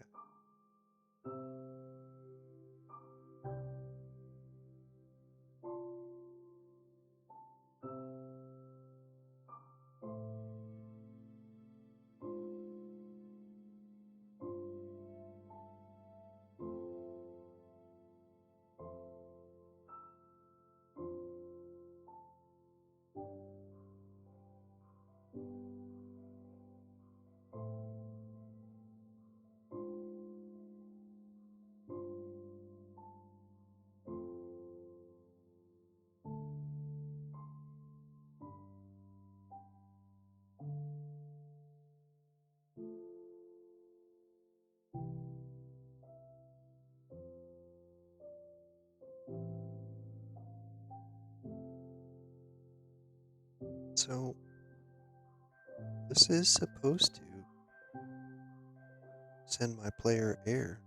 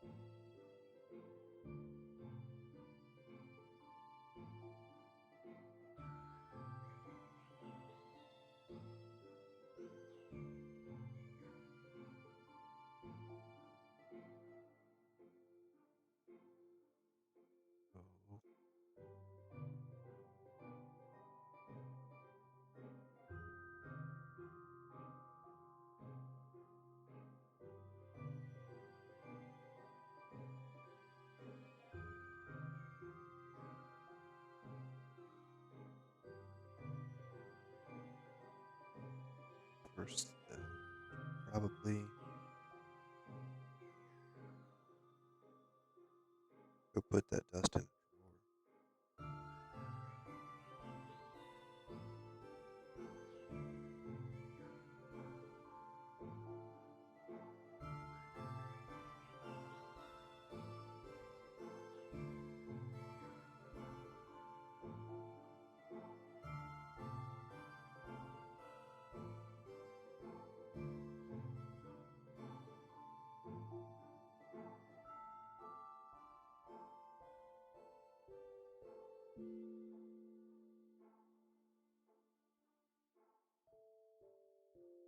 I guess I could keep that.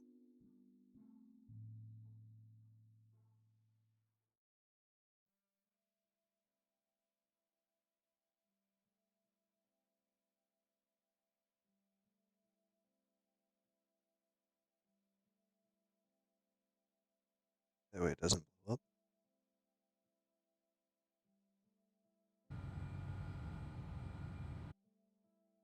Oops.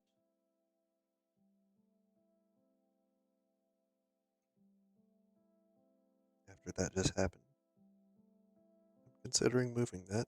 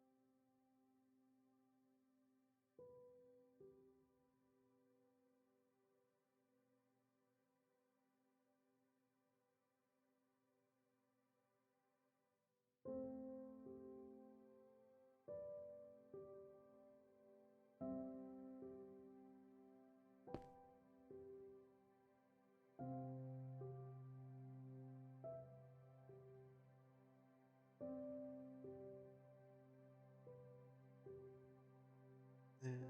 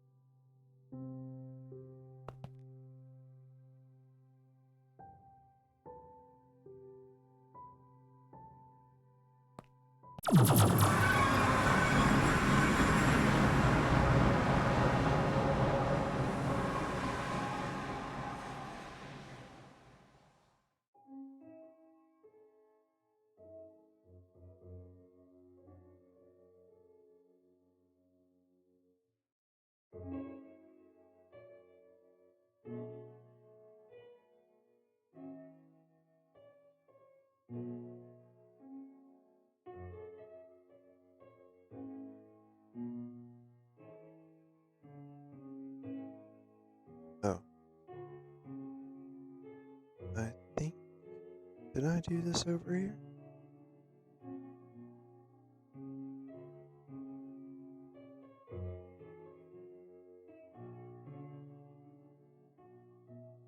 Why is this empty?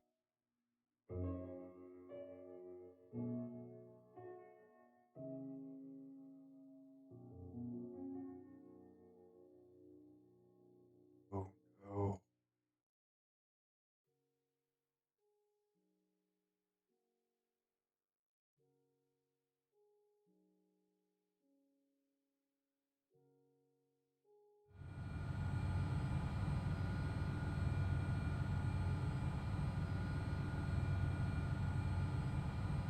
Why is this not being... Excuse me.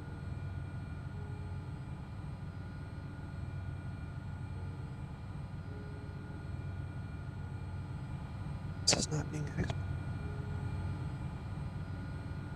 imported.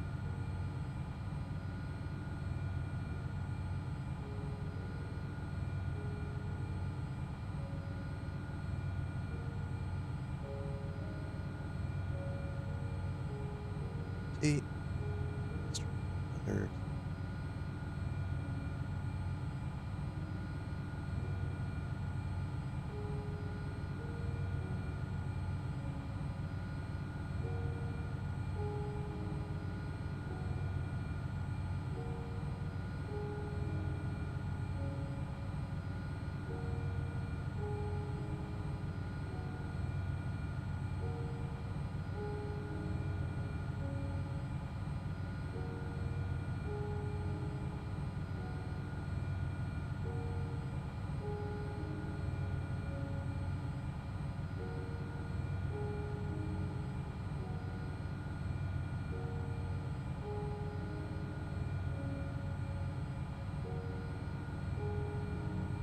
Okay, and I can't do that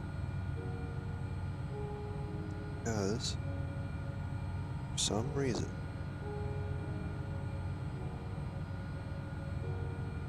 integrated dynamics does not like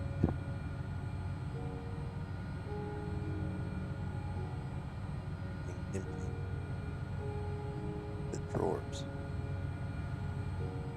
So now I've got to go back to the storage compact.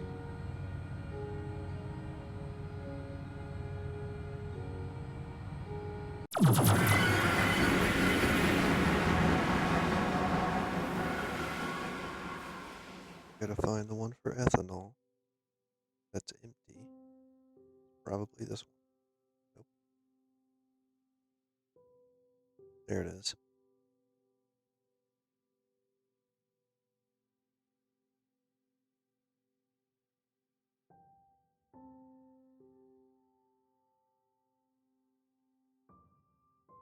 It's going down.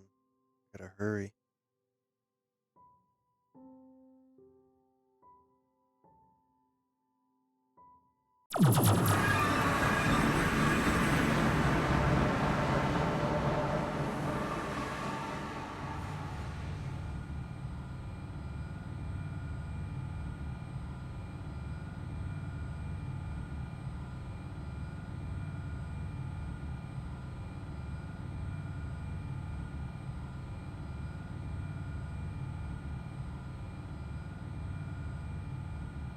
Because I don't think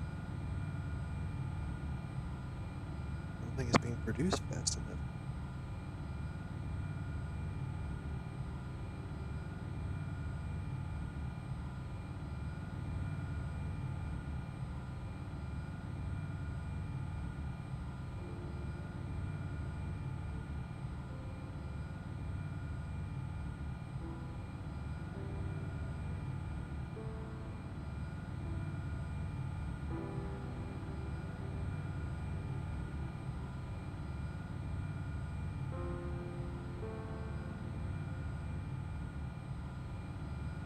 Yeah, for some reason I don't think that's producing fast enough.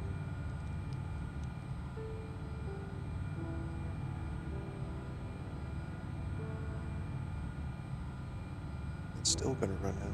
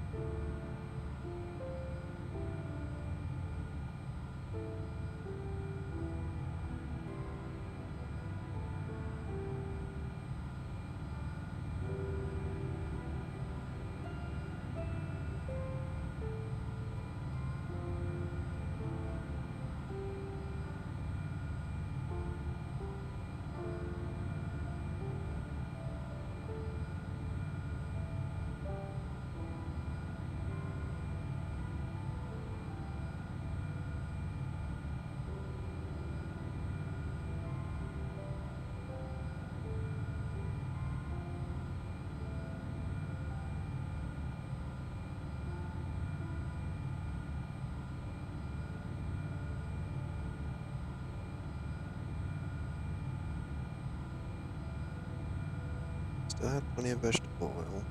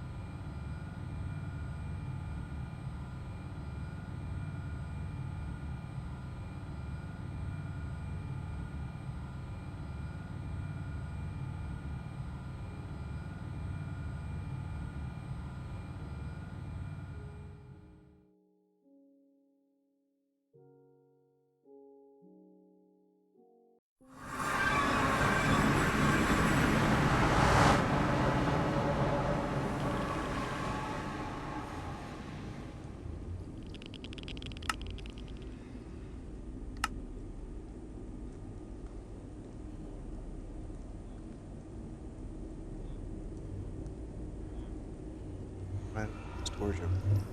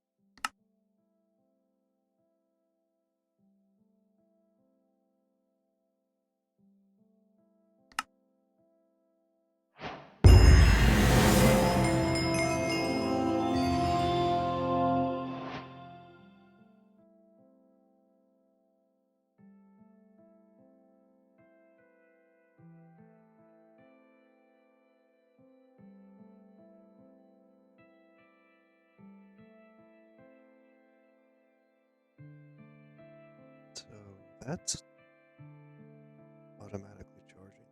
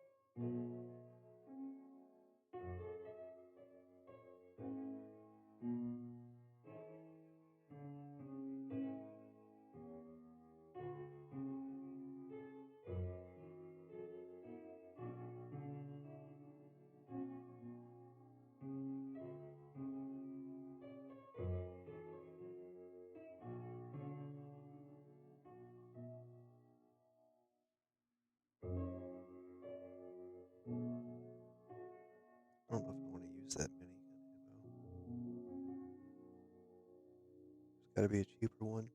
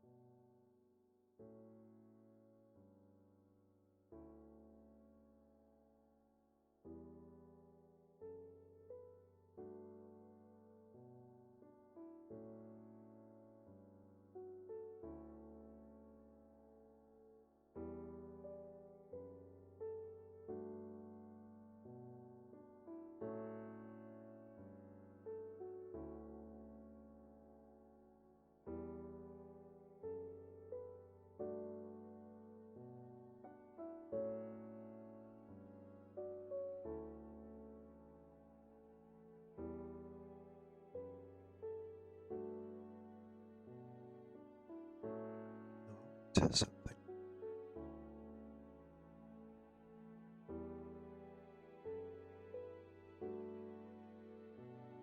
Put one of these down.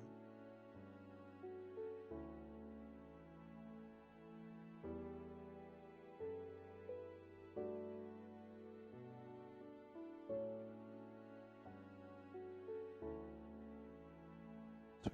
I have to have silk touch for that either.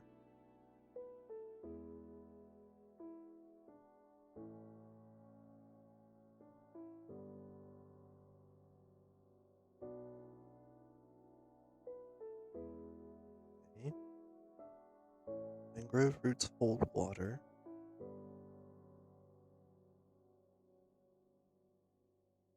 Yeah. Question.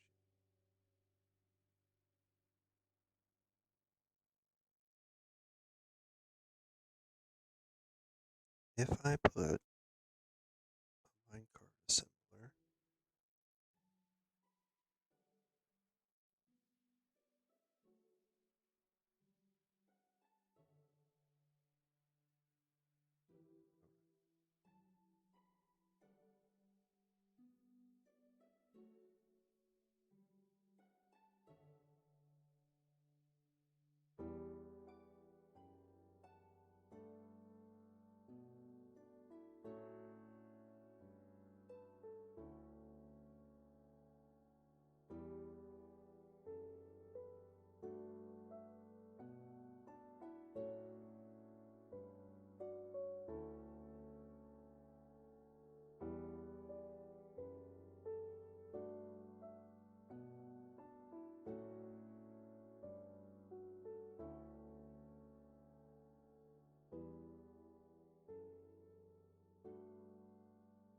I put down a minecart.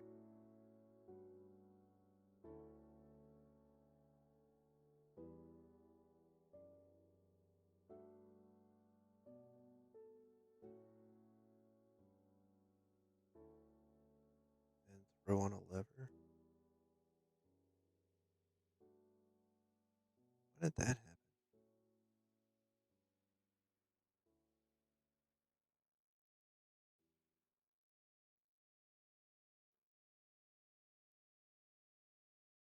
Didn't like that.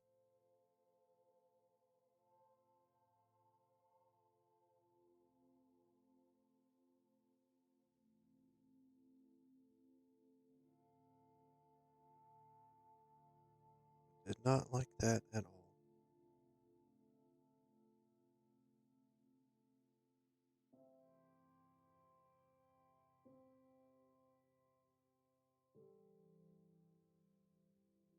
So that won't work.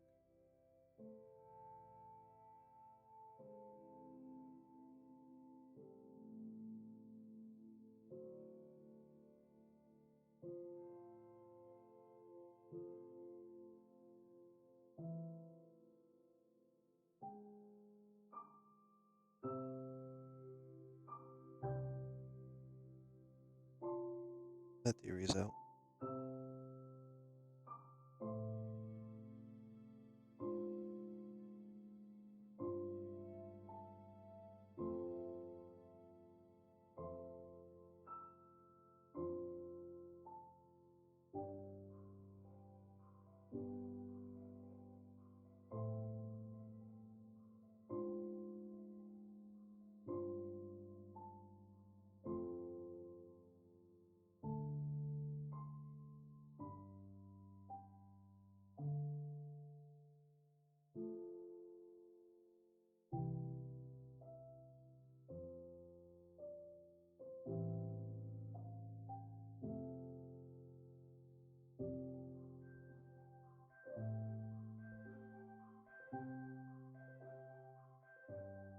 Earlier I picked up some minigun ammo. Looting.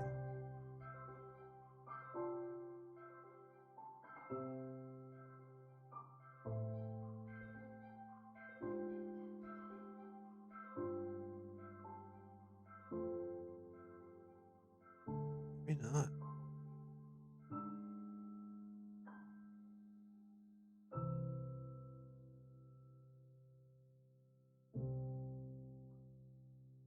Nope.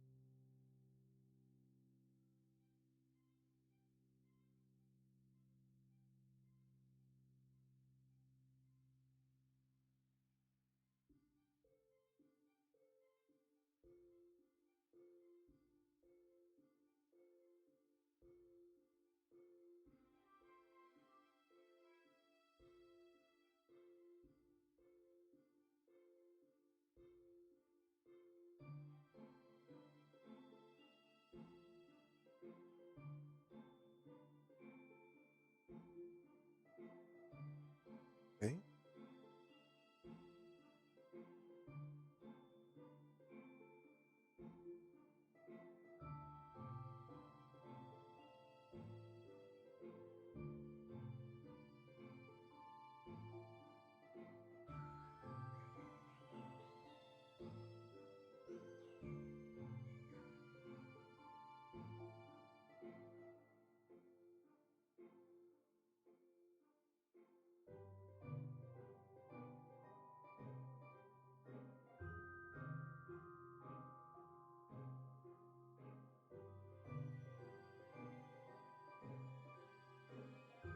Maybe I can get a witch before they fall down?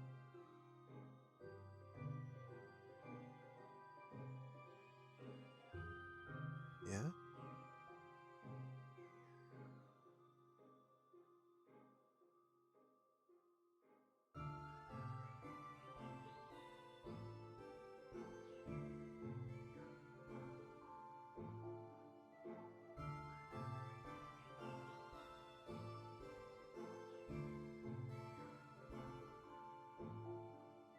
I don't think it does very much damage, though.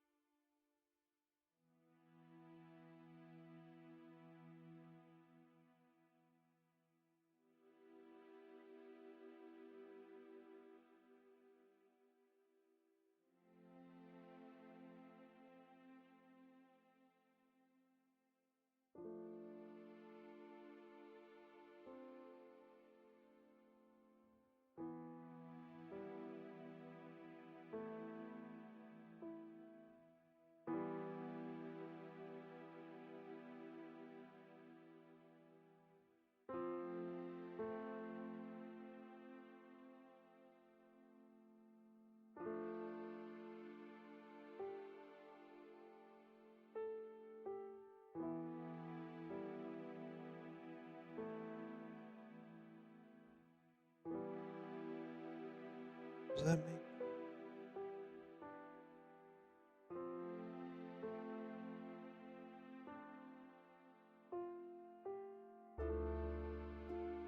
Not like resin.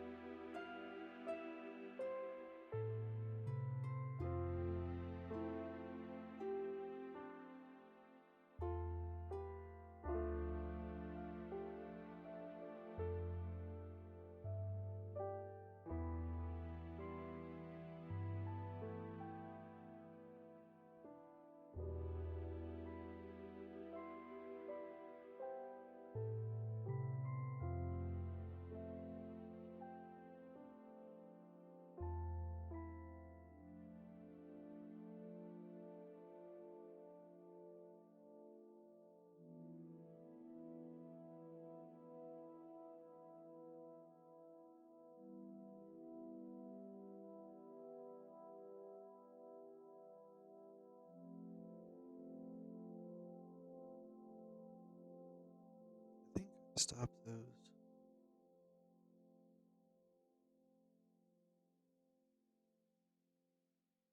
so they wouldn't use up ingredients.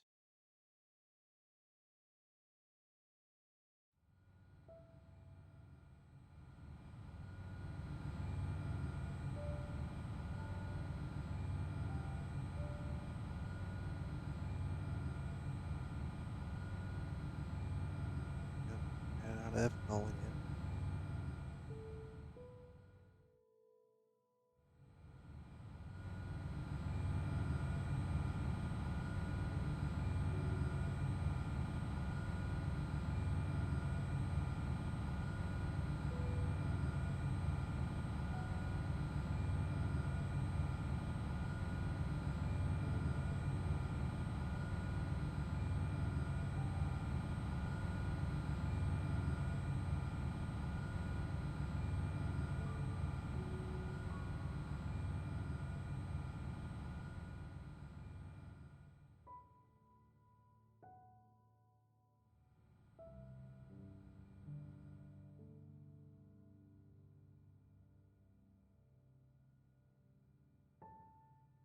It's just hard to produce.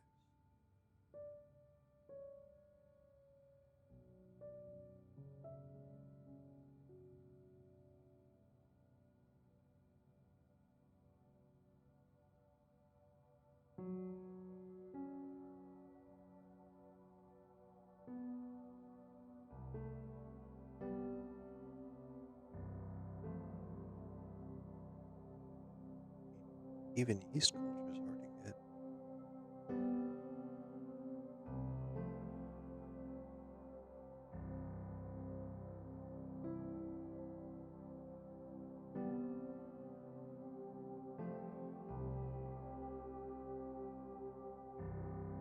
Although,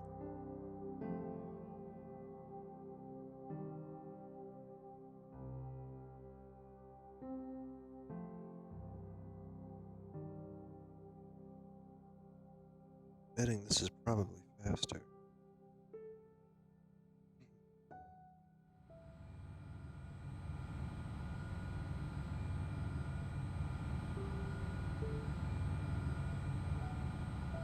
Question.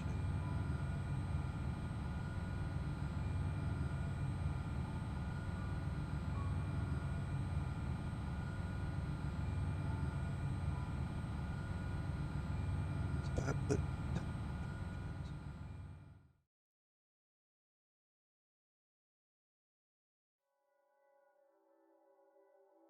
speaking of time torches,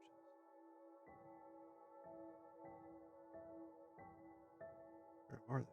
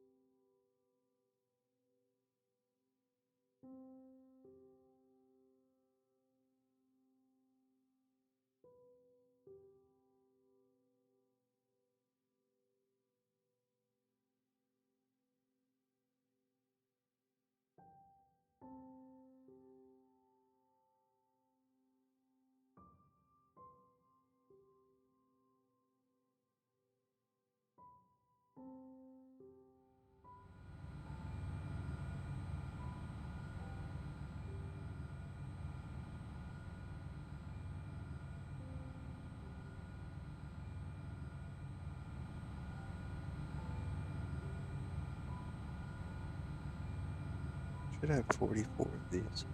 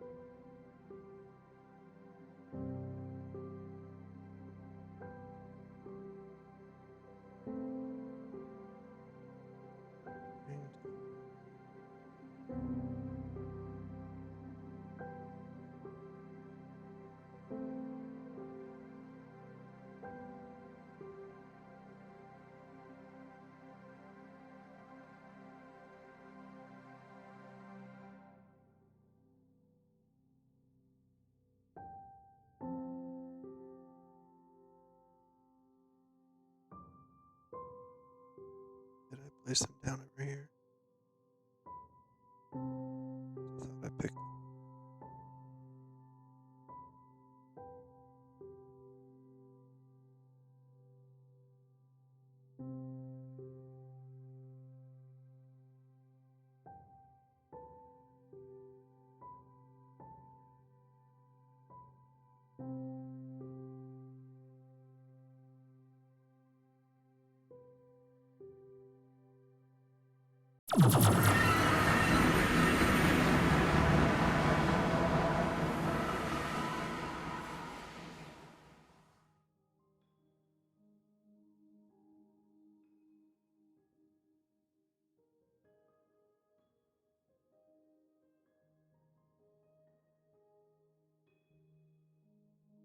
Did.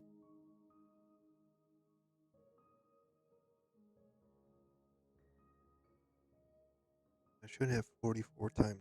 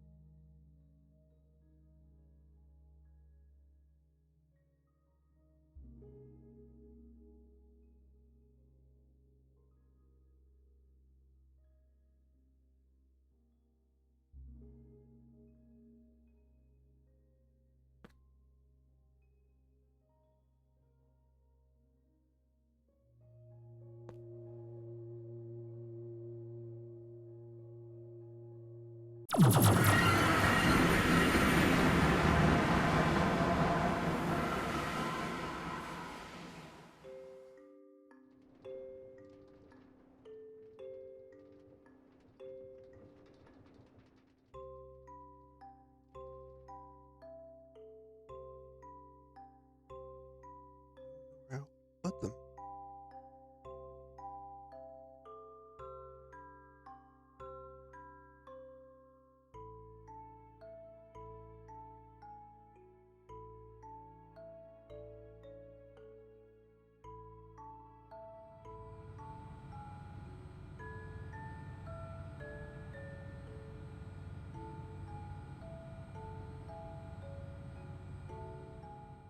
melt faster.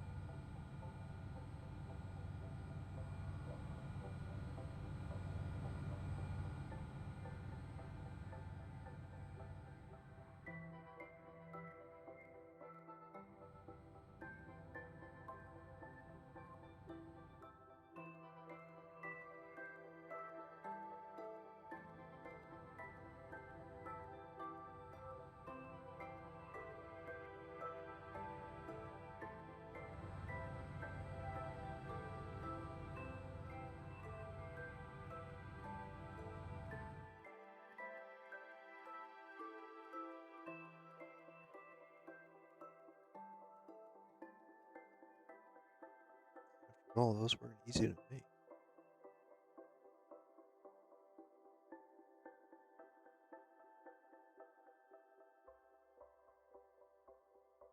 Oh, found them.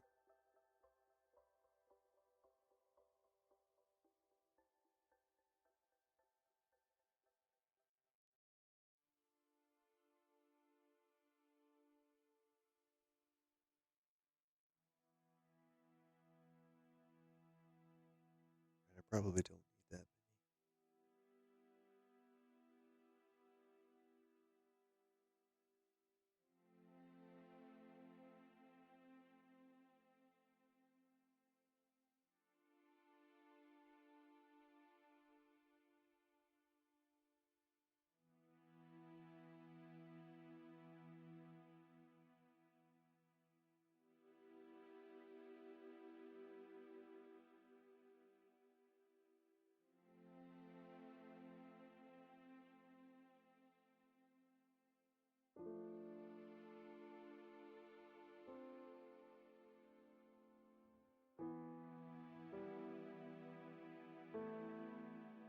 Matter of fact,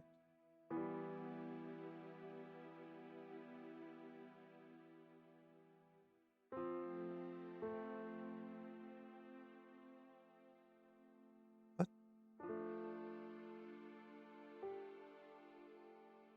That's what I meant to do.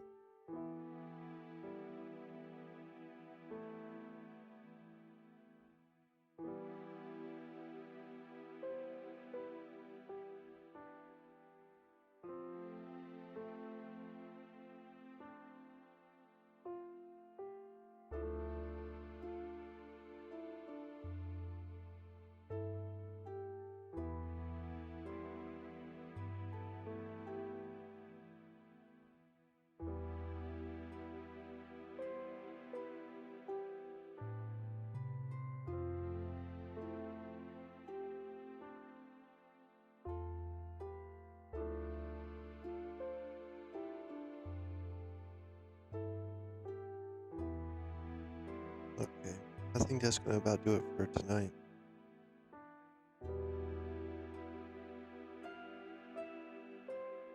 Well, as always, thanks for watching.